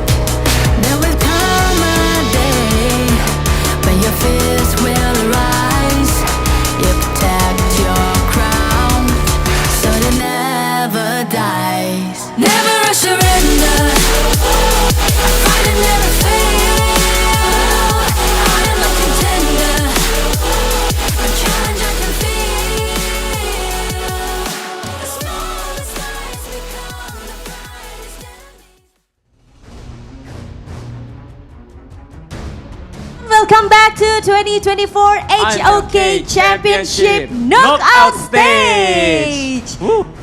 Everyone on YouTube must be very waiting for us to see the second match, Sabila. Yes, and we karena are so ready too. pastinya dong, karena di match kali ini seperti yang tadi kita bilang untuk di opening Darius, bahwa match kali ini bisa dibilang adalah match penentuan ya, dimana teman-teman Dominator ini adalah harapan satu-satunya untuk tim Indonesia, karena Dominator kan bisa dibilang satu tim Indonesia yang lolos ke babak knockout stage. Betul banget, dan mereka juga masih memegang nama terbaiknya adalah Dominator dan dominating. Semoga terus dominating ya, betul ya. Betul. Dan juga teman-teman yang udah hadir hari ini dan juga teman-teman yang di YouTube jangan lupa komen terus supportnya karena bisa berasa sampai sini loh Sabila ya. Waduh, aku betul juga setuju. Ya. Setuju aku. Betul Tapi banget. Darius, kalau misalnya kita tadi sedikit ngebahas lah ya mungkin tentang game kita yang pertama ataupun match kita yang pertama, di mana tadi benar-benar sengit banget, kita ngelihat bahkan pembukaannya aja itu udah 5 game Israel. 5 game Israel ya. Kalau kali ini menurut kamu gimana nih? Kalau ini karena satu lumayan dari jauh pun mereka punya skillnya mereka sendiri, specialty-nya, tapi Dominator juga punya specialty sendiri gitu ya. Jadi kalau dibandingin kita juga susah berharapnya, tentu pasti akan benar-benar gak ketebak gitu ya. Betul ya. Oke, kalau gitu marilah langsung aja kita buktikan karena kita akan langsung masuk ke dalam match kedua kita pada hari ini. So, please welcome Team Falcons.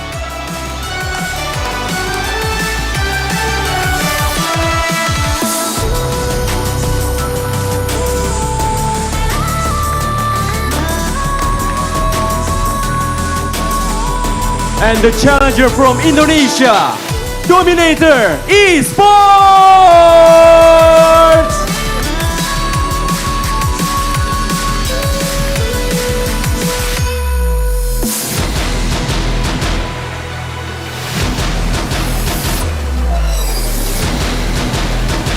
Okay team, please do a handshake first before you go to your place and prepare for this match.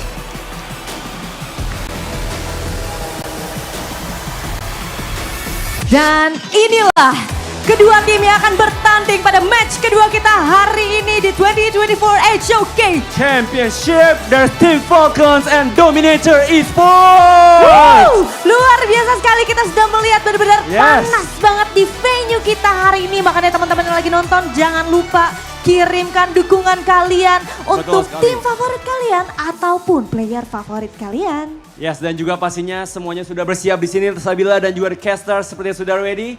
So without further ado, ladies and gentlemen, this is the second match. Caster, take it away. Hello and welcome to, of course, the second match of the day. It's going to be Dominator Esports going up against Team Falcons. My name is Holler, and with me is Blam and Kindo. All right, we're looking at a potential 5-game series. That's what the hosts were saying, right? But I think actually both teams have the potential to maybe get a 3-1 score instead. Yeah, I mean, okay, look, I think at the end of the day, Team Falcons will always be that one team that gets the win somehow, right? They're a very scrappy team, but Blam, I know that you really like Clue, you like Team Falcons in general. I'm not trying to gaslight you, I just know, I've seen the relationship, and it seems like you guys are very close. I'm taking this with caution, right? Like I said, I'm not gaslighting, but I am. But I am gaslighting. But before I get into that, the Realme 13 Plus 5G is the phone of choice for the 2024 Championships of Honor of Kings, and you can see it displaced here with the box over there in its lovely naked form. You can see its lovely camera array on the back there, but it does play Honor of Kings 120 frames per second and max performance. But yeah, I think it is going to go full best of 5, but for things out of the realm of the gorge that I'm not going to put my finger on or anything like that to make it obvious to the people at home. Okay, well, we'll find out if it actually does go to Game 5. I think it will, but I think that you can actually watch it on the TCL. This is, of course, the X955 QD Mini LED HDR 5000 nits. This is a great TV. They showed it throughout. It's 240 hertz as well. So, again, check it out on the Honor of Kings Esports. Check out these games and just see how bright and beautiful the game really is. Yeah. So I think at this point, Dominator, I feel like they have the home ground advantage, right?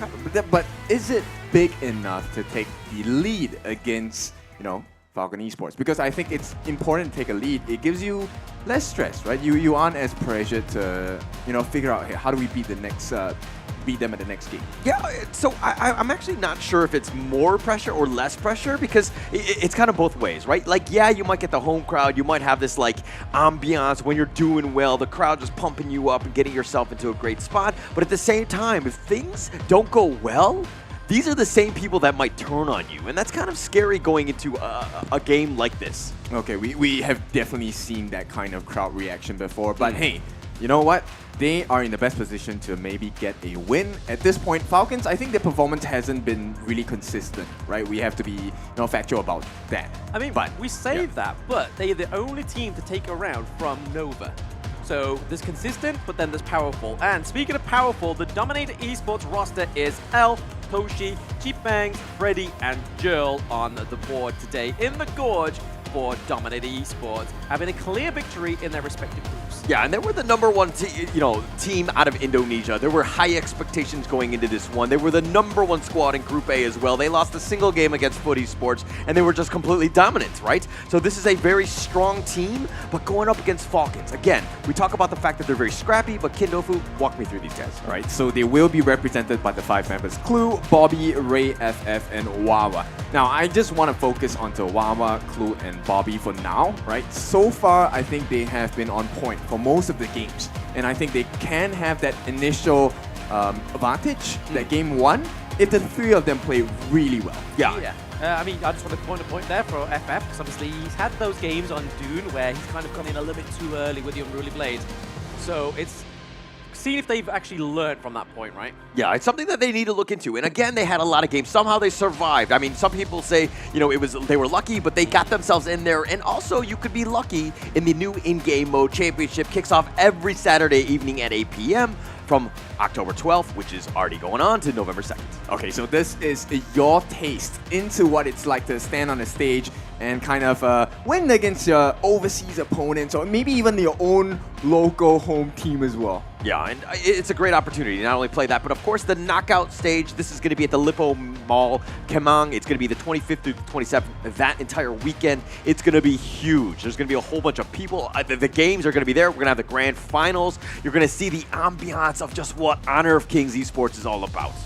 Yeah, exactly. And it's going to be a very different experience. At the same time, you are able to really just feed off the energy of the crowd. And I think that's really important, especially for teams today, because they want to be able to play in front of the crowd. They want to be able to win in front of a huge audience as well. Yeah, it'll be a huge opportunity. I mean, think if Dominator were to kind of make it there. I mean, there are so many, hurdles to get to before they're at that point. But having the, again, the high expectations of this squad, that's going to be, again, the #1 team out of Indonesia to be playing on the big stage at that time, that would be almost the best experience for these guys. Yeah, this is, one of my favorite quotes here, which is diamonds are formed under pressure. So I want to see if Dominator Esports, they're able to come in today. There is a lot of pressure. You are playing in front of a home crowd. This is where it's supposed to be #1. It's supposed to be the best. And right now, we want to test if you are the best in the world. And not only that, I mean, they are the only representative from Indonesia left in this tournament, right? So that is an added level of pressure that personally, from my side, I mean, I'm already glittering like a diamond. I don't need any more pressure. I think I'll break. Oh, okay, interesting that you say that. I think that you could be a little bit more pressure on you to get a little bit shinier and brighter. But nonetheless, I think, we're going to let that one pass. But we're going to go into this match soon. The draft is going to be underway. I think that these teams have really, I mean, when we saw the draw yesterday, the biggest thing is that both of these squads were like actually excited that they got each other. Yep, similar to the first game, right? So both Secret and Blacklist International, they were like, yeah, we want you as our opponents. We have done research on you. We have made sure we have the plays for you. And that's the exact same situation for game #2 here. This series of best of 5 really will show, right, who's able to take this game on, because it's a stamina-heavy game. It's not a sprint. It's a marathon. I mean, for sure. I mean, we just saw it in the first match, right? You kind of saw that, hey, these two heavyweights were going at it. This is Team Secret, of course, and Blacklist International. They went to that 5th game, and then you kind of saw what Team Secret had in Game 5. They didn't really have the endurance. They actually had zero, push. Like, the endurance was kind of questionable in that sense because they couldn't get a single kill. Yeah, exactly. And this is my question for Falcons, because we have seen them play in best of 3s. I don't remember seeing them in best of 5s. I don't know what their stamina is like.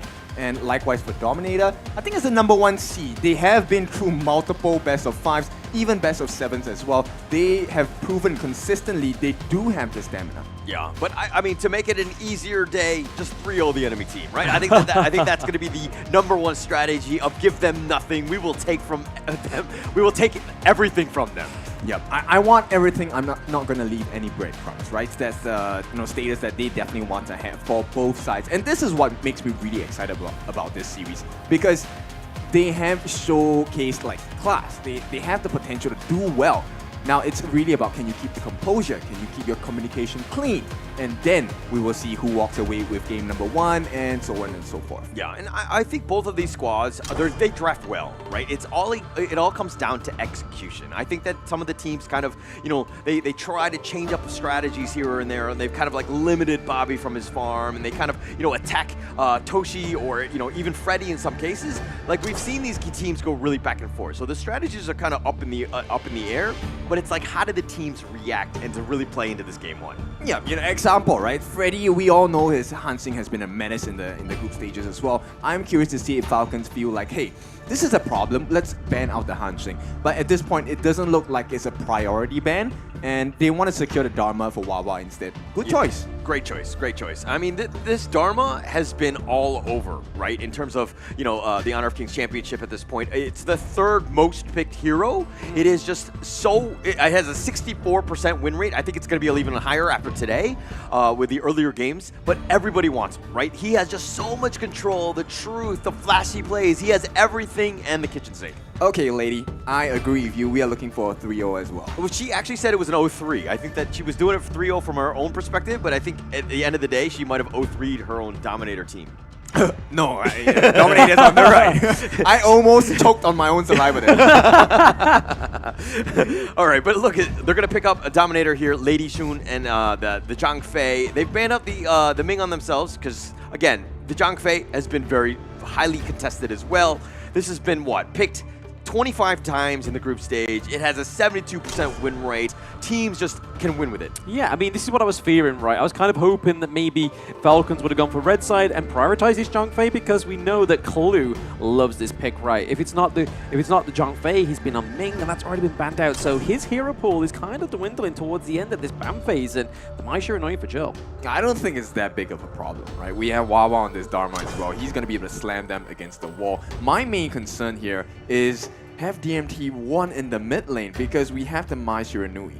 Yeah, I mean, it's going to be up in your face, right? And so it's going to come back to Team Falcons. How do they want to deal with this? What are they going to choose for Ray to kind of deal with this? Because again, the Mai can be very flashy. It can blow you up. You got to be a little careful. But again, they have the Menki and the Dharma to kind of create a little bit of a meat shield and to make it a little uncomfortable for them. Yeah, the turnaround fight is pretty strong from the side of Falcons. At the same time, DMT, I really like this draft from them because #1, they take away the Zhang Fei, and they themselves are pretty scary on this beast as well. And you have a lot of burst potential coming out from the Dominator lineup.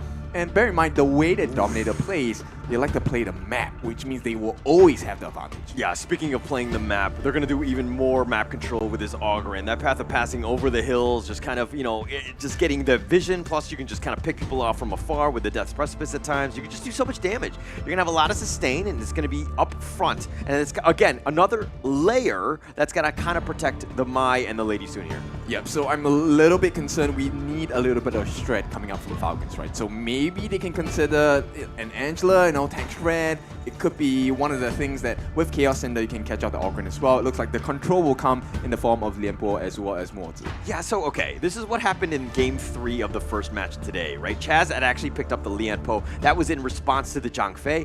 I always look at Lianpo as like a poor man's Zhang Fei. He's just never as good. I mean, he's got that great Axolotl skin, but at the end of the day, I don't think sex appeal wins you games.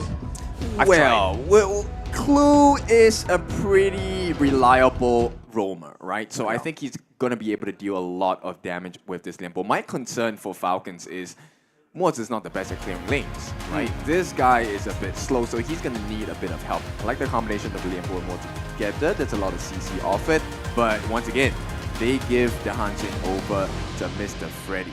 And is that a mistake? I don't know if that's going to be a mistake. But, I mean, look, Team Falcons right now, they're all in on this Bobby train, right? It's 4 protect 1. Lung is like the only one that really does straight up damage. I think there's going to be a lot of pressure. They got to ensure that he has as much space and time to farm as much as possible. Yeah, and in fact, even the coaches are playing mind games. They didn't want to give the handshake or the fist bump correctly. What happens if it turned into a hug? More love on the gorge, right? I think we need a little bit more of that. But again, it's going to come back to this. This is the second match, first game of the day for these guys.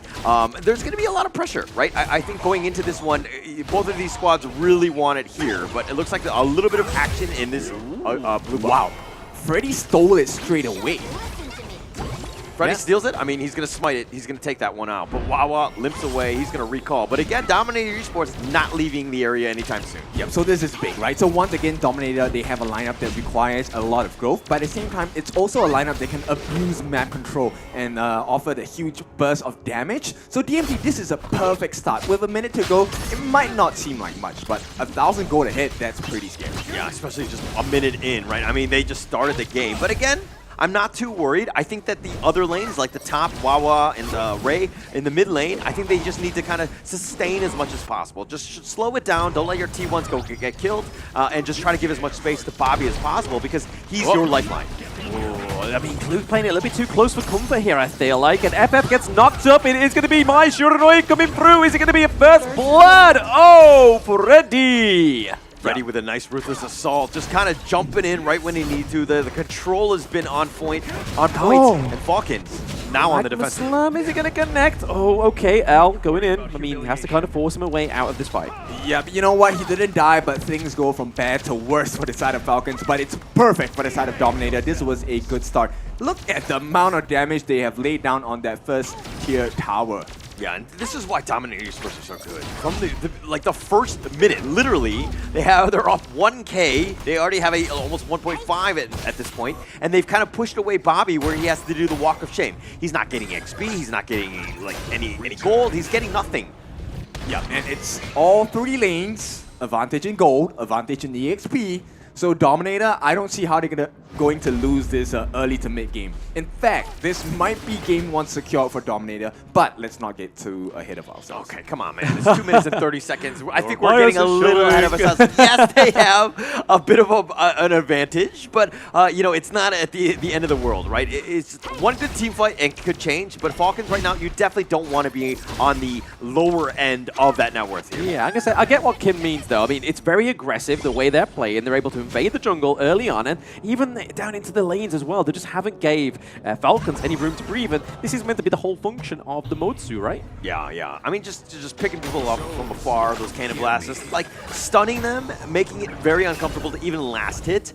You just definitely want to be in, just a nuisance, so to speak. Yeah, but I mean, you mentioned that, Falcons sometimes have very messy gameplay, and Dominator, they are actually going to do that as well. They want it to be as messy, as scrappy as possible because they want to keep fighting. They already have the advantage. Let's just get more. Here we go. Oh, okay. They're kicking away from the first tier turret as well. Freddy. I mean, is FF just a signature name for Freddy?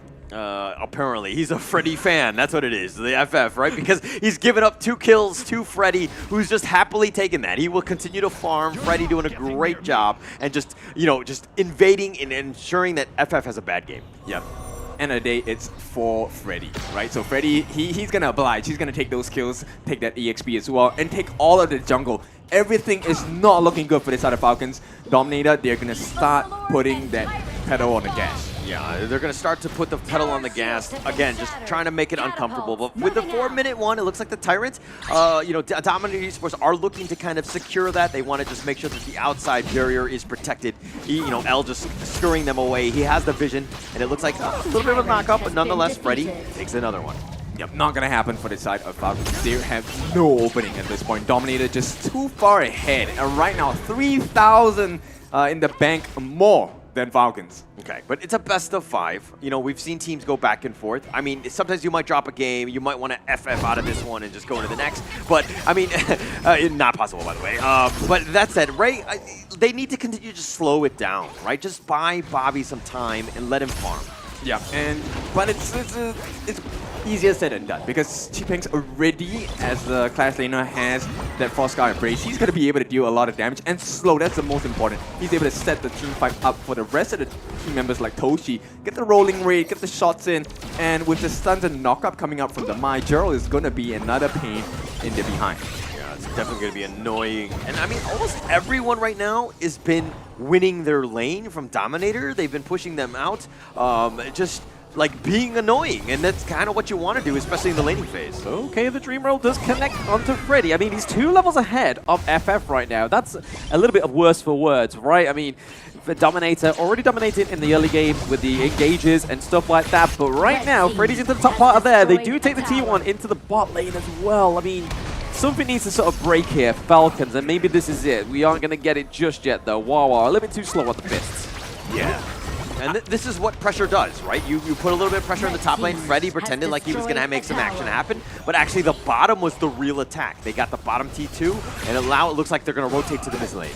Yes, we do get a knockup from Freddy once more. I mean, I'm going to place it again. Han Shin. I never used to think anything of this hero, but recently, that tank version is pretty great, and it's doing a very good job, function, of keeping DMT ahead. The Dream Roll comes all the way through into the backline up. Falcons is just for a safety measure right now, but it is going to be T-Bangs that takes over the kill, takes the T1 as well into the mid lane. Yeah. Opening after opening, DMT have been successful in finding all of these gaps that Falcon have obliged to give them. And at this point, I think they might be too focused onto Freddy. And you can't blame them, right? Freddy is a Hansing. He's really irritating to deal with. He needs to be taken care of as well. But you can't forget you have a Gerald, you have a Toshi to deal with as well. I mean, but Freddy's been doing everything solo. Like, he's been just invading by himself. He's getting in and out when he needs to. He's playing the Hanshin perfectly. Like, his farm has been on point. I want to see his gold at some point because he's got to have a huge lead against FF. Yep. Level 11, he is 2 levels ahead of FF. And more importantly, he is about 3 levels ahead of the rest of the cast. Yeah, and I mean, expected out of the jungler. Obviously not 2-level differential within the enemy jungler, but definitely from everyone else. But again, putting his team in a great position, he's in the mid lane and they were taking the Overlord. They don't even need his damage. Yeah, and this might be one of the fastest series we have today if this continues at this point. L and Jill, they're just going to start looking and poking and prodding, looking for the next opening, right? And FF will do well not to get caught. There we go, the knockup does come through. You just get the CC immunity from the ultimate, but this is the beauty of the Hanshin, right? He's able to get in there, get out, and so also just have like the ability to get the knockup. So if he gets a knockup, then Mai Shurino can come through. Like we just see here, Earl with the actual unbridled outrage coming through, and Clue looking pretty low. Down goes the stump for Bangs as well. Crucial crowd control coming from DMT as they take the T2 into the clash lane. L with an amazing stampede, connecting onto 3, and wow, Bobby Clue, boom! All 3 of them down for the count. The setup has been great. Dominator Esports in the driver's seat, looking to end the game here. Yes, as we can see there, they are rocking up at 8 minutes, guys. It is going to be game 1 to DMT. Think inside the box. DMT was thinking outside. Yeah, thinking outside the box, but at the end of the day, Dominator Esports were like, hey, this is our strategy. We're going to close out this game. Full control of it. Yeah, totally outclassed. This was a masterclass coming out from Dominator Esports. And, they were a little bit shaky against Mahadewa yesterday, but today there is no sign of that. They came to play. Yeah, you don't want to give the end. And I think Dominator Esports really were well rested, they're good to go, and they played very strong. And that's kind of what we expected out of Dominator Esports. Now, I don't want to discount or count out Team Falcons because of the fact that this is a team that always happens to find ways. They're able to get games, and they pull things out from like a rabbit's hat, or like from a rabbit out of a hat in that case, and they pull out those W's. So again, Team Falcons, very scary team. Funny imagery there, a rabbit having a hat. I was just like, hang on. Yeah, I don't know how this works. I'm not a magician. Is that like an AI-generated thingy? Yeah, but I mean, a great game, right? That's kind of what we expect from Dominator Esports. That was a huge win for them. Now, if you were the Team Falcons coach, what are you telling them? Protect your jungle, man. Right? Yeah. I mean, I've given this advice before at the World Cup. I sat beside them, I spoke to Clue and the rest of the cast as well. Jokes aside, right? End of the day, they did not protect their jungle well. And I think that was the main thing that was so difficult to recover from, because when you give someone like Freddy, who has so much mobility to lead, it's very hard to come back from. But when you take a look at the highlights, you will better understand from that particular angle.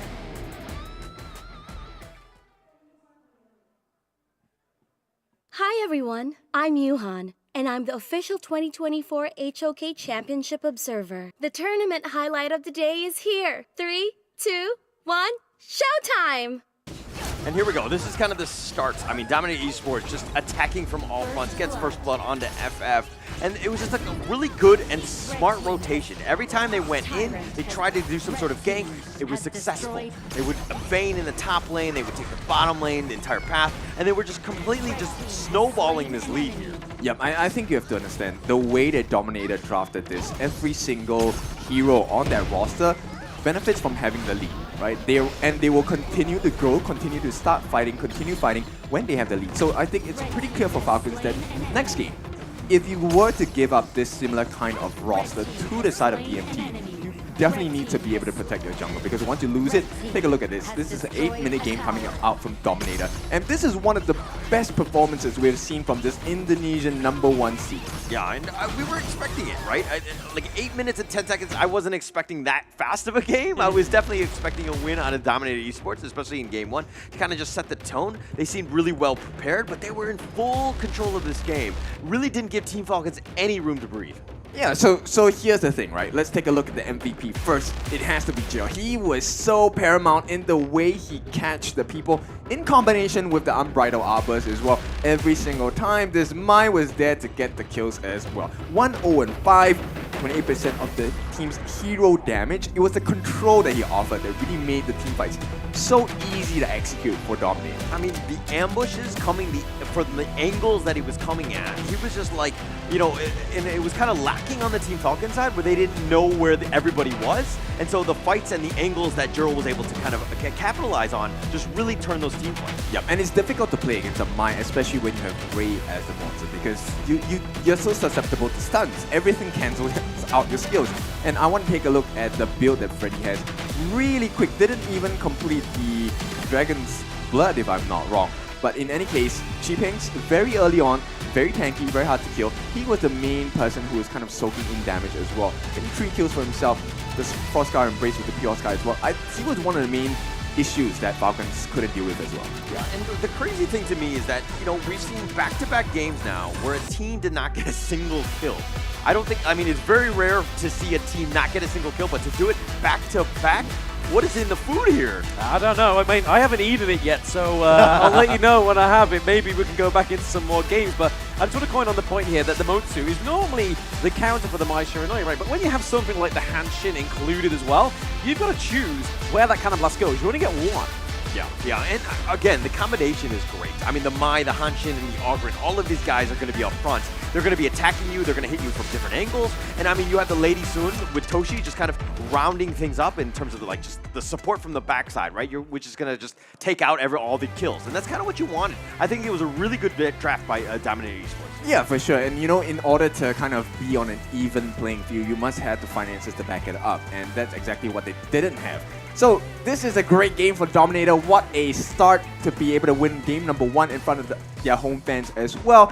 But it's not over. This is still a best of 5. We are looking, of course, Indonesian fans here and fans of DMT are looking for that quick blitz of 3-0. But we'll see what happens next. Yeah, we're going to have to see what happens. But again, you can also, from home, you can check out the Realme phone. That's going to be the 13 Plus 5G, 120 FPS. This is what all of the players are playing on. Again, it's performance at the max. This is what you want in terms of a gaming phone. They have it right in front of us. Check it out. It's the official Honor of Kings Esports phone. Great phone to check out. But okay, let's go back to this one. I mean, you know, you talked about how Team Falcons need to do a better job of protecting their jungle. Is this something, I mean, that seems very more on the defensive side where you're kind of reacting still? Yeah. I mean, is this one where maybe Team Falcons be the aggressor and try to go after Freddy? Well, I think we can really pick their minds. Let's take a look at the interviews first for the teams and figure it out. Oh. No, I had a brain fart there. I was thinking, okay, we should hear from them. But in any case, yeah, I would agree with that. Offense to me is the best kind of defense. I am a very aggressive player, but end of the day, I think it's a risk, right? And at this point, when you're 1 game down, do you really want to take that risk? I'm not sure. But you kind of have, this is the last game that you can kind of play around with. Obviously, you don't want to be down 0-2. That is a terrible situation to be in, but I think that you need to change something up, right? whatever you tried to do in game 1, it did not work. Yeah, I'm glad Kindofu ended that one there saying aggressive player. I was going to say, if he ends this with aggressive person, it's the last time I go one-on-one on an adventure with him, right? Just in case.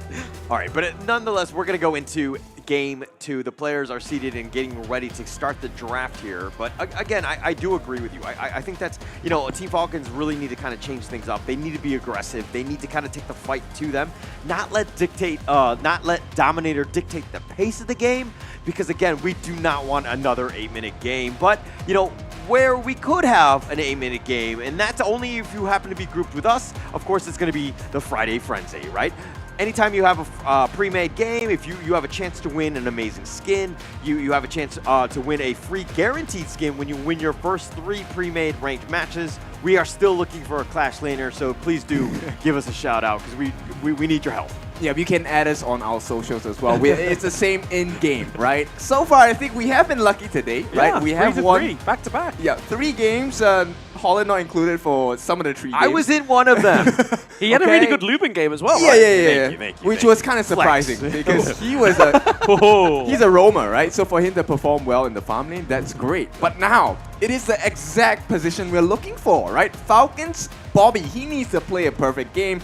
And answering the question, I think, yes, they should be aggressive in trying to, dwindle the resources that Dominator have. But for Dominator, just do what you guys have been doing. It's great. Yeah. They got to stick to it. I don't think Dominator makes any sort of changes. They can continue to do that playstyle. It's very successful, and it's going to work in. Team Falcons, on the other hand, I mean, you talked about how they need to change things up. They do. They need to get Bobby going. They need to give him a chance to kind of, to play the late game. But again, follow our channels for a chance to win a Realme 13 Plus.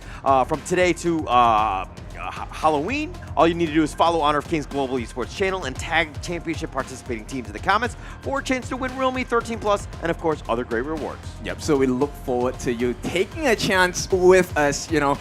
Maybe you score yourself this Realme Phone 13 Plus, but guaranteed you have some entertainment as well, because right now it is going to be the second series of the day, second game of the series as well. I want to talk to Mr. Falcons here. Mr. Bland. Right, patch him in, Coach Kid. He's calling a friend. Okay, all right. Do you think they stand a chance here for Falcons? Well, I honestly think that they let DMT get away with too much in that draft, right? I mean, Orgren, Mai, Zhongfei, that's like, one of those big picks is Clue's main hero on the Gorge, right? The Bandit, the Ming, I feel like Falcons was being a little bit too generous with the BPs. Okay, but this is one where the Falcons, every single series, I mean, yeah, they didn't win every single one in the group stage, but they took a game off every single team. So they do have the ability to strike back, and they figure things out. Falcons is a team that, again, is doing a lot of learning, and they're doing it on the fly. Obviously, this is double elimination, so you have a little bit more of a lifeline. But this is what game going up against Dominator Esports, who had a slacking in that first one. Yeah. So going into this one, it's going to be super important for them to kind of dictate that pace, especially early. Yep, you know what? Falcons are also known to have a blitz move, right? That's what Falcons are known for. And I feel maybe if they can keep the tempo kind of messy, pick up the pace as well, they could surprise Dominator in this one. Yeah, that's an interesting strategy by, if they were to just kind of let the team fights happen and then come out better. Like, it's one of those things where it's like, hey, if our team is like well coordinated, we're gonna win that messy team fight no matter what. But again, we're in the draft. It's Team Falcons is gonna start off with Lady Soon. She's been the hero of the championship thus far. She's the #1 picked hero. Has a lot of potential, especially with Bobby piloting her. Yep, and they want to keep things honest, right? So they ban on the Changfei, they ban on the Mai as well. I think they're a little bit more confident, and you can definitely tell from the players' faces as well. But DMT, they're not affected. They get the Dharma for themselves. Really see how Chipengs has done on Dharma. He's one scary Dharma as well. And we have a Dolia with the Celestial Melody, which opens up so many options, right? You have the Kaiser, you have the Dun, you have the Shangguan, and even Ganemo. Look, Dahlia has been picked 22 times thus far. This is going to be the 23rd. She has not had a good win rate. She's 36% in terms of win rate. Like, the teams that pick her, they've been prioritizing her. They've been trying to even first picking her, but they have not had too much success. I do not like this hero going into this one. I know that, you have a bunch of skins with her, so that you like this hero, but it's not for me. Well, you can say that to DMT because as of now, they are correct. And, you know, going up against DMT, I'm not going to win that battle. Yeah, all right, okay. But they're going to round it out in the first phase. Arlie, Dolia, Dharma. Nice little combination. I mean, they have potential. I think it really comes back to the last two picks and see exactly what sort of celestial melody targets there might be. But Team Falcons go a different route. They go with the Dune, which is, again, very strong, very hotly contested. They picked 24 times. I don't know about that last series. But with Princess Frost to kind of create these zones of death with that Blizzard, I think it's a very strong lineup thus far. I think a good thing as well is the fact they've taken the Shang-Guan off the table, right? Because normally when the Dolia comes through, it's either the likes of the Lane, the Kaiser, the Shang-Guan. So taking Shang-Guan off that mid lane, especially after Jill's performance of Game 1 on the Mai Shiranui, we generally see the performance of a Shang-Guan even more powerful than when it is on a Mai. Yeah, exactly. And Shang-Guan does, does a number onto Princess Frost and Lady Sun because they don't exactly have the best escape mechanisms as well. You want them to be aggressive instead of being in a defensive state. Now, Dominator Esports, I like the draft quite a bit, but they need a little bit more tank. Unless they're going with the same strategy in Game 1, which is going to be aggressive, offensive, and we want to take over the entire map right from the get-go. Yeah, but they don't have a mid lane yet. Generally speaking, they're going to be more on the squishier side. I mean, the Kaiser's going to be picked here. You talk about the fact that they needed a bit of a tank. They got one in this one. Now, in that last pick is like a Lady John, you know, like who else would you want? Like who else in the mid lane kind of like would you be comfortable with it? Why? Why are you picking a mortar here? He does not offer that much. They are really squishy. You have a Dun, great. You have the Gale's Benediction as well. But at this point, I think DMT, they have prepared themselves for a very scary lineup, and that is in the form of the Haino. Yeah, I like it. I mean, it's very balanced. Okay, it looks like they're going to go Gaunamo. Same sort of strategy. Yeah, it's really painful. You have the range poke. You have that ability to kite. Dominator Esports. This is looking to be a very scary lineup. Team Falcons, you're talking about the fact that, you know, why did they pick the moats here? Yeah, you have a little bit of control, but, I mean, if you get the pick off into Arlie, okay, great, but getting onto the Arlie is not going to be easy. And the pacings are really fast from the side of Dominator, right? Yeah. The moment they hit level 4, that's when they kind of almost hit full strength. Then it's about, hey, what items do we have, you know, and what kind of difficulty can they put across the Falcons. So right now, game number 2, once more, it is going to be an easier step forward, maybe for Dominator and Falcons. They have to try and swing one back here. They have to. I mean, you do not want to be down 0-2. That would be the most demoralizing thing going into a third game being down 0-2. I mean, we've seen reverse sweeps happen, but unfortunately, I just would not want to be in that position. Okay, they have a good start, right? Jill didn't get the best start, actually got kited out less than half his health left. And FF, if he steals this is what they're looking for. But Freddy is just a better jungler at this point. Whoa. Better or just faster with the smite button?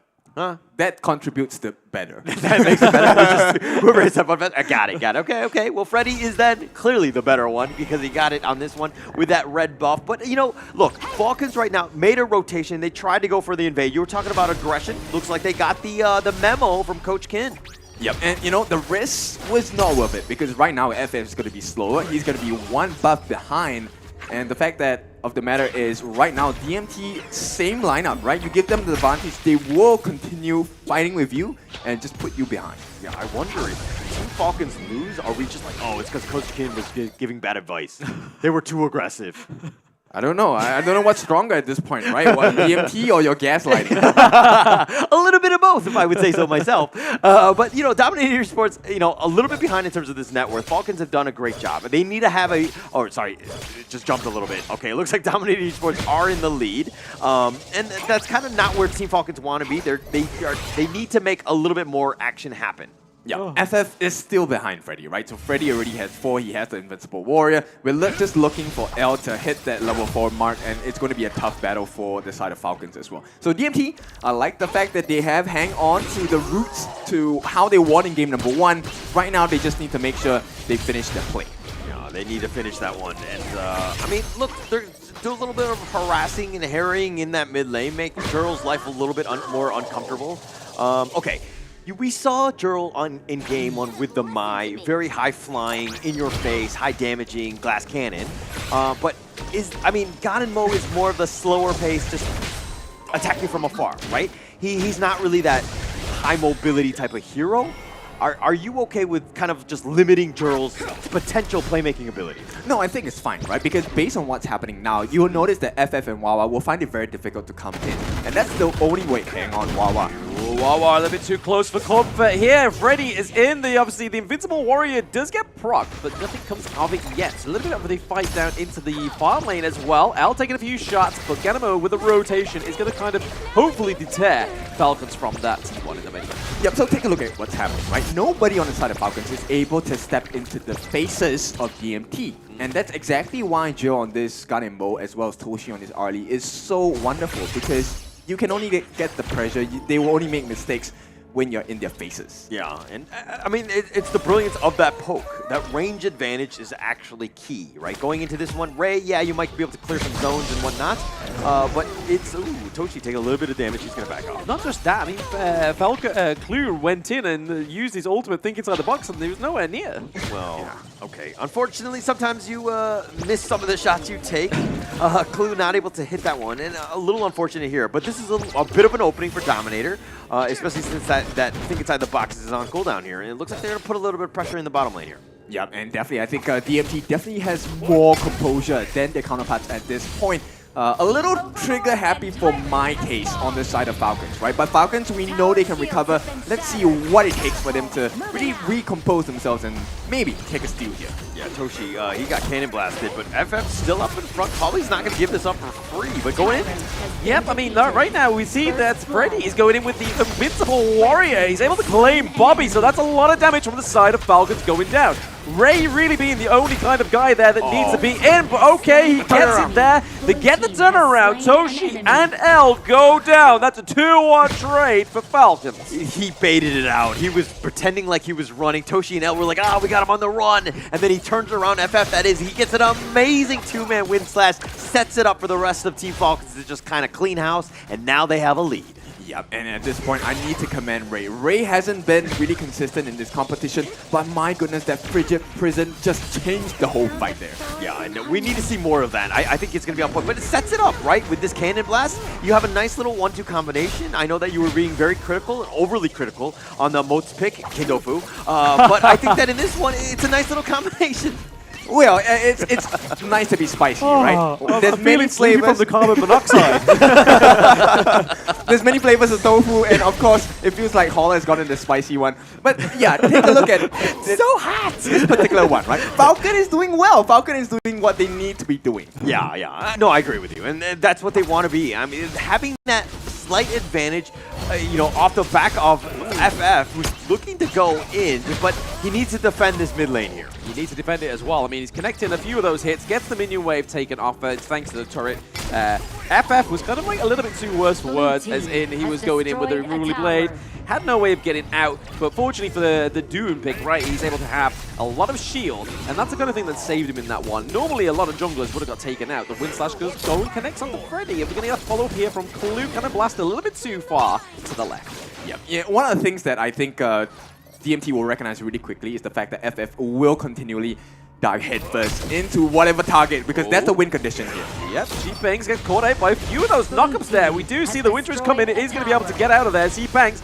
gets the T1 into the clash lane as well, so open up those side lanes, something that Dominator has failed to do yet, but what has been picked up is TFT, Joel, and Freddy, and it looks like L may go down as well. That is a nice comeback for Falcons. Yeah, Team Falcons, that was an amazing win slash. FF is playing out of his mind, literally carrying this game right now, setting it up, and it just like knocking him down for the rest of the team. I mean, he's just like, he has been the carry, so to speak. We talked about recovery. This is exactly what Falcon needs to give us today. And Dominator, I like the fact they had a very strong early game, but once again, you see this very, very obvious weakness, right? The moment they get dove on, who's the savior at this point? The Dolia, I understand why you don't like her in this draft and this patch. Win rate definitely affected because she's unable to tank for the team. Yeah, again, it just comes back to like, yeah, you have double the truths, double the Invincible Warriors. Great.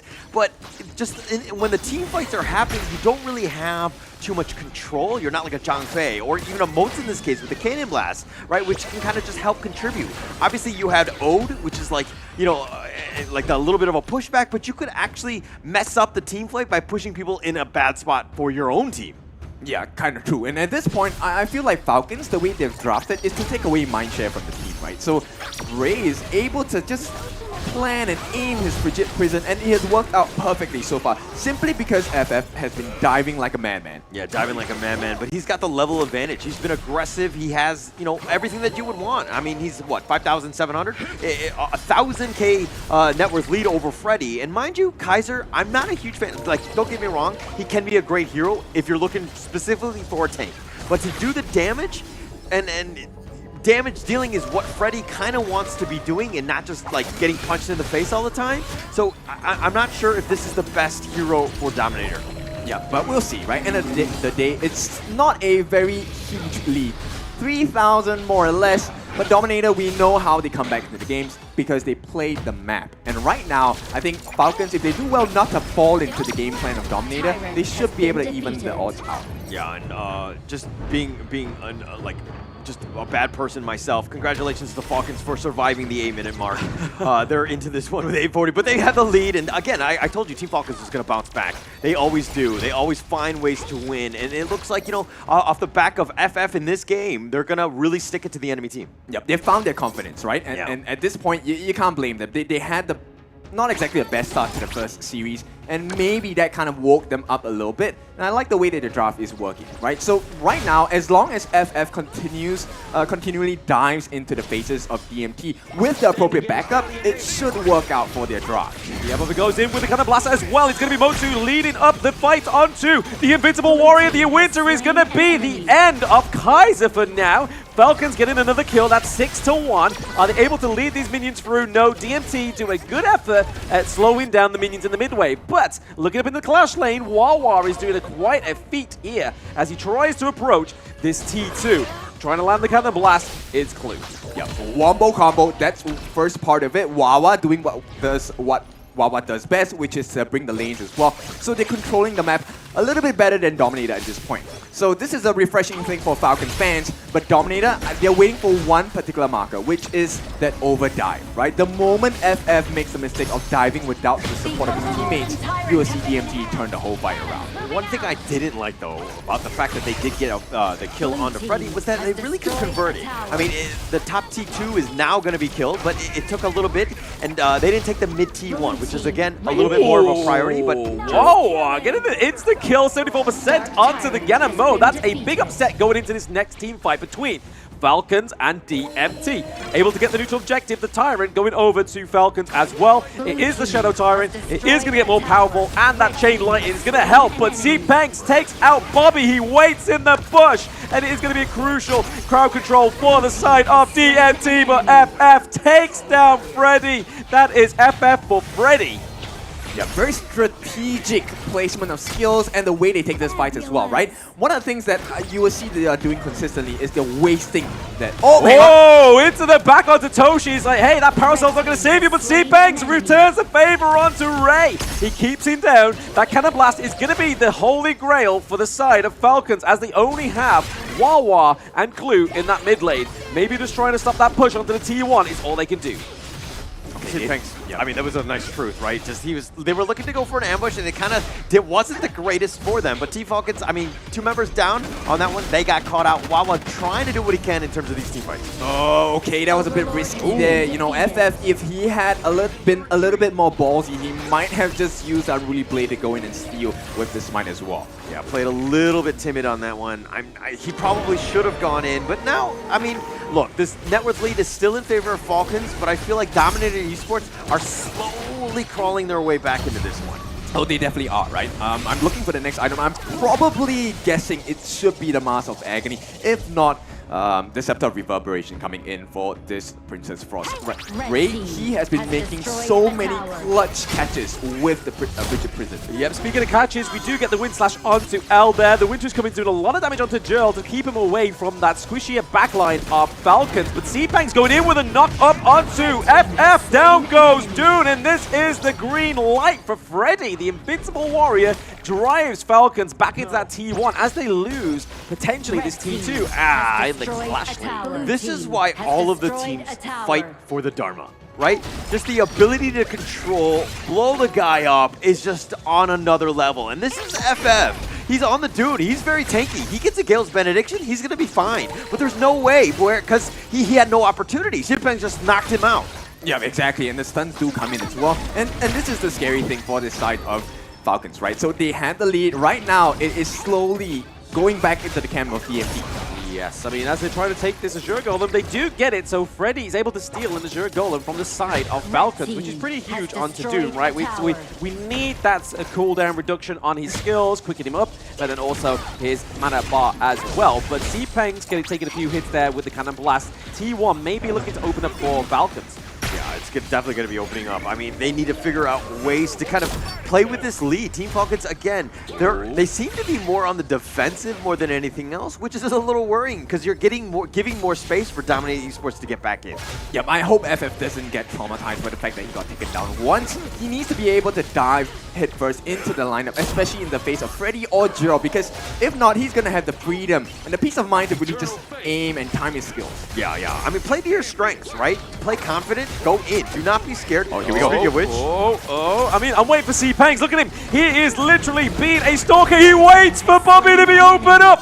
That is Xipeng. He is patient. Assassin on the side of DMT. You can see Toshi trying the neutral objective here as his teams now rotate. They don't get the T1 in the mid lane, and they're going to go for this neutral objective. But Xipeng, he's got patience of a saint. Yeah, he's got patience. Well, I don't know if it's a saint. He's more of like an assassin. I haven't seen too many saints that are assassinating people like that. But, you know, he was just like a heat-seeking missile in that sense. And finding Bobby, and Bobby was just got a little out of position. Xipeng went in with the flash and hit him with the truth. Just completely blew him up. And now Team Falcons on the defensive without Bobby for another 5. Yep, the target prio by DMT is what makes them #1 seed in Indonesia as well. And yes, as of here now, goes the high ground turret as well for Falcons. So DMT having a shaky early game, but this is a great setup for DMT for now. T2 in the mid lane, being trying to be set up here by Xipeng, but this is what all they need to do is these early wins. The Peacekeeper coming through, Cannon Blast as well to deter Freddy. Yep, they need to do a little bit better on the side of Falcons, right? Right now, they're being caught out. DMT knows what Falcons are looking for, and they're exposing them. Oh, okay. Wind Slash Unruly Blade going in onto the Dolia. I mean, it's a bit of a strange one to go for. We've got no damage there to try and take out the Dolia to get rid of that Bless him, right? Tried there. I mean, FF will just go for anybody at this point. Because, I mean, you set it up, you get the Unruly Blade, you lock them in, and then you have Clue with the Cannon Blast to kind of wombo combo, and you can potentially blow them up. They weren't on the same page. Bobby, so low. Oof. Those blades doing some serious work. But again, now Team Falcons, right now, I feel like the momentum has shifted in favor of Dominator. Oh, for sure. You know, even though it is pretty even in the gold department, right now Dominator have full control of the map. T3 is taken down on the bot, with T3s on the top potentially falling as well. And Dominator will do well for themselves to place this Shadow Overlord probably on the top lane and, you know, help the function and push that function of creeps on the bot. Yep, the Cannon Blast is land onto Freddy, but I don't think anyone else is going to fall from this at the moment. Bobby is doing a lot of damage onto Eldo, but all that healing is just going to be too much. Toshi takes down Bobby for now, and we see Xipeng, he's able to get Ray, but he flashes out. Then we see Freddy coming through, Mr. Freddy 5 Fingers, getting the kill onto Ray. All right, I'm going to quote Admiral Akbar when I say, it's a twap. Because that was a bad situation. I mean, Ray and Bobby, they were like, oh, we can just get the pick off. But then the rest of Dominator Esports was right there. They were able to clean house. And Bobby just got completely baited on that one. Yeah, they're definitely functioning better as a team on the side of Dominator, right? And right now, they will be rewarded. This T3 on the top will fall. Oh, yes, they completely bypass the T2. They get the minions into the T2, decide, hey, why not? Let's go for the high ground turret. We see that the peek inside the box comes through for Falcons. Is it going to be enough? Clue gets taken down. It is going to be game 2 for Dominator! Dominator Esports. I mean, they were behind, but they find ways to win. Letting them get back into games. Falcons, again, a couple of gaps. Right? Things that you can't really do when you have you're playing the lead, and unfortunately for Team Falcons, they're down. Yeah, so it's a question to the doubters, right? At this point, Dominator Esports has convinced me and the rest of the audience as well that they are well on their way to close this with a clean sweep. Yeah, I mean, it's looking that way, right? I mean, you were giving advice going into Game 2 to Dominator, or to Team Falcons, and you were like, hey, you need to be a little bit more aggressive. I think that they were aggressive. So they did listen to you. But then they were like, hey, now what? What's the next thing we do? Like, you didn't go to the step 2 or step 3, and I think that's kind of where Team Falcons kind of faltered in that. Yeah, but I think the fans might not give me that time. I think it's time for me to retire as well. I officially retire as the coach, pseudo-coach of Falcons. You gotta give multiple steps. You gotta like give them a game plan. You can't just give one step, because that's what they did. They listened to you, but then they stopped. They didn't know what to do. Oh, well, it's a difficult position, right? What do you want me to do? I'm the coach. But still, a great game. I mean, that's kind of what we expected. But let's first check out the highlights. Oh, sorry. We're going to go into the Realme first. This is, of course, Realme 13 Plus 5G 120 FPS performance at the max, featuring the Dimension 7300E processor, VC cooling technology, and 80W Super VOOC fast charging. It's a great phone. All of the players are using that one right now. It's the official Honor of Kings Esports phone. It's going to be very impressive. But another one, let's talk about the Friday Frenzy. And we played that one earlier today. And of course, that you can win this amazing Fang skin. All you need to do is win 3 pre-made rank games, and then you get this one. It's guaranteed. You ensure that you do that. But now, let's kind of see exactly what happened by going to the highlights. Yep, it is going to be an exciting one. And so let's take a look at what happened in that game as well. So, start of the game, it was looking so great, right? For the side of Falcons, they were playing to their strengths. They understood exactly what they needed to do. The control, the dive, the damage mitigations, the sharing of the pain was absolutely impeccable coming out from Falcons. But once, you know, Dominator hit the strides, hit the timings of the items, it was really hard. And at the same time, I think there was a little bit of miscommunication starting from the team. They're really confused on what direction they really wanted to take. Yeah, and I mean, look, they were up 7-2 at this point. Bobby gets blown up by Chippengs, and I felt like this was the start of the end, where Dominator were able to get back in the game. They caught out Bobby one too many times for my liking, especially if you're a Team Falcons fan, and then they kind of just turn these team fights around. The net worth lead starts to dwindle. Dominator Esports are back in the game, and you never want to see that if you're a Team Falcons fan. Yep, and I like the fact, okay, I know we said about this, but I like the fact that they have an option for that Celestial Melody, right? And they put it right into the hands of Chippengs. Most people, we expect them, hey, we'll throw it to Freddy, get the double Invincible Warrior, but hey, what does double the truth sound like? And that sounds like the feat for this side of Falcons. Yeah, no, actually, the double truth is absolutely amazing, right? The amount of control, and like Bobby is so squishy on this Lady Suit, right? Like you just catch him out one time, and I mean, having the second one is just gravy at that point, being able to clean house. And I mean, Dominator Esports, once they're marching down your base, this is one last hurrah with that thing inside the box. It was nice, but unfortunately not enough. Wawa tried to do what he could, and Dominator Esports pull out that second game.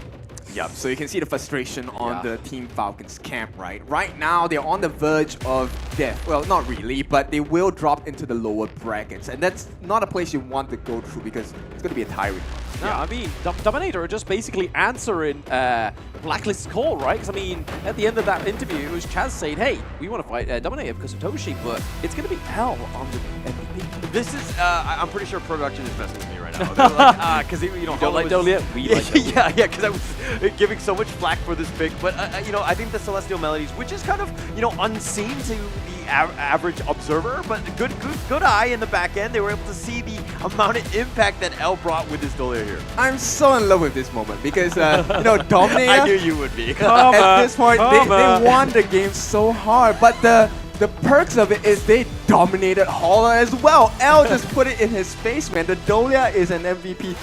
What about the stats? What about this 36%? Who cares about the 36%? We care about the wins.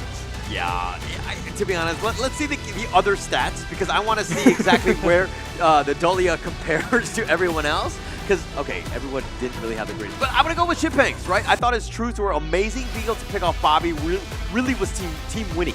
Yeah, but he couldn't do it without the Dolia, right? Without the Celestial Melody, there was no double truth, there was no multi-man catch, and you know, Joe might not have been in the easiest position to get all of the couple plays down as well. And I think Freddy was a team player at this point because he willingly made it seem like he was going to die for the team to take advantage of the mistake and overextension from the side of Falcons as well. Yeah, as weird as it is, I agree with you.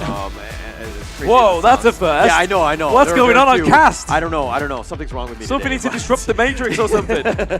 No, but he's right? And it kills me to say that. But you know, he had a great game. I think that like Freddie kind of started off a little bit slow, but he knew the role that he needed to play for this team composition, right? And so I think that he played it well.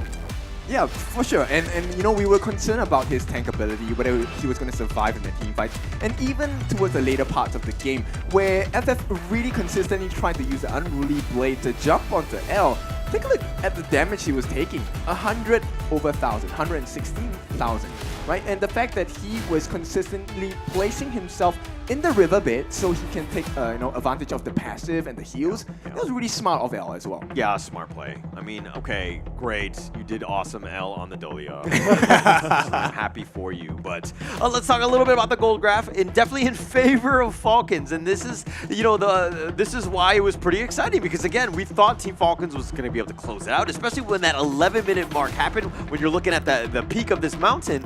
But then Dominator Esports just finding ways, clawing back, figuring out how to get back in this game. Yeah, but the gold and KDA are really similar, right? So this is what's so scary about Dominator. I mean, you play all the cards right on the side of Falcons. You gave them a very bad early game. You found out your strengths, your formula to get the kills as well. And you were controlling the map.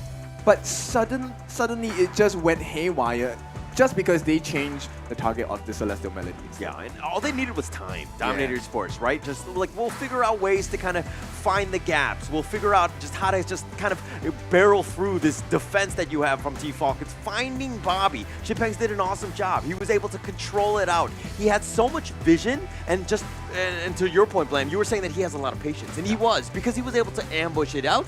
But let's find out what the players think in this interview coming up right now.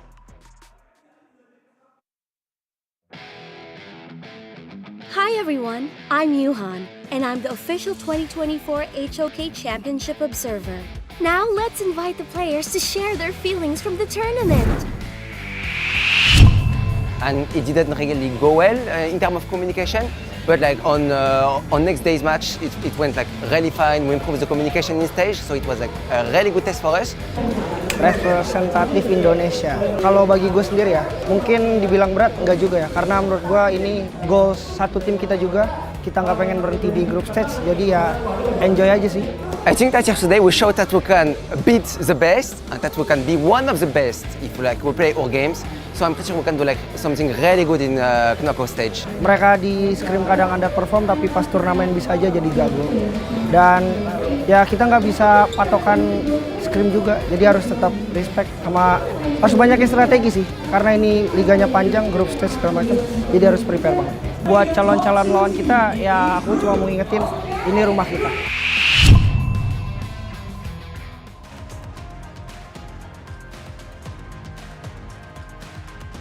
All right, we're going to find out if Dominator Esports can actually close this game out. I think Team Falcons, it's a situation where they had a great opportunity to strike back, but again, we'll have to find out in this one. Yeah, so one of the things that we want to find out is your love for the players as well, right? So definitely you can support your players, rate them, and try and win more at the championship, similar to how Dominator is doing right now, right? As long as you join the HOK camp to rate your favorite players in the championship, you can actually win some exciting game rewards, skins, diamonds, star stones, your choice. Okay, maybe not your choice, but a chance. Yeah, but the choice is given to you. But you still get free stuff at the end of the day. Oh, so yeah, of course. all it is, but mind you, let's go talk about the knockout stage. This is going to be happening at the Lippo Mall, Kamang. It's going to be October 25th to 27th. It's going to be wide out in the mall. It's going to be great because everybody's going to be walking through. It's going to be a huge opportunity to see Honor of Kings Esports at its finest. You're going to be seeing the grand finals event. Yep, so a lot of respect, right, for the teams so far. And I think Dominator, this respect that they're talking about means game number 3, they'll go in even tougher than before. Because when you are cornered up, that's when you fight the hardest, right? So Falcons, I expect this very aggressive lineup. I don't know, very scary thought process as well. They're ready to give it their all. I mean, if you don't, it's the end of the road. Yeah. I mean, down. Yeah, end of the road for this part in the upper bracket. They would have a chance in the lower bracket. I mean, look, obviously you want to win. You don't want to be in the lower bracket because the next loss out there and you're out, right? So you're going to do whatever is in your power right now to kind of turn it on. I think that hopefully Team Falcons right now are not too demoralized after that game too. It's kind of a bad situation when you're kind of winning and then you end up with the L. But again, this is one of those things where you need to be able to bounce back. Yeah, I mean, Ray's going for the Nova Nap right now, right? So the Nova Nap, as one of the players on Nova likes to do just before his games, he's just getting a little bit more composed than he was at the beginning of this one. But it's going to be hard, right? I mean, we support the players on HOK camp, and I feel like Falcons needs all the support possible. And backs against the wall, will we see some new picks from Coach? Because, I mean, we saw it in Blacklist, right? We saw the Nazar and the Lubang. But I feel like Falcons need something here to be just like the, you've activated my trap card. Yeah, but like, I don't know if this is... Okay, look, if you show it now... and then you just lose the next game because it's more of like a standard draft. Are you showing your cards too soon? Yeah. Right? Like, it's one of those things where at least myself, or in the last series, you kind of saw Blacklist International, they were 1-1, and we were like, hey, we're going to whip this one out, right? This is going to give us an edge going in, and that really helped them because that third game was massive in terms of, you know, momentum and all of that, right? Yeah. But I'm wondering for this one where you're, again, backs on the wall, this is not your tournament lives here. I would err on the side of caution, and I would save those strats. Yeah, sure. I understand that point. Absolutely. I will go back and retreat into my little cave of shouting at Well, come back. Don't go in the cave. All right, but it looks like the draft is going to be ready and good to go. I think that Bobby needs to be a little bit more careful, right? He cannot be getting caught out like that against Chipangs. Obviously, easier said than done. But he needs to have somebody that's like, you know, like a bodyguard or just somebody who's providing a vision and face-checking bushes so that he doesn't have to. Yeah, but I think they need to be a little bit more aware, especially when they're in the lead, right? That's kind of how you lose the lead when you have an overconfidence that, hey, you know what, they will not be in this brush and they will not get a jump onto Bobby as well. But you have to understand, right? Teams at this level, teams at this quality, they are great at target pryos, right? They will find the target. Yeah, I mean, they're going to be able to find, like, again, you know, Blam had rightly pointed out that Chipangs is so patient. Like, knowing where Bobby is going to show up, or at some point, like, when it's going to happen. Like, he has, like he's been scouting it out. He knows how Bobby moves around the map, so just finding him out is just going to be able to make those kills. So right off the bat now, Dominator Esports, for the first time, they will be taking up the first pick here. They want to have Prio, which means they want to secure this Zhangfei as well. They ban out the standard bench here. It's going to be the Ming along with the Yuhuan. And I'm not sure about Falcons draft here. Yeah. I think they played great with the combination of Princess Frost and Lady Sun, but it's been shown before. And now that your strategies are kind of exposed, do you expect them to be working again, you know? Yeah, we're going to have to see. Like, look, I'm not, like, you know me. I'm not a huge fan of the Princess Frost, right? I feel like there are better options, like the Lady Jun, but, you know, especially picking it first phase is something that they're trying to prioritize, right? I do think it's fine to pick the Lady Soon. I think Bobby is going to pilot it. You know, it's either this or the Loom maybe, but he's very good on this hero. I don't worry about that. My only worry is now, how are they going to deal with this Ogryn? It looks like they're going to go with the Musashi, the quote-unquote counter pick. Okay, so last game you said you didn't like Dolia. Dolia got the MVP. So are we kind of expecting that Ray's going to be the MVP now? For sure, for sure. I am giving them my energy through this, okay? This is how I empower a team. I attack them. It's the whole aura. Okay, whole aura, but now Falcons, they ban out the Mankey, they ban out the Hanxing. But let me remind you, one of the highlight plays on the side of Dominator is that Freddy Luna. So this Ogryn could still go into the Clash lane as well. Yeah, and I like that. That's why the Ogryn is so good. I mean, not only as a hero on the Gorge, but also he's very flexible, right, in the draft. So you don't really know exactly where he's going to go, and it kind of opens up the door. They're going to go with the Byron. I think that it's kind of like, hey, I can deal with the Ogryn or, you know, whatever sort. I think the Byron is definitely the trustworthy one that they can kind of go with in the top lane for Falcons. So no issues with this Byron pick here. Yep, a little bit of a higher health pool compared to Charlotte, but, you know, you trade out the mobility for some health, right? So some chance to fight back in the lane as well. So I'm really curious what is going to be DMT's idea at this point. It's going to be Angela and Mayin. Okay, so they want to keep the Ogryn as that front-facing tank or team. Yeah, that's one way to do it, right? The Angela, again, will kind of stand in the back with the Arlie. The rest of them are just going to be up front and running. But they're going to go back to the tried and true, the Clue motes. They seem to really like it. I think it's more of a comfort hero more than anything else. I'm not the biggest fan. Your thoughts? You missed a poetic moment there. He says, you're going back to Clue's mode 2, the tried and true. I was like, bro, you're just leading up to that really good piece of poetry. I'm a poet and I didn't even know it. Exactly. I'd be busting rhymes like all the time. Okay, chill out, guys, chill out. Now, this could be the end of the series here. Dominator looking for that clean sweep in the first few games of this knockout stage. Can they do it against the likes of Falcons? I mean, this is the opportunity, right? This is the dream to be able to be 2-0, having that control, the confidence, everything that you want to carry you through this tournament, right? Being able to 3-0 a team must feel like amazing.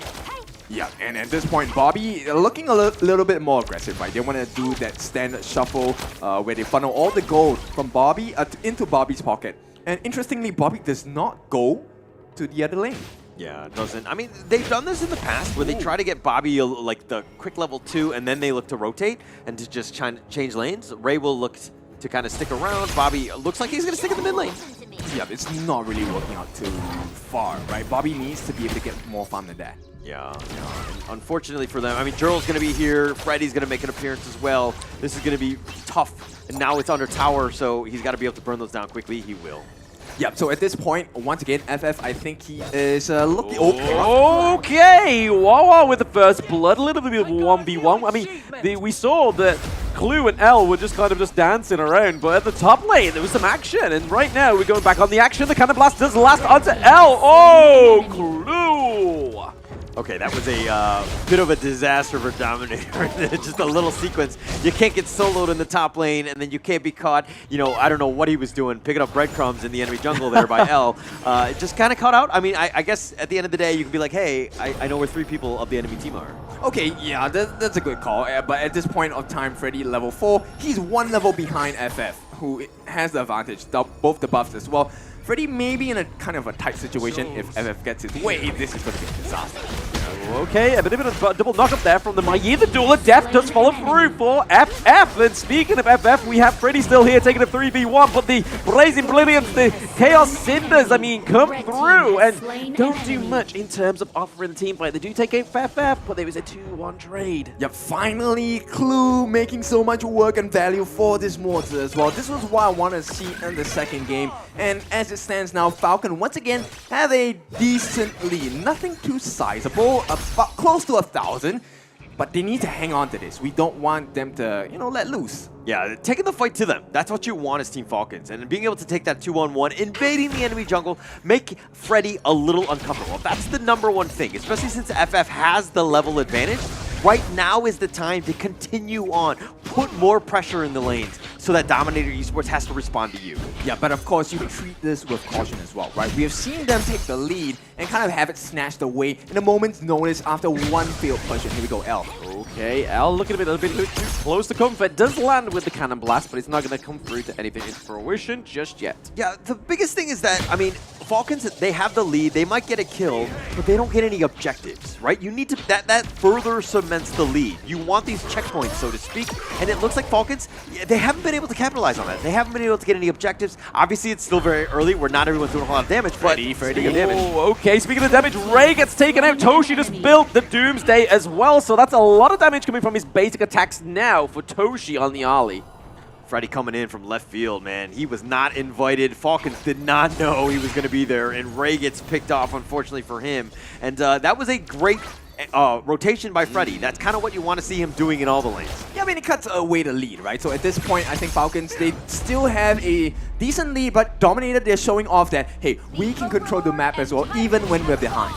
Yeah, and I mean, it looks like Freddy's going to kind of be starting this tyrant. Dominator Esports want this tyrant. Really going to go for a T5. The Unbridled Outburst comes through, but it is going to be FF getting the crucial kill for Falcons. They need to do something with this extra damage with the chain lighting for now. L did everything in his powers to try to prevent FF from getting in. He hits the 4-man Unbridled Outburst. It's just not enough. FF, the far superior jungle because of the fact that he can smite quicker. right? That's the only requirement, right? Right. That's what I've learned today. Yeah. Not only that, he also has the level advantage. So he's definitely, you know, the evidence is there. He seems to be the better jungler in game number 3. A little late, but late is better than never. Yeah. No, I mean, he'll take that one. I mean, I think that's a huge win for them. Let this lead start to kind of grow. It's still neck and neck. It's still very tied, but I think that's a huge win. Team Falcons really need a good early game, and they're taking the fight to Dominator here. Yeah, it feels a little bit disorganized on the side of Dominator for some reason, right? But at this point, I like the synergy that they have. I don't think the drop is that big of a difference, right? Right now, we're just waiting for Freddy to be able to join the fights. But because of this level deficit, Freddy can't be that front liner for the team. Yeah, not just yet. I mean, it's going to be a matter of time. But Toshi, playing with the Parasol. Obviously, the duel of depth does come through to FF. He's a little bit too close. He gets Jill, but the Think inside the box does come through to Clue. Kind of stops Toshi as well. That is a double kill coming over to FF. FF has low health. It's a triple kill. Can he get a quad? Oh, it gets taken from him by Bobby.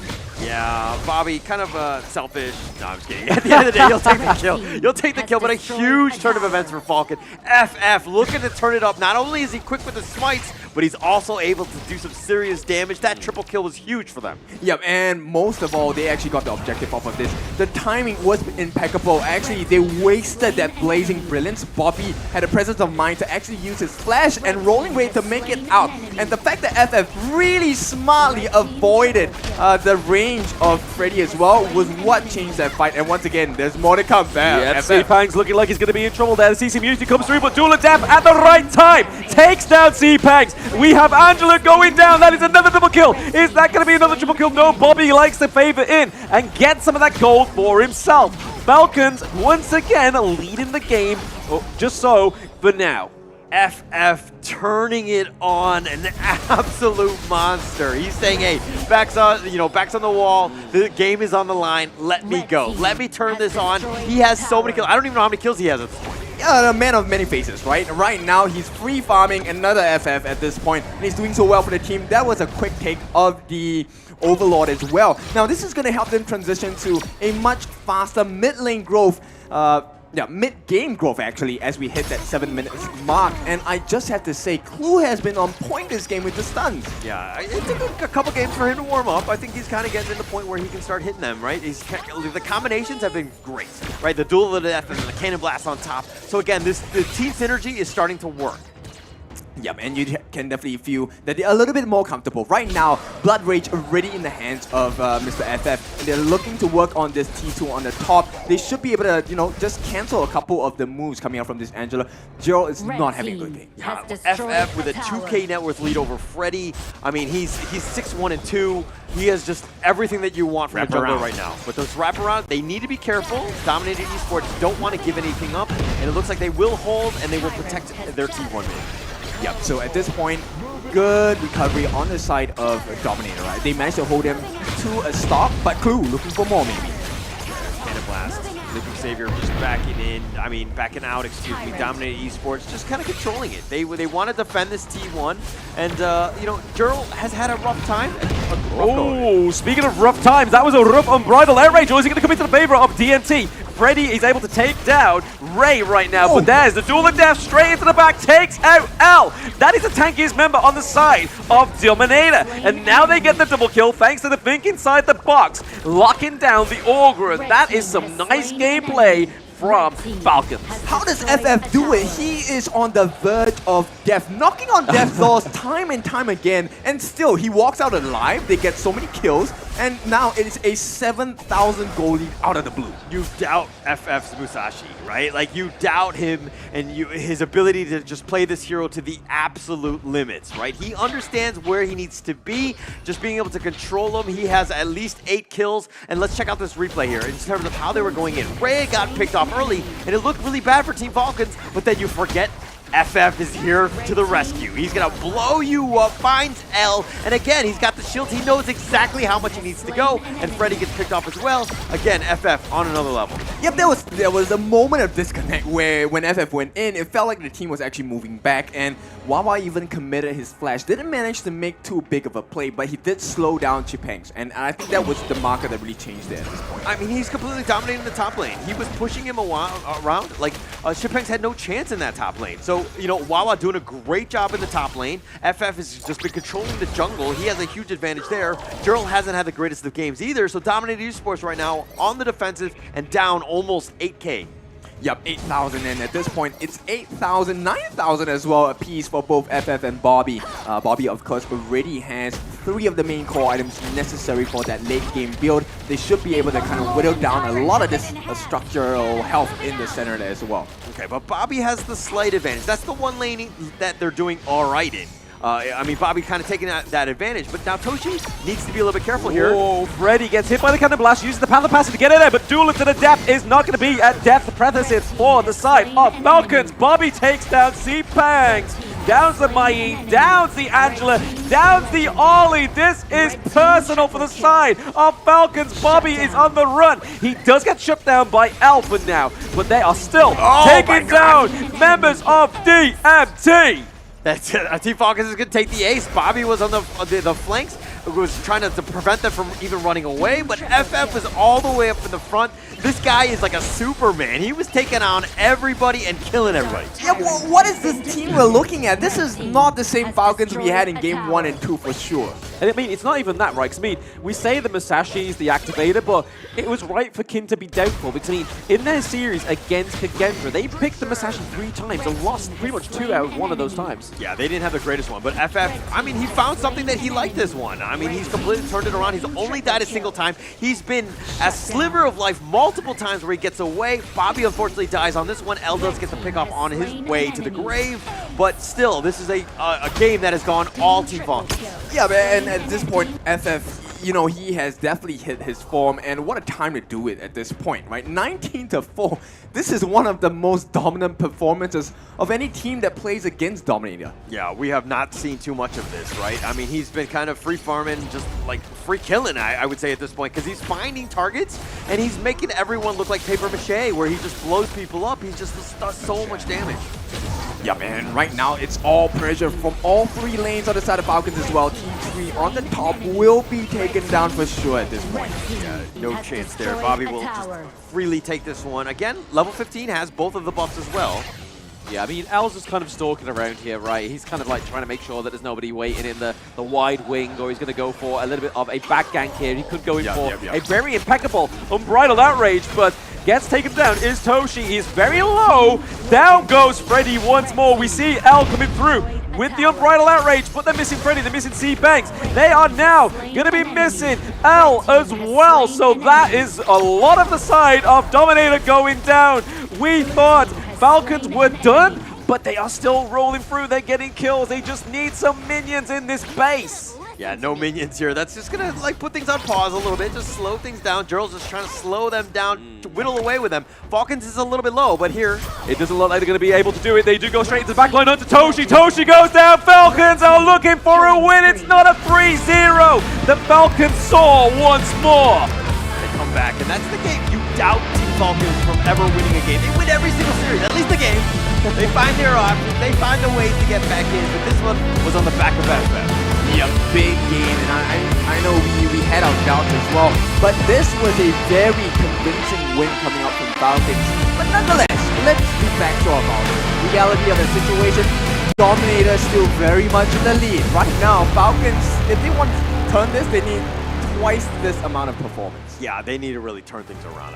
Look, really, Team Falcons, the way they struck back on the back of FF, I think that Dominator was like, okay, hey, we need to be aggressive. We need to limit his jungle as much as possible, because you can't let FF just happily farm for free. Okay, now while this looks like a big win for the side of Falcons, bear in mind Luna didn't come out for the side of Dominator. Yes, the Hanshin got banned, but you know, a lot of picks that Dominator were very comfortable with were not present.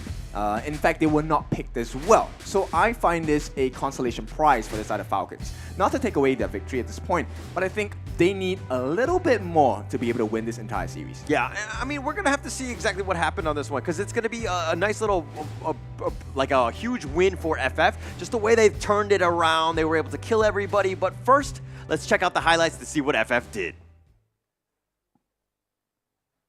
Hi everyone, I'm Yuhan, and I'm the official 2024 HOK Championship Observer. The tournament highlight of the day is here. 3, 2, 1, showtime! Yep, some questionable decisions at the start of the game from this side of Dominator, right? And Falcons, now we know this is the top tier teams because when you give them an opportunity, they will not miss. And they definitely put their foot on the gas here because they just did not stop coming at DMT. Yeah, they were just aggressive. Like, even these jungle camps, I think FF done, that was his only death of this game right there, and that was at the 2-minute mark. And he came back, you know, he was like, what, he respawned and he was like Gandalf the Grey or whatever coming back from this one. But this Unbridled Outburst, amazing, but FF so quick, so good as a jungler because he's really good with the smite. Yeah, really fast reactions as well, right? And FF, take a look at his performance. He has to be the MVP of this game. I have no idea how he survived so long, get the kills, and, you know, just made the plays across the map as well. He was counting everything to the T. Yeah, I mean, but he was going in, getting the pick off, and then Dominator Esports, instead of running, and because you're down numbers, you continue to fight. And I don't like that decision making by Dominator. It's one of those things where it's like, hey, somebody dies, cool, all right. I mean, it sucks, but we're gonna have to just kind of, you know, we don't throw more bodies into this because it's a losing proposition. Yeah, exactly. And the way that Falcons really combined the usage of the skills, you know, sharing the damage that was being dealt from the side of Dominator as well as the towers, it was really beautiful because look at this outplay from this side of the team, and Bobby, he got his revenge, and revenge is the best dish, best served cold. Yeah, unfortunately for them, I mean, he was just kind of blown up in this case. But, you know, Team Falcons really pushing on all fronts. I mean, this was a nice attempt by L. Yes. It would have been a good ambush, but unfortunately everybody else is dead. There was no follow-up damage. There was no actual team fight. L had a good idea, but unfortunately the rest of them not able to do it, especially with FF jumping on the back lines with that duel of death and closing the game out. Yeah, it was like, could we do that play just like 5 seconds earlier? Yeah, it's like you're a little late on this delivery. You should have been a little bit quicker in that sense. But Team Falcons, I mean, Clue fired up. That was a great win for them, putting themselves into the win column on this one. They needed that going into this one. They're not out of the woods yet, but the MVP of that one is going to be none other than FF. Big surprise there. 11-1 and 8. 28% of the hero damage done on the team, but he took 41% of the damage too. So, man, he was all over the place. Yeah, because like, what is the MVP? Of course he's the MVP, right? He was just doing so much work. Yeah, you want him to tank, you want him to kill, you want him to control the map, you want him to win the lane, you want him to win his role. He did everything possible in his power and really just dragged Falcons all the way out. Yeah, I thought they were going to actually give Bray the MVP because I was making fun of Princess Frost. I remember that in the early one. But it was so obvious they had to have given it to FF because he was just completely dominant. Like, wherever he was getting kills. He was surviving to see the end of the next team fight because he was just all over the place. But he was 11-1 and 8. Bobby had a great game as well. 5-1 and 12. That's what you want as a farm laner. And I'm really happy to see Clue's itemization at this point. I was feeling like, you know, why would they pick the monster again? He wasn't giving damage, he wasn't giving shields, and this time he truly went aggressive. I really love this Mask of Agony pick. He was actually going for the Frozen Breath after this as well, probably to get the slows onto the side of Dominator, and everything worked out in their favor. It shows a bit of a weakness here on the side of Dominator as well. Like, we saw C-Peng shine for the past 2 games on the Dharma, but as soon as he goes to the Maiyin, obviously, yes, he has to compete with the Motsu, which is hard, trying to dive into the backline when you have those kind of blasts. But 0-5-1, man, that's not the same player that we saw on the Dharma. Yeah, I mean, look, it's kind of like the Wawa effect because he's just so good with the Byron, right? Yeah. He was winning the lane. C-Peng couldn't get anything going. Obviously, he didn't have his tried and true with the Dharma. It was banned out. But this is one of those things where he was just outclassed in the lane and was really struggling this game. Yeah, and at this point, you know, Ray, although he did deal a lot of damage at this point as a hero damage, he was always so clinical in terms of putting the Winter here at the correct positions at the correct time. It was a bit shaky at the start, right? Let's be honest. He did not have the best start to the game, but as the game progressed later and later, when FF was finally able to make the space and give him a peace of mind, oh, he did not miss. Yeah, he did not miss. But, you know, this is kind of why I don't really like the Princess Frost as much. I mean, there's not so much damage and all that stuff. But, like, Clue had a great game, right? His setups, I think that, you know, the amount of stuns that he had was really impactful. Let FF just pop off. But this is the gold graph. We just see it just skews in favor of Team Falcons. They had a lead. They did not relinquish it at any moment. Oh yeah, and this is what you expect, right? Out of Falcons or any team. Now that it's a do-or-die situation, last game, one more time, right? DMT just has to win one more time. They make it in and stay in the winner's bracket, and they will kick Falcons down. So right now, they have to be at the best form, best physique, and best mindset. Yeah, and I mean, this is what you wanted to see if you're a Team Falcons fan. You wanted to see them take the fight to Dominator, who got dominated in that last game. They were completely controlled. I mean, not a single neutral taken in, you know, by Dominator Esports on that one. And it looks like there's a bit of a team huddle trying to go back into this one. They need to go back to their winning ways if they want to close the series out. Because, again, Team Falcons are finding opportunities. They're doing it on the right way by getting FF going. They need to continue that success to move on. Okay, so, you know, based on the law of the jungle, right now the strongest predator wins. And at this point, is it a lion or a tiger on the jersey? Regardless, right? And versus a falcon, which is a bird. So DMT looking to be able to, you know, eat them up. I'm no zoologist, I'm a caster. Yeah. What a silly question. Yeah. I didn't know where this question was going, but yeah, I was like, a falcon is a bird. I know that. Okay, all right, we're at that level, but then you're like, okay, anyways, we're going to go into the game 4. It's going to be underway very soon, but okay. Let's go back to, now you're the Dominator Esports coach. Oh, wow, okay, now you like to jump on and off the bandwagon as quickly as it's going, right? Okay. So now that you, what are the 3 steps for Dominator Esports to win this game? Okay, guys, let's reset. Everyone sit down, and then I have some words for you, right? So let's not give FF the Musashi. Yeah. Let's not give Clue the Mozi. And if they ban out the Hansing again, we're going Luna. Okay. So it seems like a lot of the decisions and the coaching is just going to be more on the draft. I'm going to regret this. Yeah. Any sort of playstyle changes, though, from Dominator?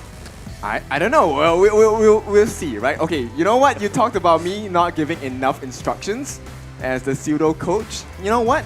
Invade the jungle, right? After you get the buffs, fight some more. Yeah. Take the towers, and you know, most importantly, crack the crystal. Okay. That's it. Okay.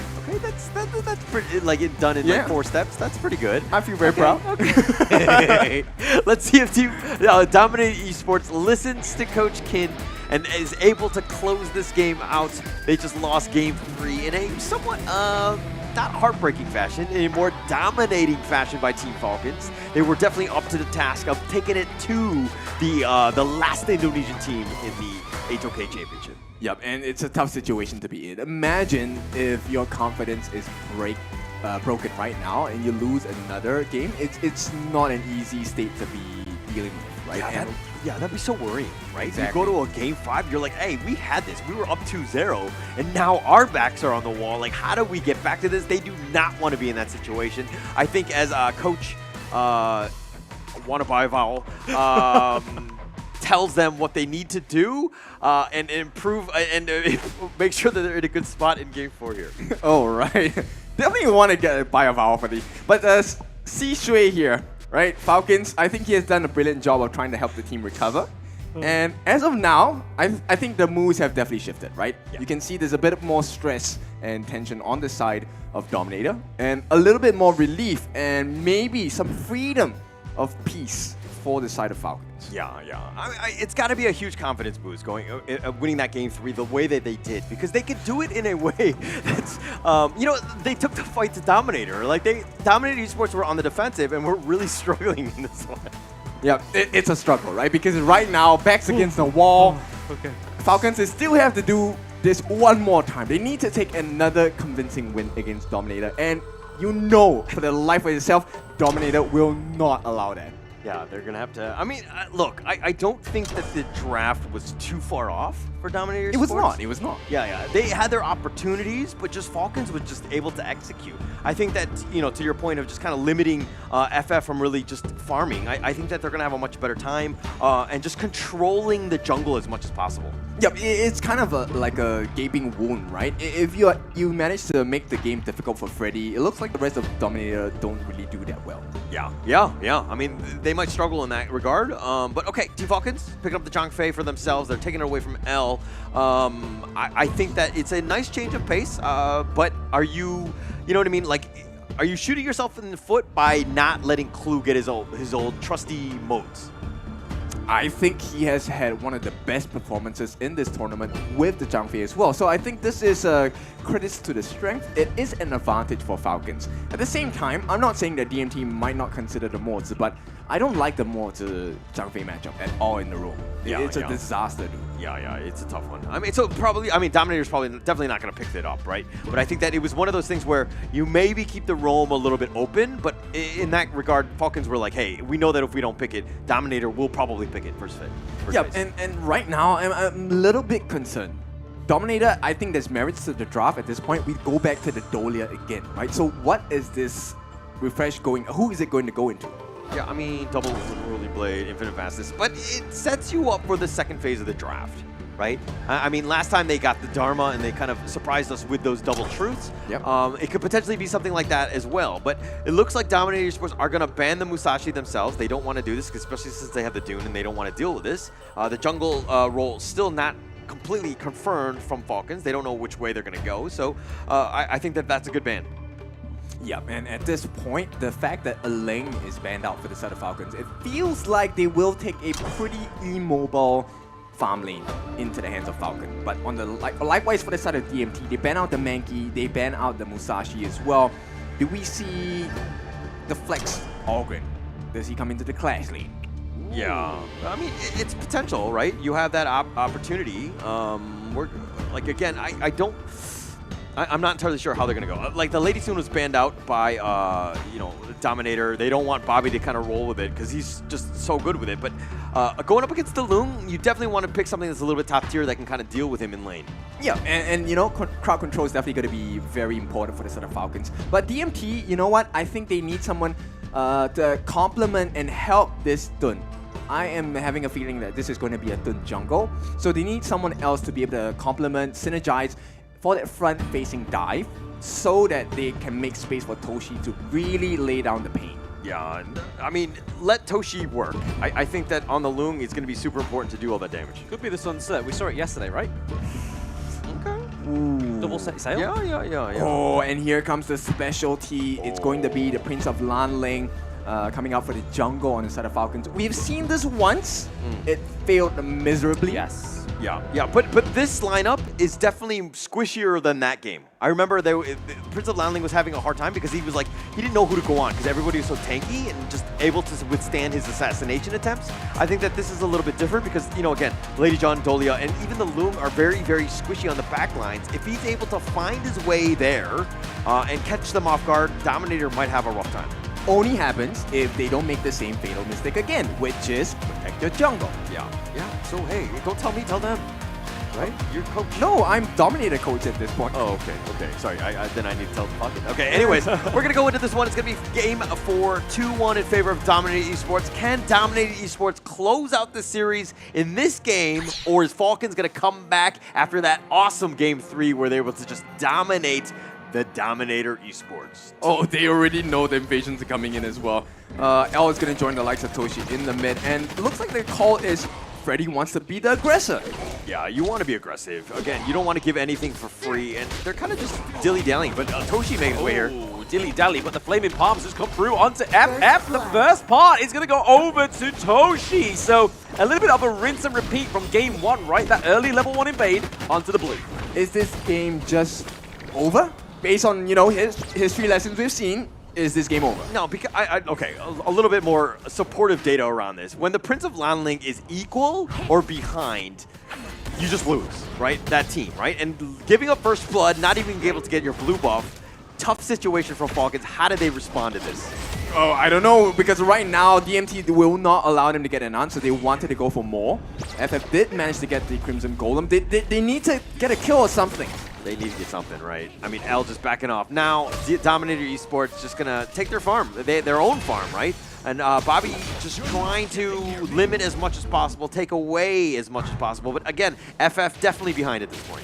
Yeah, it's a tough situation to start with, but DMT, this is great for them, right? Right now, they just need to make sure that Chipings as well as Freddy, they maintain their waves, get the EXP, and just consistently catch out FF. And this is going to be a very suffocating situation for FF because he's unable to get any early kills here. Until he hits 4, there's no threat. Okay, so, how does FF come back then? I mean, he's 2 levels behind at this point. It's only 2 minutes in. This is a disaster for FF.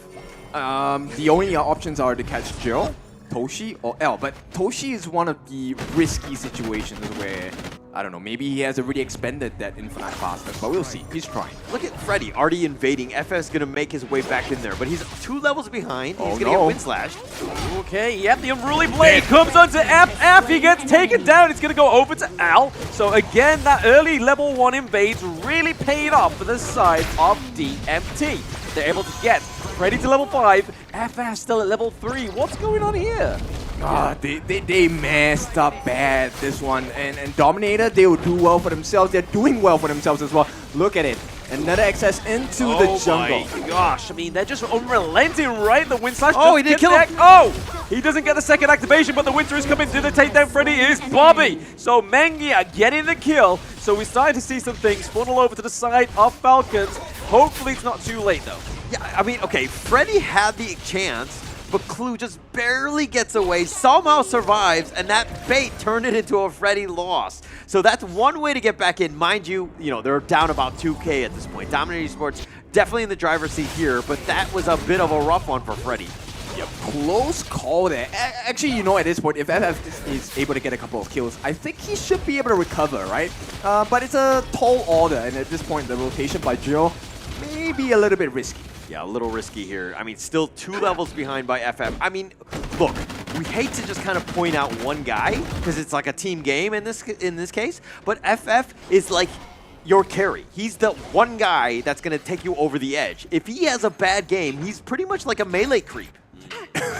Yeah, that really is the case. So FF will do well for himself to really just try to apply pressure, but more importantly, I think as a Prince of Landing, one of the things you can do is to consider how you can steal objectives as well. Yeah, you gotta find something, right? I think the 4-minute mark is about to happen, and Dominator Esports taking the Tyrant. Falcons don't even want the Overlord. They're reacting a little bit slow on this one, and they seem to be questioning their movements. They're not really understanding how to kind of play from this 4-minute mark, where you know that Dominator Esports are looking to take that Tyrant then. Okay, but they know it's a tough situation, so DMT, they want more. Yep, they want more. We see FF coming into the back of C-Pains here. Is he going to be able to take it out? There's a damage coming through. The Unbridled Outburst as well as the Winter is coming. It is Falcons taking a kill. Clue needs to just back off from here. They've got some wins. Just back away.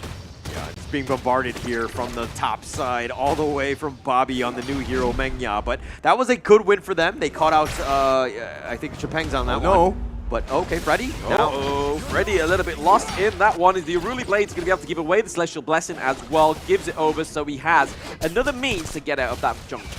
Okay, yeah, we've been really focused on the FF, but you know what? We missed out one important member. That's actually Bobby here. Yeah. And FF right now doing well for himself. I think he's going more for utility kind of play here, right? And Bobby is the main carry of the team. So far, level 8 hasn't died once yet. Already has the Eternity Blade. And okay, we are going for a pause. What's the state of the game right now? Well, it hasn't been great for FF, and again, we're probably giving him a little too much criticism. But he didn't have the good starts. He kind of got pushed back. He's been struggling. And look, I don't like a Prince of Lanling that's going to be going more utilitarian. I think that he needs to do the damage. He needs to be able to be like the lead, right? I expect him to be a carry and not like the AJ of the Backstreet Boys. Okay, I did not get that joke because you're too old. Okay, go on.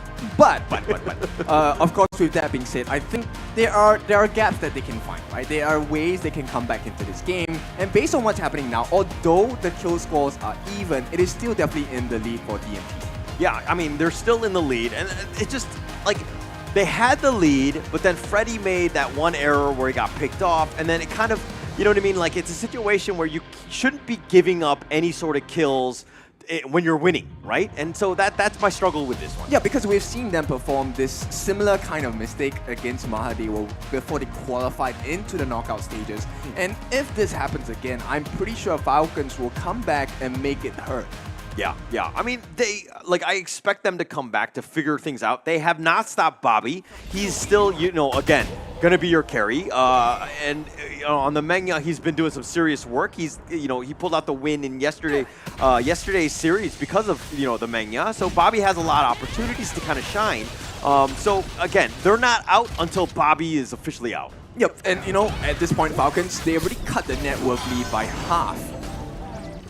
Yeah, giving themselves a chance getting into this one. And they're doing a better job of ensuring or trying to get FF some of those buffs. He's got his blue buff here, so that's going to be a good win for him. Now, Freddy, on the other hand, he needs to continue to push, be aggressive, as he's got that level advantage on FF. Yep, you know what? This is the first time he has gotten an Azure Golem buff in the first 6 minutes of the game. That's a tough situation to come out of, but he has recovered, right? He right now level 8, trailing by just a singular level. I expected much more painful experiences for the side of FF. A tower. And it looks like the Chipangs will take the bottom T2 uncontested, and they'll go in. But this Crimson Golem might be the next big fight. Really played, gets out of there. The Death Precipice, it's kind of like a little bit of a swinging totem, right? Like, do they go in? Do they commit? Do they dance around like we saw in the last game? Clue and Alex having a bit of a boogie in the river. And he clearly, that's all it's going to be. A little bit flirtatious. Goodbye, hello. Yeah, and Freddy there, I mean, he was like, you have that spider sense tingling when FF is like stealth nearby. He was actually kind of scared, didn't know where he was, so he actually hightailed it out of there. The rest of the Dominator were sticking around. They're like, hey, buddy, actually, we're here. We should continue to fight. But Freddy was like, oh, I made the mistake. I just like chickened out already. Yeah, it's like, come on, Grandpa. you're in the wrong jungle. Yeah, so that is a pretty telltale sign that Freddy's feeling the pressure, right? And you don't want to make mistakes, especially when you have a lead. Oh, speaking of making mistakes, that's CC from FF and Wawa. Yeah, both picking it up. But, I mean, setting it up, wow, that's what you want. The flash into the truth, knocking him out. Jurl. I mean, Jurl needs to stay alive. He needs to do all that damage, and that's a huge win. Just getting FF any sort of farm here. But that's exactly why they picked the Prince of Landling, right? At the same time, L might share the same fate as well if he's not too careful. L, look at the damage that Bobby's dealing. That's a lot. Yeah, Bobby is super scary. He's got to have some serious farm at this stage. He's been left untouched, doing so much damage from almost all of the, from really far. And he takes the top T2 as well. They're going to look to just kind of retreat here, but I don't think Dominator Esports can do anything. Yeah, a scary situation to be in, right? L, they feel like DMT sees the opportunity, Chipangs chases in, wants to find an opening. But right now, the way that FF Falcons have positioned themselves, it looks pretty clean. Yeah, it looks pretty clean. But Dominator's been doing a good job of just grouping together. They know FF is nearby, who just walks literally under their nose. But Freddy's still up in front. FF thinks the Tyrant is about to be started, but FF has a good angle if they want to go on this one. Yeah, I like this purchase on the Jurl as well, right? The Splendor. So if he's baiting the Prince of Langling, and speaking of bait, it is going to be the Unbridled Outrage. There's the Splendor, I did call it. Nostradamus once more, but it isn't going to be enough. Bobby comes through, takes the kill onto Jurl, onto C-Fangs as well. Clue getting a kill. L going down. Toshi takes the kill onto Wawa. That's a 3-1 trade, but now 4-2 trade for Falcons. And just before Toshi goes down, he has able to get out of there with the infinite vastness. Yeah, Bobby is just a monster at this point. Level 11, he's dealing so much damage as well. Forces out the infinite vastness. And this is where the benefits of Clue having a Zhangfei come into the picture again. Yeah, teamfight is going to be so good for them. And they clearly just made use of that one. That was a good one. They got 4 kills. Toshi did survive. Unfortunately for them, they weren't able to get that. But let's check out the replay. Nice Unbridled Outburst. Sets it up for FF on the back line. Finds Jurl, who was caught left standing with that stasis, and Chipangs just got chopped down, and the Falcons, man, they want to run at you. Freddy, really no chance, couldn't get away. Toshi tried to make the best of it, but unfortunately not too much. Yep, and the biggest marker in the fight was that Toshi was kind of pushed away. He had to run the long way around the pit before he could even deal damage. And Falcons, with Bobby having such a lead, yeah, there's not enough time. Yeah, it was one of those things where it's like, hey, we have a lunch appointment at 8 p.m. and then the guy's like taking public transportation. He arrives at there like 8:45. He's like way too late, not able to help out the team fight. Okay, so FF fully recovered. Scary. Like a woo, rather than wah wah wah wah wah wah. I mean, it's scary because FF is just constantly stealth, and then, like, you know, when you have that spider sense tingling, it's uncomfortable. You don't know where he is. You don't know if you should be engaging because you don't know where he is and where that team fight could happen. Yeah, but 10 minutes in, suddenly it's Dominator that has the tier 3s exposed. And that's kind of an uncomfortable situation because right now FF once again wants to go in. Yes, the Rudy Blade does get him out of there. Just the means to the end, it seems here. Freddy then gets the Celestial Blessing from Dolia, but it does open up here. The neutral objective, Wawa takes down Jurl as well. That's a crucial initiate to try and keep those. A destructive deluge off the neutral objective. Path of Passing coming through, trying to put some pressure onto Bobby. Back into the team fight is Clue, but right now it's going to be C-Pangs. He gets the 1, he gets the 2. Is he going to get the 3? It is C-Pangs bringing Dominator Esports back into this fight. I'm gonna go Sesame Street here. Just be like 1, 2, and he gets 4 kills. He just racks them up, and Dominator Esports definitely in the driver's seat after that amazing team fight for them. Yeah, putting the count from Count Dracula, right? And at this point, Wawa, he is meant to be the hero. If he doesn't do this right, it's gonna be a walk in the park for the Come on, Enrique! Come on, Enrique! It's not gonna be enough. Wawa gets slammed down. Now obviously, Clue, Raya back up for now. Bobby's now back into the midst of it. We see that Clue's already been taken down with a lot of damage. We see Bobby coming in. FF trying to clean up shop as well. They take down C-Pangs. Is it going to be enough to drive them away from the crystal? Right now is DMT.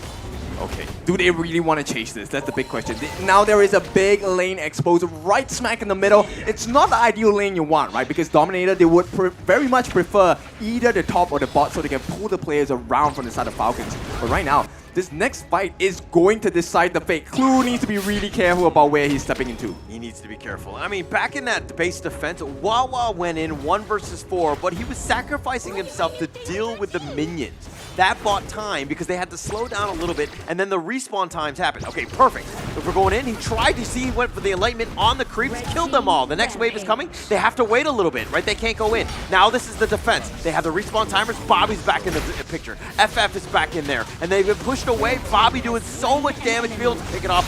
Finally did an awesome job with that hold. I don't think this is a good idea. Right now, it is...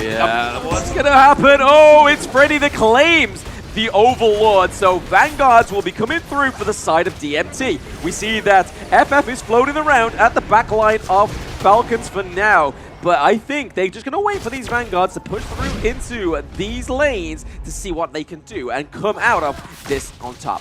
Yep, there's 2 markers in the fight I'm looking for. The first one is where is Bobby, and the second one is where's the rest of DMT. Yep. If they get their hands on Bobby, they almost instantaneously win the fight. And right now, DMT has shown they can consistently find the target priors they will not miss. Yeah, that was super risky, that Overlord there. I mean, you were talking about the fact that you don't like this as they were going in, but FF looking low. Gets a little bit low. I mean, C-Pang's still okay, just kind of shrugging up, but they're trying to go for the backside. Toshi. Yep, Toshi having to use the Infinite Bastards very much early on, but will he get the Celestial Blessing this time? Is it going to go over to him? No, it isn't going to go over. Yeah, it's on cooldown, right? So at this point, I would definitely feel that it's easier to give C-Pang a double Conductor of Souls. That definitely helps him to be sustainable. He's able to soak up the rest of the team fight as well. And that's where Toshi really gets the freedom to go crazy as a dragon, right? But right now, it looks like Dominator, they will not push too heavily. Yeah, they're going to go slow and steady. I mean, the only thing they need to worry about is FF potentially cutting the creep wave.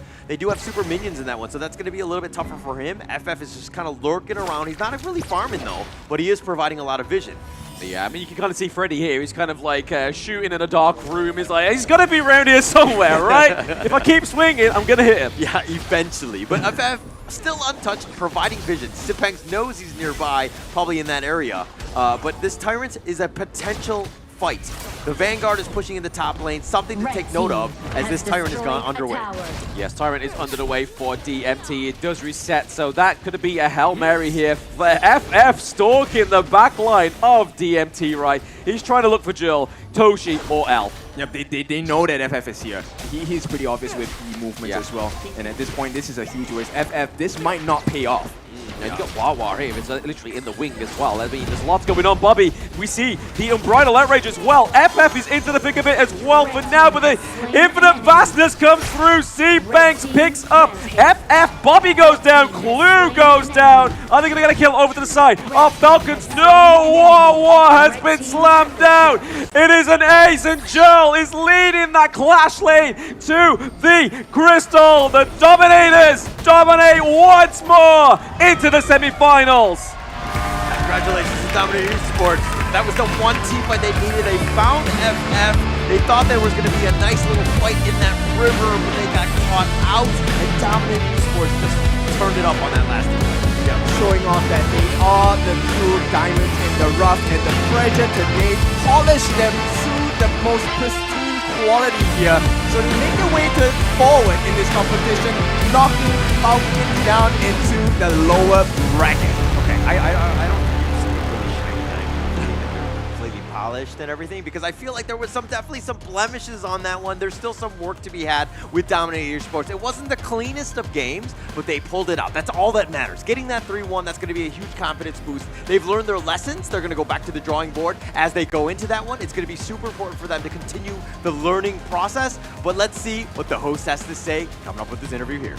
Oke, thank you so much casters. Dan itu dia, tadi kita sudah melihat luar biasa sekali performance dari tim Dominator Esports!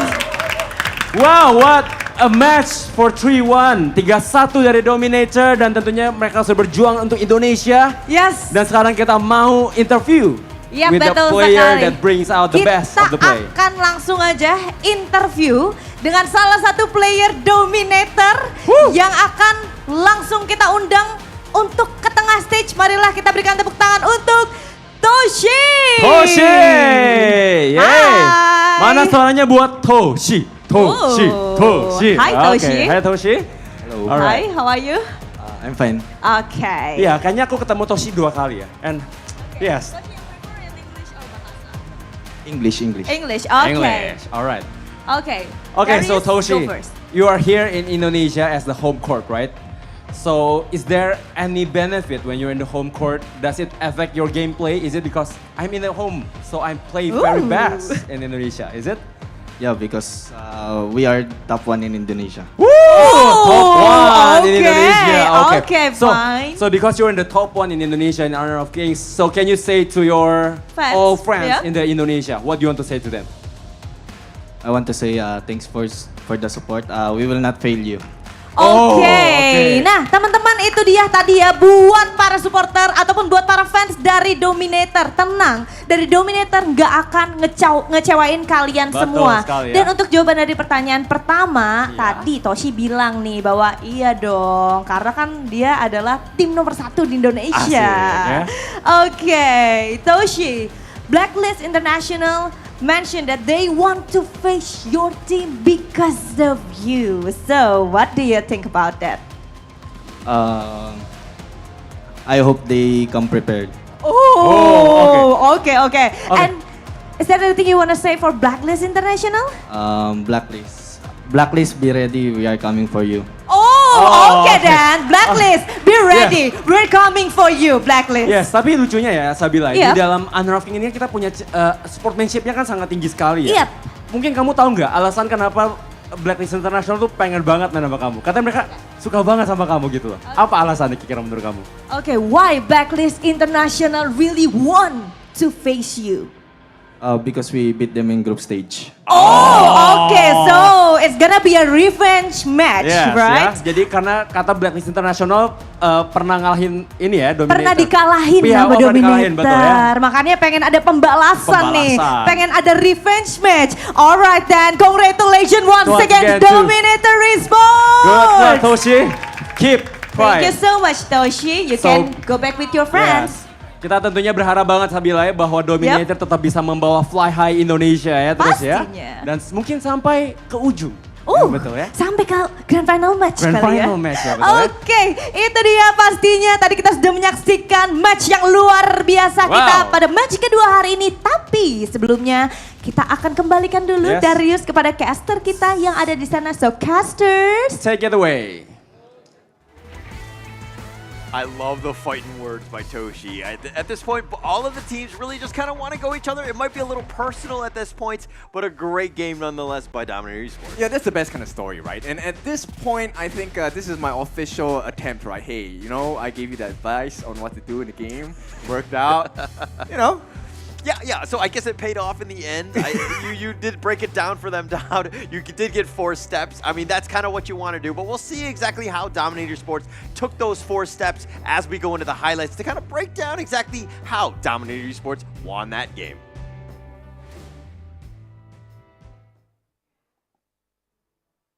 Hi everyone, I'm Yuhan, and I'm the official 2024 HOK Championship Observer. The tournament highlight of the day is here. 3, 2, 1, showtime! Understanding the risk that your opponents are taking is #1 in order to win a game, and boy did they understand. Not only did they steal the buff, they got the kill onto FF as well, and you could see Dominator never really let go of the lead. Yeah, they were kind of in control, right? I mean, they made FF have a bad game because, again, if FF starts to just get that farm and he starts to do a lot of damage, he becomes not only scary because he's hiding in the wings, but he's also able to just blow people up. And Dominator Esports, you could see how they were reacting to the stealth. They were sticking together. They were sometimes overly cautious at times, but Dominator Esports understanding when to team fight, when to get back into it, and that's kind of where they pulled away with this one. Yep, exactly. One of the things you will notice in this is the fact that instead of losing to this sneak attack combination, they actually turn their attention to find Bobby instead, but as a team. So they don't mind the dive coming in from Clue, they don't mind the dive coming in from FF. They wanted to make sure that Bobby was gotten rid of first, after which they got their hands slowly, one by one, taking apart people like Wawa, taking apart people like Ray, and that's when you realize that, hey, you know what, in this 5v5, that extra man is so important as well. Yeah, and they were able to find Bobby at times.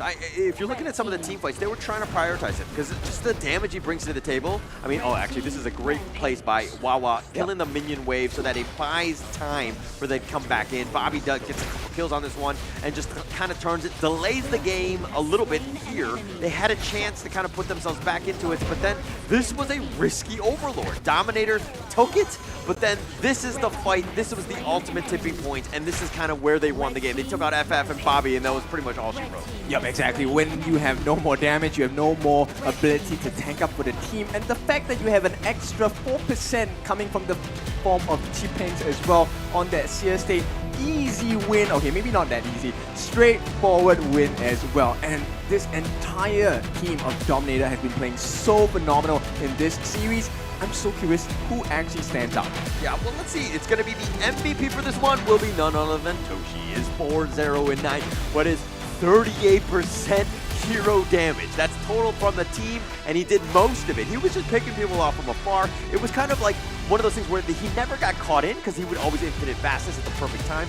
Toshi really stepped up in that last game. Yeah, so the team was the delivery driver, right? Hey, we found Bobby for you, can you kill him? Please, we delivered him to you on a silver plate. And Toshi being Toshi, always obliges to a kill. Yeah, he'll happily take that one. I mean, just being able to blow them up. I mean, just shutting Bobby down is like one of the win conditions. That's what you need. Him and FF. You find those two, you just pretty much win the game. And that's kind of what Dominator did on this one. I think that moving forward, though, it's going to be interesting. From Team Falcons' perspective, how do you respond after a series like this? Exactly, and it's also for all the other teams that are still in this competition, right? When you look at this game, how do we find the gaps? How do we take advantage of these gaps as well? And let's take a look at the itemization. I'm so curious about the build that the Dolia have, because at this point, pretty survivable. Wasn't a lot of damage, but he helped save the team multiple times. And I like the fact that he switched up the Celestial Melody choice, right? Certain times it was on the Organ, certain times it was for Toshi as well. But that saving grace, the Frozen Breath, that Redemption, and the Dawnlight, really helping them survive those initial ganks coming in from FF, as well as the stop coming in from Clue after the Unbridled Albus. Yeah, it's like I make fun of the Dolio pick, but the Dolio had 2 games and they were 100% on that one, so it really helps out with the win rates. Overall, it hasn't been great, but it was superb in this one. Really stepped up on this one, and like help secure them. You were talking about all the Celestial Melody ults that they could use. He was spoiled for choice in that sense. But okay, let's talk about some of the stats here. Toshi with most of that damage. We talked about it already, 37% of the hero damage. But Bobby doing what he could. He actually did most of the team damage with 38%, literally trying his hardest to get his team back into this one, but unfortunately not able to do so.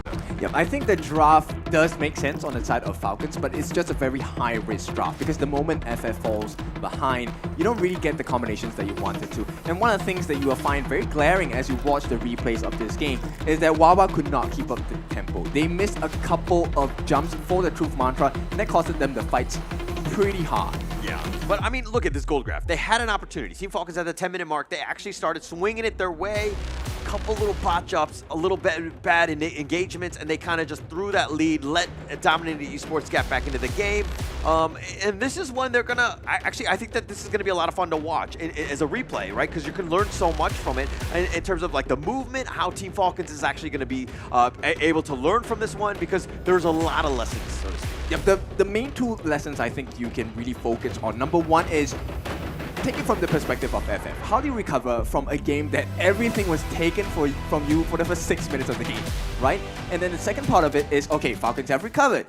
And now you take a look at DMT's perspective. How do you find out and suss out people like Bobby? How do you find people like FF? How did FF end up in the middle of 4 different DMT members in the middle of a fight? Yeah, and I think FF did a good job of just kind of like not giving up or not being too down. Like he continued to fight and he continued to just kind of proceed with what he was trying to do. And of course, FF does it, I do it as well, but you need to just follow this channel. Of course, it's the Honor of Kings Global Esports and Tag Championship participating teams in the comments for a chance to win the Real Me 13 Plus.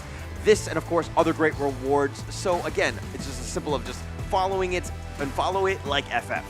Oh yeah, for sure. Not only them, but every other team that has competed and had their highlights recorded, you have access to all of that library of information as well. So there is merit in information in entertainment, and I'm pretty sure you will be a stronger player. No guarantee on results though. Yeah. No guarantees. We're just gonna, No, but honestly, if you are small print. But obviously, watching the Honor of Kings Esports, I think that you do learn a lot, right? I think that's. I want to show all of my ranked, my teammates that do try this Prince of Landing. Is like, hey, this is how badly it can go if you're not prepared, and having a team that really backs you up.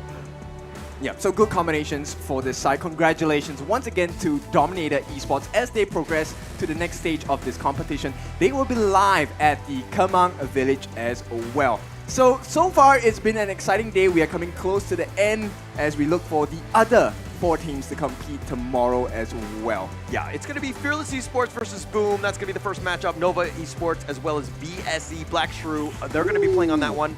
And of course, we're going to sign out. My name is Huller and this is Blam and Kindofu. We will catch you guys tomorrow, but we'll send it first over to the host right now.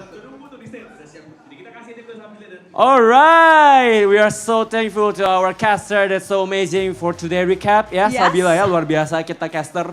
Gak berhenti-berhenti, selalu support dan selalu analisis game kita, betul ya? Selalu semangat juga buat caster-caster kita, luar biasa sekali. Bayangin hari ini best of 5, 2 match, bahkan di match yang pertama Darius kita sudah melihat 5 game Israel. Dan untuk game yang kedua 4 game, tapi teman-teman caster kita gak berhenti, mereka semangat, keren banget teman-teman caster, luar biasa sekali. Ya. Dan pastinya juga di game pertama tadi kita Sabila ya, hari ini adalah knockout stage hari pertama dan kita sudah melihat dari tim Secret melawan Blacklist International dengan kemenangan dari Blacklist International dengan 3 poin melawan 2 poin. Yes, betul sekali. Lalu di match kita yang kedua, yang tadi kita ada Dominator Esports versus Team Falcons, di mana kita akan langsung saja melihat ini dia bracketnya. Luar biasa sekali, 3-1 dimenangkan oleh Dominator Esports. Dan besok hari kita akan melihat adanya pertandingan yang luar biasa sekali.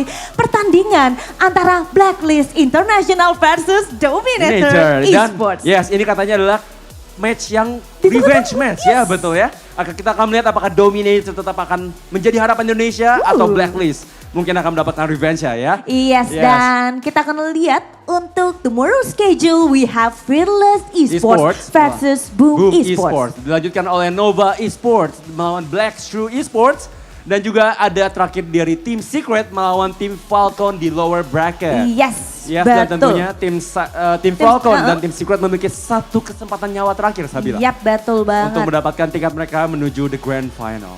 Yes, jadi semakin sempit lagi kesempatan untuk teman-teman dari tim Falcon versus tim Secret, di mana balik lagi double elimination mereka sudah terpakai di match kali ini dan mereka harus kembali semangat lagi untuk memberikan gameplay yang luar biasa di hari esok di lower bracket match. Baiklah kalau begitu Darius, tidak terasa tiba sudah kita di penghujung acara. Kalau begitu saya Sabila Aprilia. Dan saya Darius Lin and see you tomorrow on Knockout Phase Day 2. Iya, jangan lupa untuk datang pastinya untuk besok.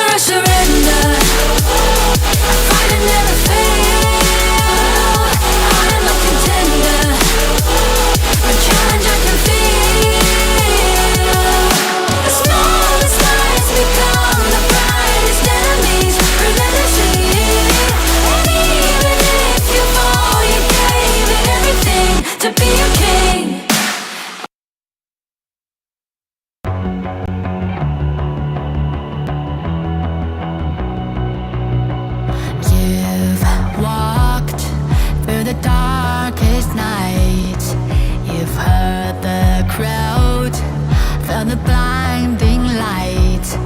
You were standing there when your heart comes alive.